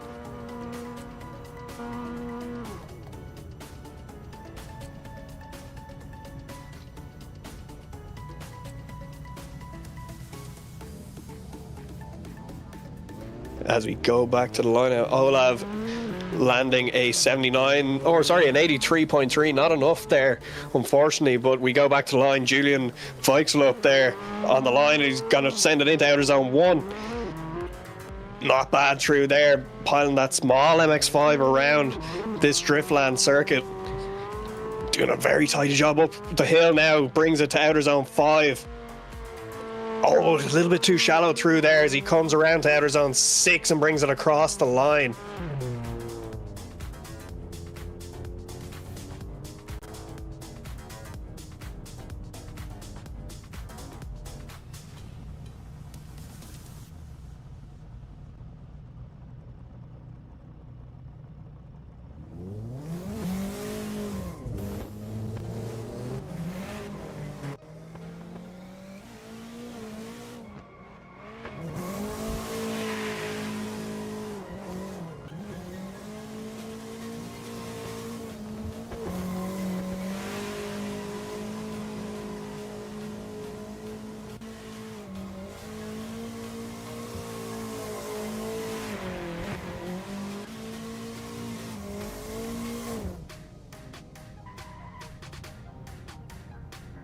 Do apologize there, just having some technical difficulties with the mics.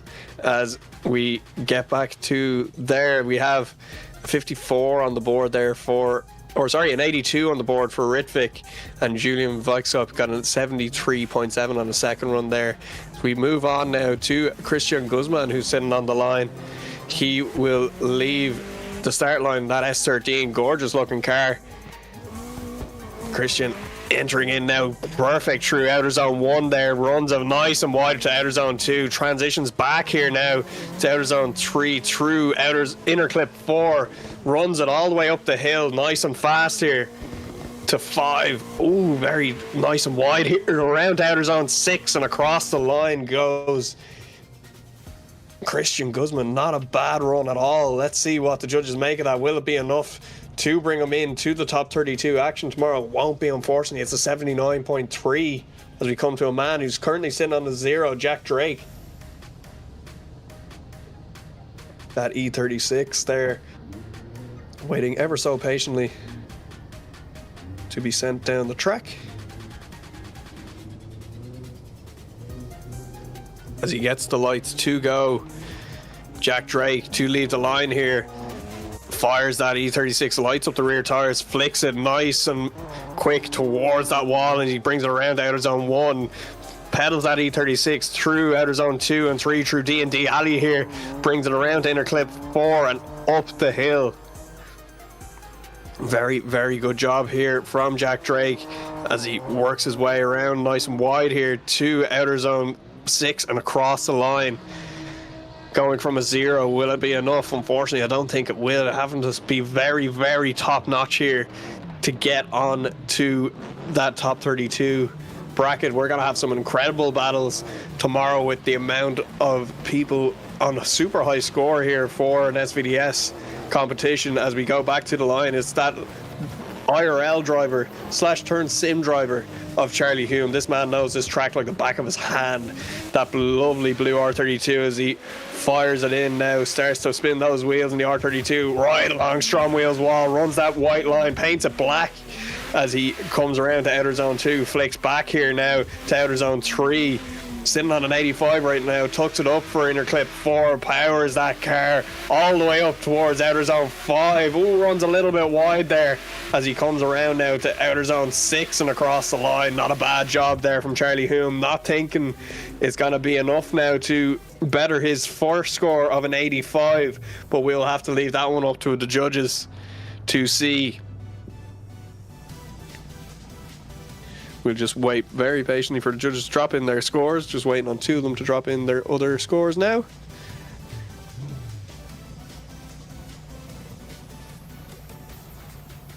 There will be an 84 flat for him as we go back to the line here now. Charlie Hume is actually out of... Oh no, he's sitting on 30th position here now. As we go back to the line, it's Leonardo Locasico in that NC MX-5. So he fires it, flicks it back towards the wall there. Ooh, a little bit of a tentative initiation, a little bit late there from Leonardo as he flicks it back. Ooh, misses outer zone 2 as well, and just about grabs outer zone 3 a little bit wide off 4 there. Wanted to be a lot tighter to that clip as he brings it around nice and wide now to outer zone 5. Did that fairly well there as he comes around to 6, and again across the line goes Leonardo. Fortunately not thinking that's enough, was sitting on a 0 to begin with. We will see what happens there.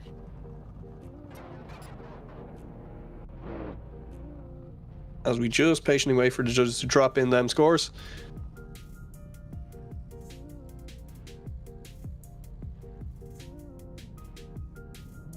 I can tell you Jack Drake on his second run got a 72.3 on his second run.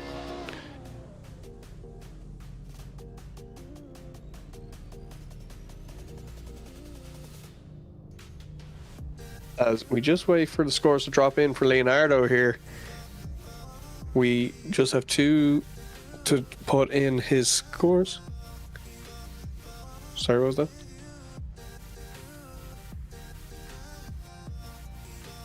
Okay, so I'm hearing that they're checking the initiation there because it might have been too late. It might have been after the initiation point, so might be a bit of a... There could be a 0 there from the judges. We'll just have to see just to make sure, but... Not looking too good. That was a very late entry.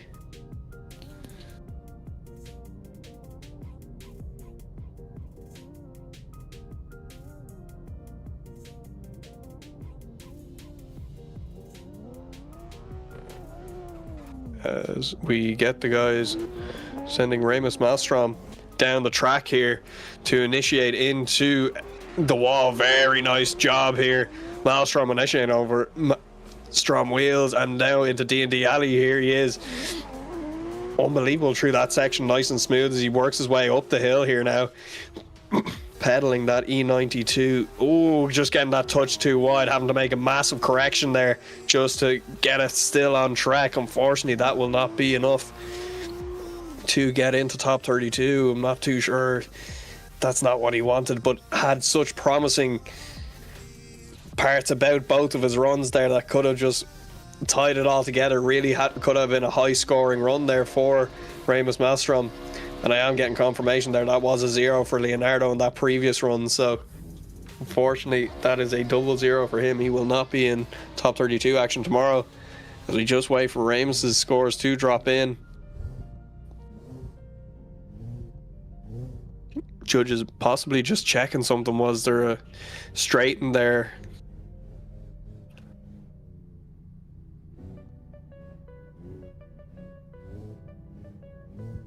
Very possibly just a technical issue as well in the background here. We'll have to find out.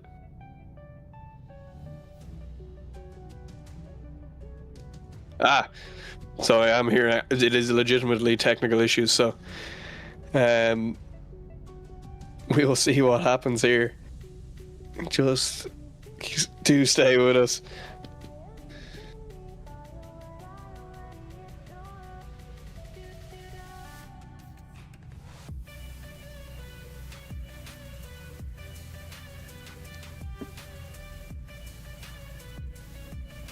As we just wait for that, we do have Campbell Bamford on the line there, sitting on a 79.3 in that 180SX. Patiently waiting there.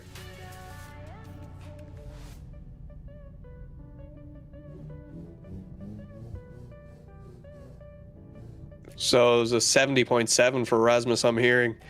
I think we are... Yep, I think we're back on track here. So we are going to send Campbell down the main straight here as he goes to flick initiate here. Lovely up along the wall there. Lovely around outer zone 1. Might have just ran wide there for half a second. Just now shallow through outer zone 2. Manages to grab 3. A little bit wide off 4. Wanted to be a little bit tighter there as he makes his way up towards the office here. Grabs the clip there. Makes his way nice and wide here around outer zone 6 and down across the line. Not bad from Campbell Brampert, as he will make his way back to the pits. Unfortunately, that is not enough for... I don't think it's enough for the... Yeah, so that's a 75 on the board. Not enough for top 32 action. As we move it back to the line here, it's Louis Trevino to be sent down the track as he leaves the line. That Asphalt's Tattoos Drift Team driver as he flicks in. Big entry here from Louis as he gets lovely, nice and wide out to outer zone 1, makes outer zone 2 very nicely too. Pilots that MX-5 around outer zone 3 and inner clip 4. Definitely a nice run here from Louis Trevino as he brings it around outer zone 5, maybe not as wide as he would have liked throughout that section, and gets to outer zone 6 and across the line. Louis Trevino not doing a half bad job in that NA MX-5. We'll see how the judges scored it, but definitely not a bad run. Is it enough to get through to top 32 action? That's the question, and it's looking good for Louis Trevino, and that will be an 85.7. Believe that just, yeah, that brings him into 28th, and that knocks out Virgil Chauset. And the cutoff is still 85 here because there were 3 drivers on an 85. So we'll go back to the line. It's Peter Chekovich to bring out that E46, lights up them rear wheels, flicks it in to that first corner, gets out to outer zone 1, maybe a little bit wider through that first half of that zone, but does manage to get out to 2, drops wheels on 3, does tuck it up for 4. Will he get out? Ooh, maybe just dropping wheels onto the curb there on from 4 to 5, and from 5 to 6, not too bad here. Just running that white line on the outside of 6. Very nice run there from Piotr, but unfortunately with that mistake, don't think it's enough. Dropping wheels is definitely not going to work. Unfortunately, you need to be definitely just hitting all those zones perfect at this stage of qualifying to definitely guarantee yourself in the top 32. As we just wait for the scores to drop in from the guys.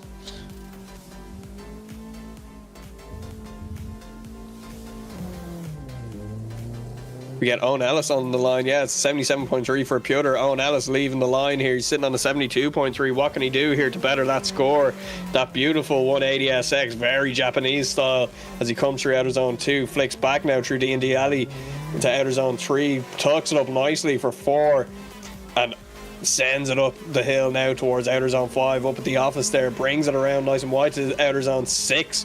Powers that 180 SX across the line. Just finish out his qualifying session, and the qualifying session for this group will be getting a server restart here very soon. Unfortunately, I don't think that's enough. It isn't. It's 78 to get through to top 32, as that will be all she wrote for Owen Ellis this evening.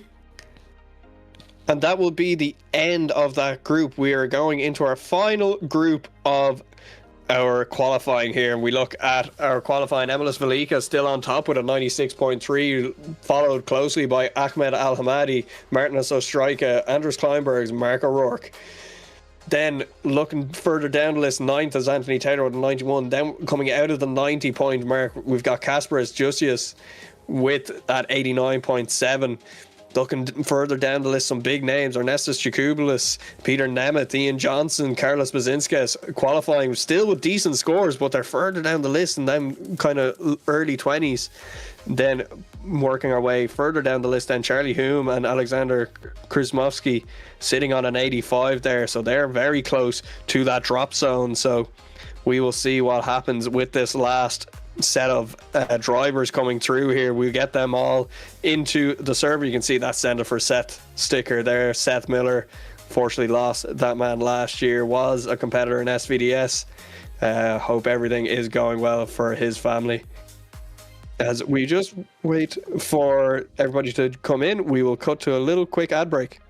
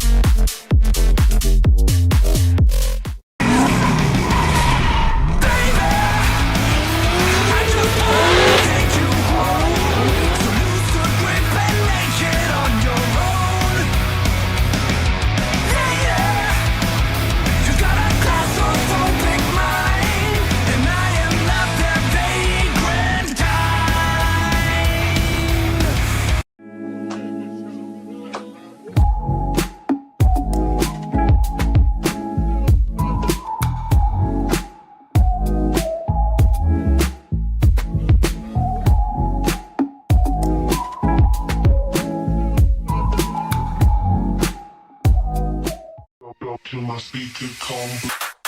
Going to my speaker combo.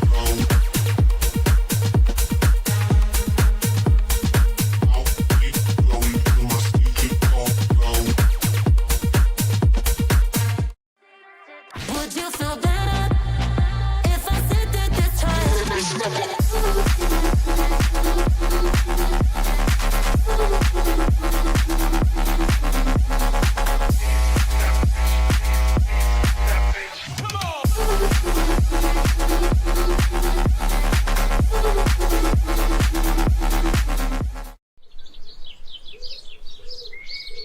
Creo que estoy haciendo.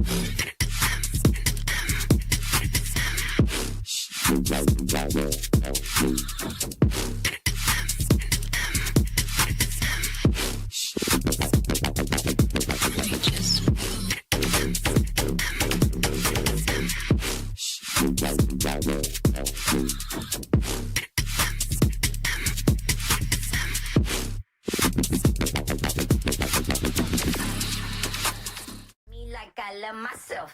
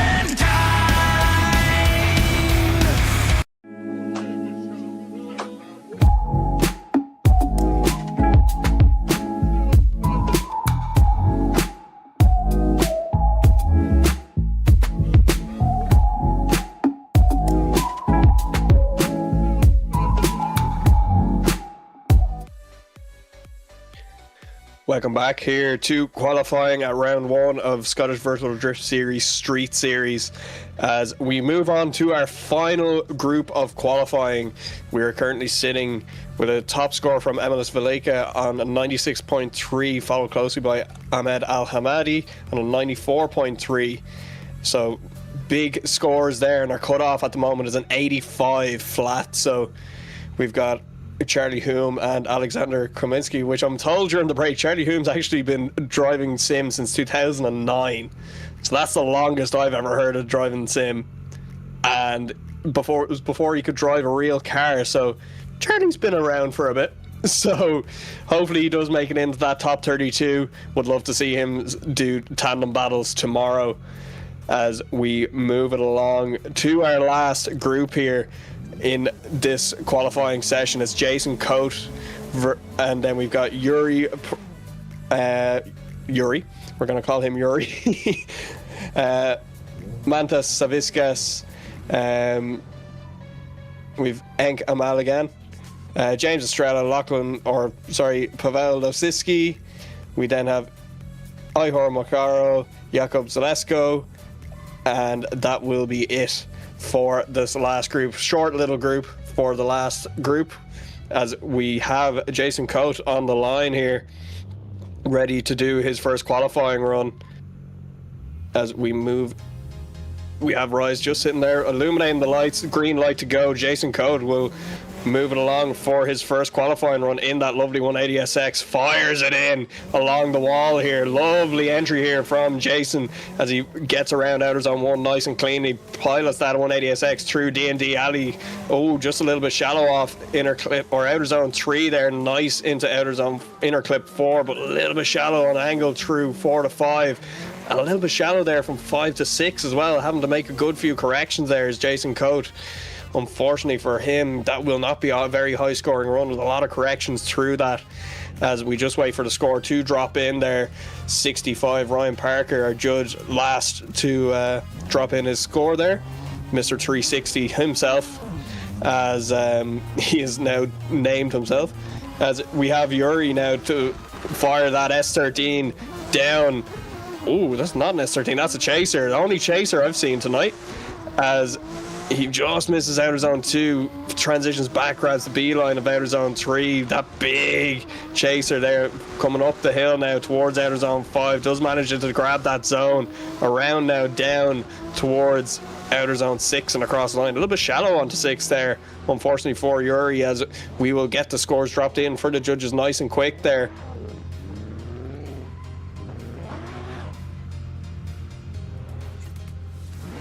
And we just wait for that to drop in. It's a 70.7, not making top 32 so far, as we get the IS 200 Altezza, whichever this one is. I believe it's an Altezza,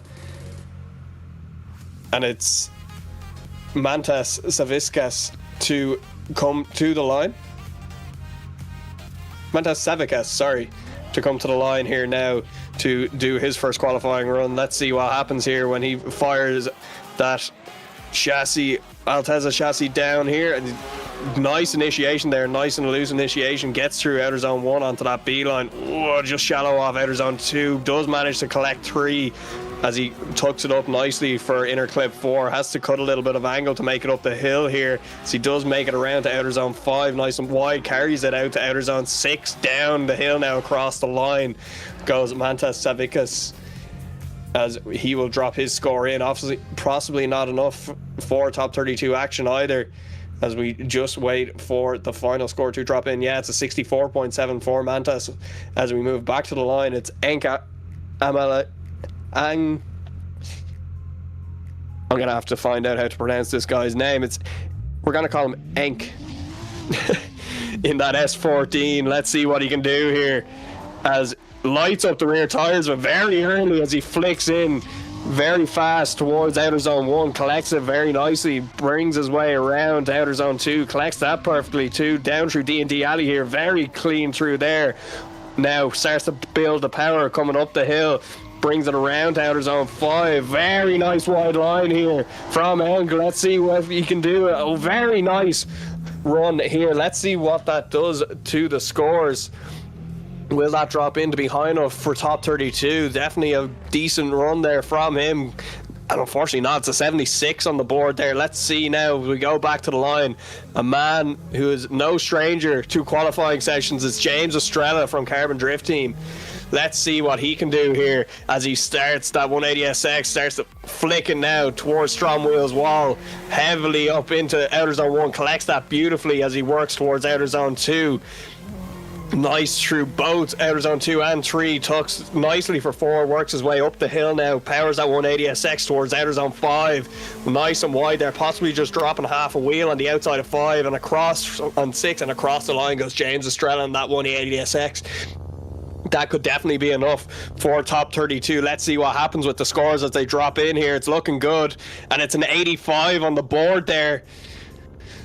He will have to do something incredible on his second run to get in there, because there are drivers that have higher qualifying scores on an 85 with their other runs. So let's see what happens as we move it along. It's Paul Listowski in another Carbon Drift Team. It's an E36 this time as he works his way around here now up to inner clip 4 and up the hill, powering that E36 around, manages to collect outer zone 5 very, very nicely there, collects the whole lot of the zone as he crosses the line here. Let's see what scores drop in for him as Paul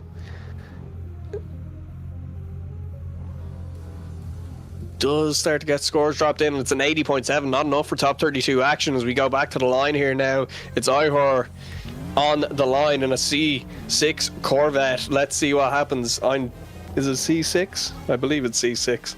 Let's see what happens here as he initiates through along STRO M Wheels wall. Very nice entry here, collects all of outside zone 1.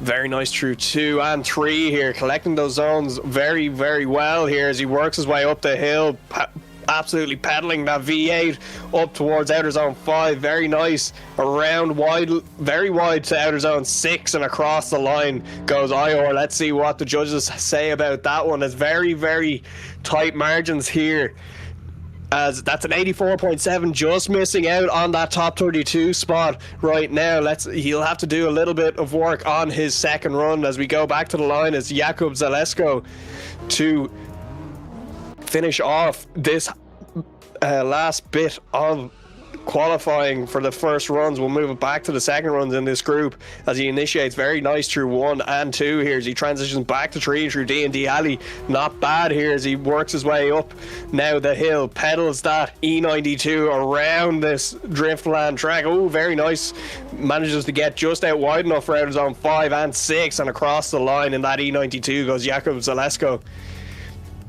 As the scores do start to drop in here, will it be enough for top 32 action? I'm not too sure. It won't be, unfortunately. It's an 80, or it's a 78.7. As we go back to the line, it's Jason Coate on the line. That 180SX, he leaves the line. He will spin up them rear tires very early, as you can see here. Starts to smoke out Driftland very early on the get-go. Gets up onto the wall there, out around outer zone 1, collects it beautifully as he gets to outer zone 2. A little bit shallow off there, rotates perfectly for 3, grabs 4, starts to power that 180SX up the hill very fast around outer zone 5, carrying a lot of momentum here around this round 1 layout. Not bad at all from Jason Coate, sitting on a 65, needs to get higher than an 85 to get up there into that top 32, and it's not enough, unfortunately. That's a 71.3 as we move it back to the line now. That chaser of Yuri, as he lights up the tires very early again, flicks hard now. Wow, misses outer zone 1 a lot, runs it very wide for 2, and transitions back to 3 here now as he gets out into clip 4. I'm not too sure. This is definitely gonna, I'm dropping more wheels there, so I believe this is actually gonna be a 0 for the amount of wheel drops that are in this run. So yeah, so that's confirmed. It is a 0 for the amount of wheel drops there. As we go back to the line, it's Mantas Savickas in that Altezza. Let's see what he can do on his second run. He's sitting on a 64.7 as he leaves the line there, just tags the cone on the way out of the start line chicane, does a big massive flick, ooh, and a late initiation, and loops it. Oh, manages to carry it, but that's gonna be a failed initiation, I think, and yeah, that's gonna be a 0 on the board for failed initiation. Unfortunately, he will finish out this run, use it as a bit of practice, but unfortunately that'll be all she wrote for his weekend. Mantas Savickas, hopefully we'll see him back for another round this season. Let's go back to the line here now. Enk Mclellan on the line in that S14. Let's see what he can do. Sitting on a 76 so far. Will he manage to get up into the top 32? We'll have to wait and see. As he fires that S14, collects outer zone 1 perfectly. Works his way around to outer zone 2. Maybe just dropping half a wheel outside of outer zone 2 there as he brings it in close to outer zone 4, works his way up the hill now towards the bank at outer zone 5, maybe just dropping half a wheel outside of 5 there, and brings it around to 6, and across the line goes Enk. We will have to see, does that work out to be a qualifying run that'll get him into the top 32, and unfortunately I don't think it is. No, unfortunately not. That's a 77.7 on the board for him as we go back to the line. James Estrella waiting there to do his second run. James currently sitting on an 85, so he has to get a decent score here, higher than someone who's currently sitting on an 85 that's sitting in that drop zone. Let's see what happens here as he gets around out of zone 1 and 2 very cleanly, and 3 very nice here from James Estrella as he works his way up the hill here now, piloting that 180SX perfectly around here, nice and wide, getting out to outer zone 6 here now, and across the line goes James Estrella. Will that be enough to get him into top 32? And he is looking like he's gonna score higher. It's an 87.3. That will bring him into top 32 comfortably, and that will bring him into 17th position, so he is safe for top 32 battle action tomorrow as we go back to another Carbon Drift Team driver of Paul Listovsky, as he flings that E36 into the first corner, brings it nice and wide out to outer zone 1. Ooh, very tight margins there on the outside before outer zone 2, brings it around to inner clip 4, works it up the hill now. Let's see what happens when he brings it around. Very nice, very wide there from Powell as he brings it across the line here now. Let's see what happens when the judges drop in their scores. Is that enough? He's currently sitting on an 80.7, and unfortunately that's an 82. He will not make it as we go back to the line for our second last driver of the evening. It's Ihor in that Corvette. Let's see what happens as Ihor flicks that Corvette, big angle through outer zone 1 and big angle through 2. Let's transition back now to 3. Very nicely done as he picks on big angle, just a little bit shallow outside of 4, a bit wide of it, and does manage to collect 5 very nicely. Very good job there through 5, and comes around to 6 and across the line. It's an 84.7 on his first run. Will he better his position here? And that's an 83.3 on his second run, so unfortunately just outside of that top 32. And our last driver of the night, Jakub Zalesko. And let's see what he can do here. Final run of the evening, Jakub Zalesko, as he fires that E92 along the wall here. Let's see what happens. Picks up outer zone 1 very nicely. And 2 transitions back now through D&D Alley. Very nice. Through 3, tucks up to 4. Works that E92 up the hill now towards the office at clip 5. Very nice through there, and brings it around now to the final zone and finish off qualifying for the evening. What will be the score for Jakob? And it'll be an 86.3. Very good score there. Oh no, sorry, reading the wrong score. That's an 81.7. Unfortunately, that will not get him into top 32 action tomorrow night. But that rounds out qualifying, as we will round out qualifying now. We will go through all our scores. So Emilis Velika top in qualifying with a 96.3. Ahmed Al Hamadi with a 94.3. Martinez O'Strike with a 93.3. Andres Kleinbergs with a 92.7. Mark O'Rourke with a 92.3. Nico Stella with a 91.7. Darius O'Strike with a 91.3. Cameron Mustard with a 91.3. Some very big names in that top 8 so far. We'll move on to the top 10 then. We do have Anthony Taylor with a 91 and Kasparis Jusius rounding out your top 10 with an 89.7. Noah McGlade just outside with an 88.7. Omar Magdatley 88.3. Ricky Stobart with an 88. Danique Joseph with an 88. Ryan Chitty with an 87.7. Elijah Islas with an 87.3. James Estrella with an 87.3. Nico Vatkar with the same score, 87.3. Ahmed Aspalaga with an 87. Juan Jorquez with an 87. Ernestus Sakuboulos with an 87. Ernestus Podolskis with an 86.7. Peter Nemitz with an 86.7. And Carlos Bazinskas with an 86.3. Moving along to Ian Johnson down in 25th with an 86.3. Lucinato with an 86.3. And Caden James with an 86.3. Brandon Carter with an 86 flat. Luis Trevino with an 85.7. And Chase Crone with an 85.3. Jonas Diop with an 85.3. And Charlie Hume with an 85 to round out. We will see Charlie Hume just managed to grab on to that 32nd position. We'll see him for top 32 action tomorrow. All the drivers in that list that I just named out, we will see for top 32 action. Be sure to keep an eye on our social medias for the bracket that will be releasing very soon once you have everything worked out. And that will be everything from us here qualifying at SVDS this evening. Thank you so much for joining us, and we will see you tomorrow. Be sure to tune in from 7 p.m. tomorrow for Top 32. We'll see you then.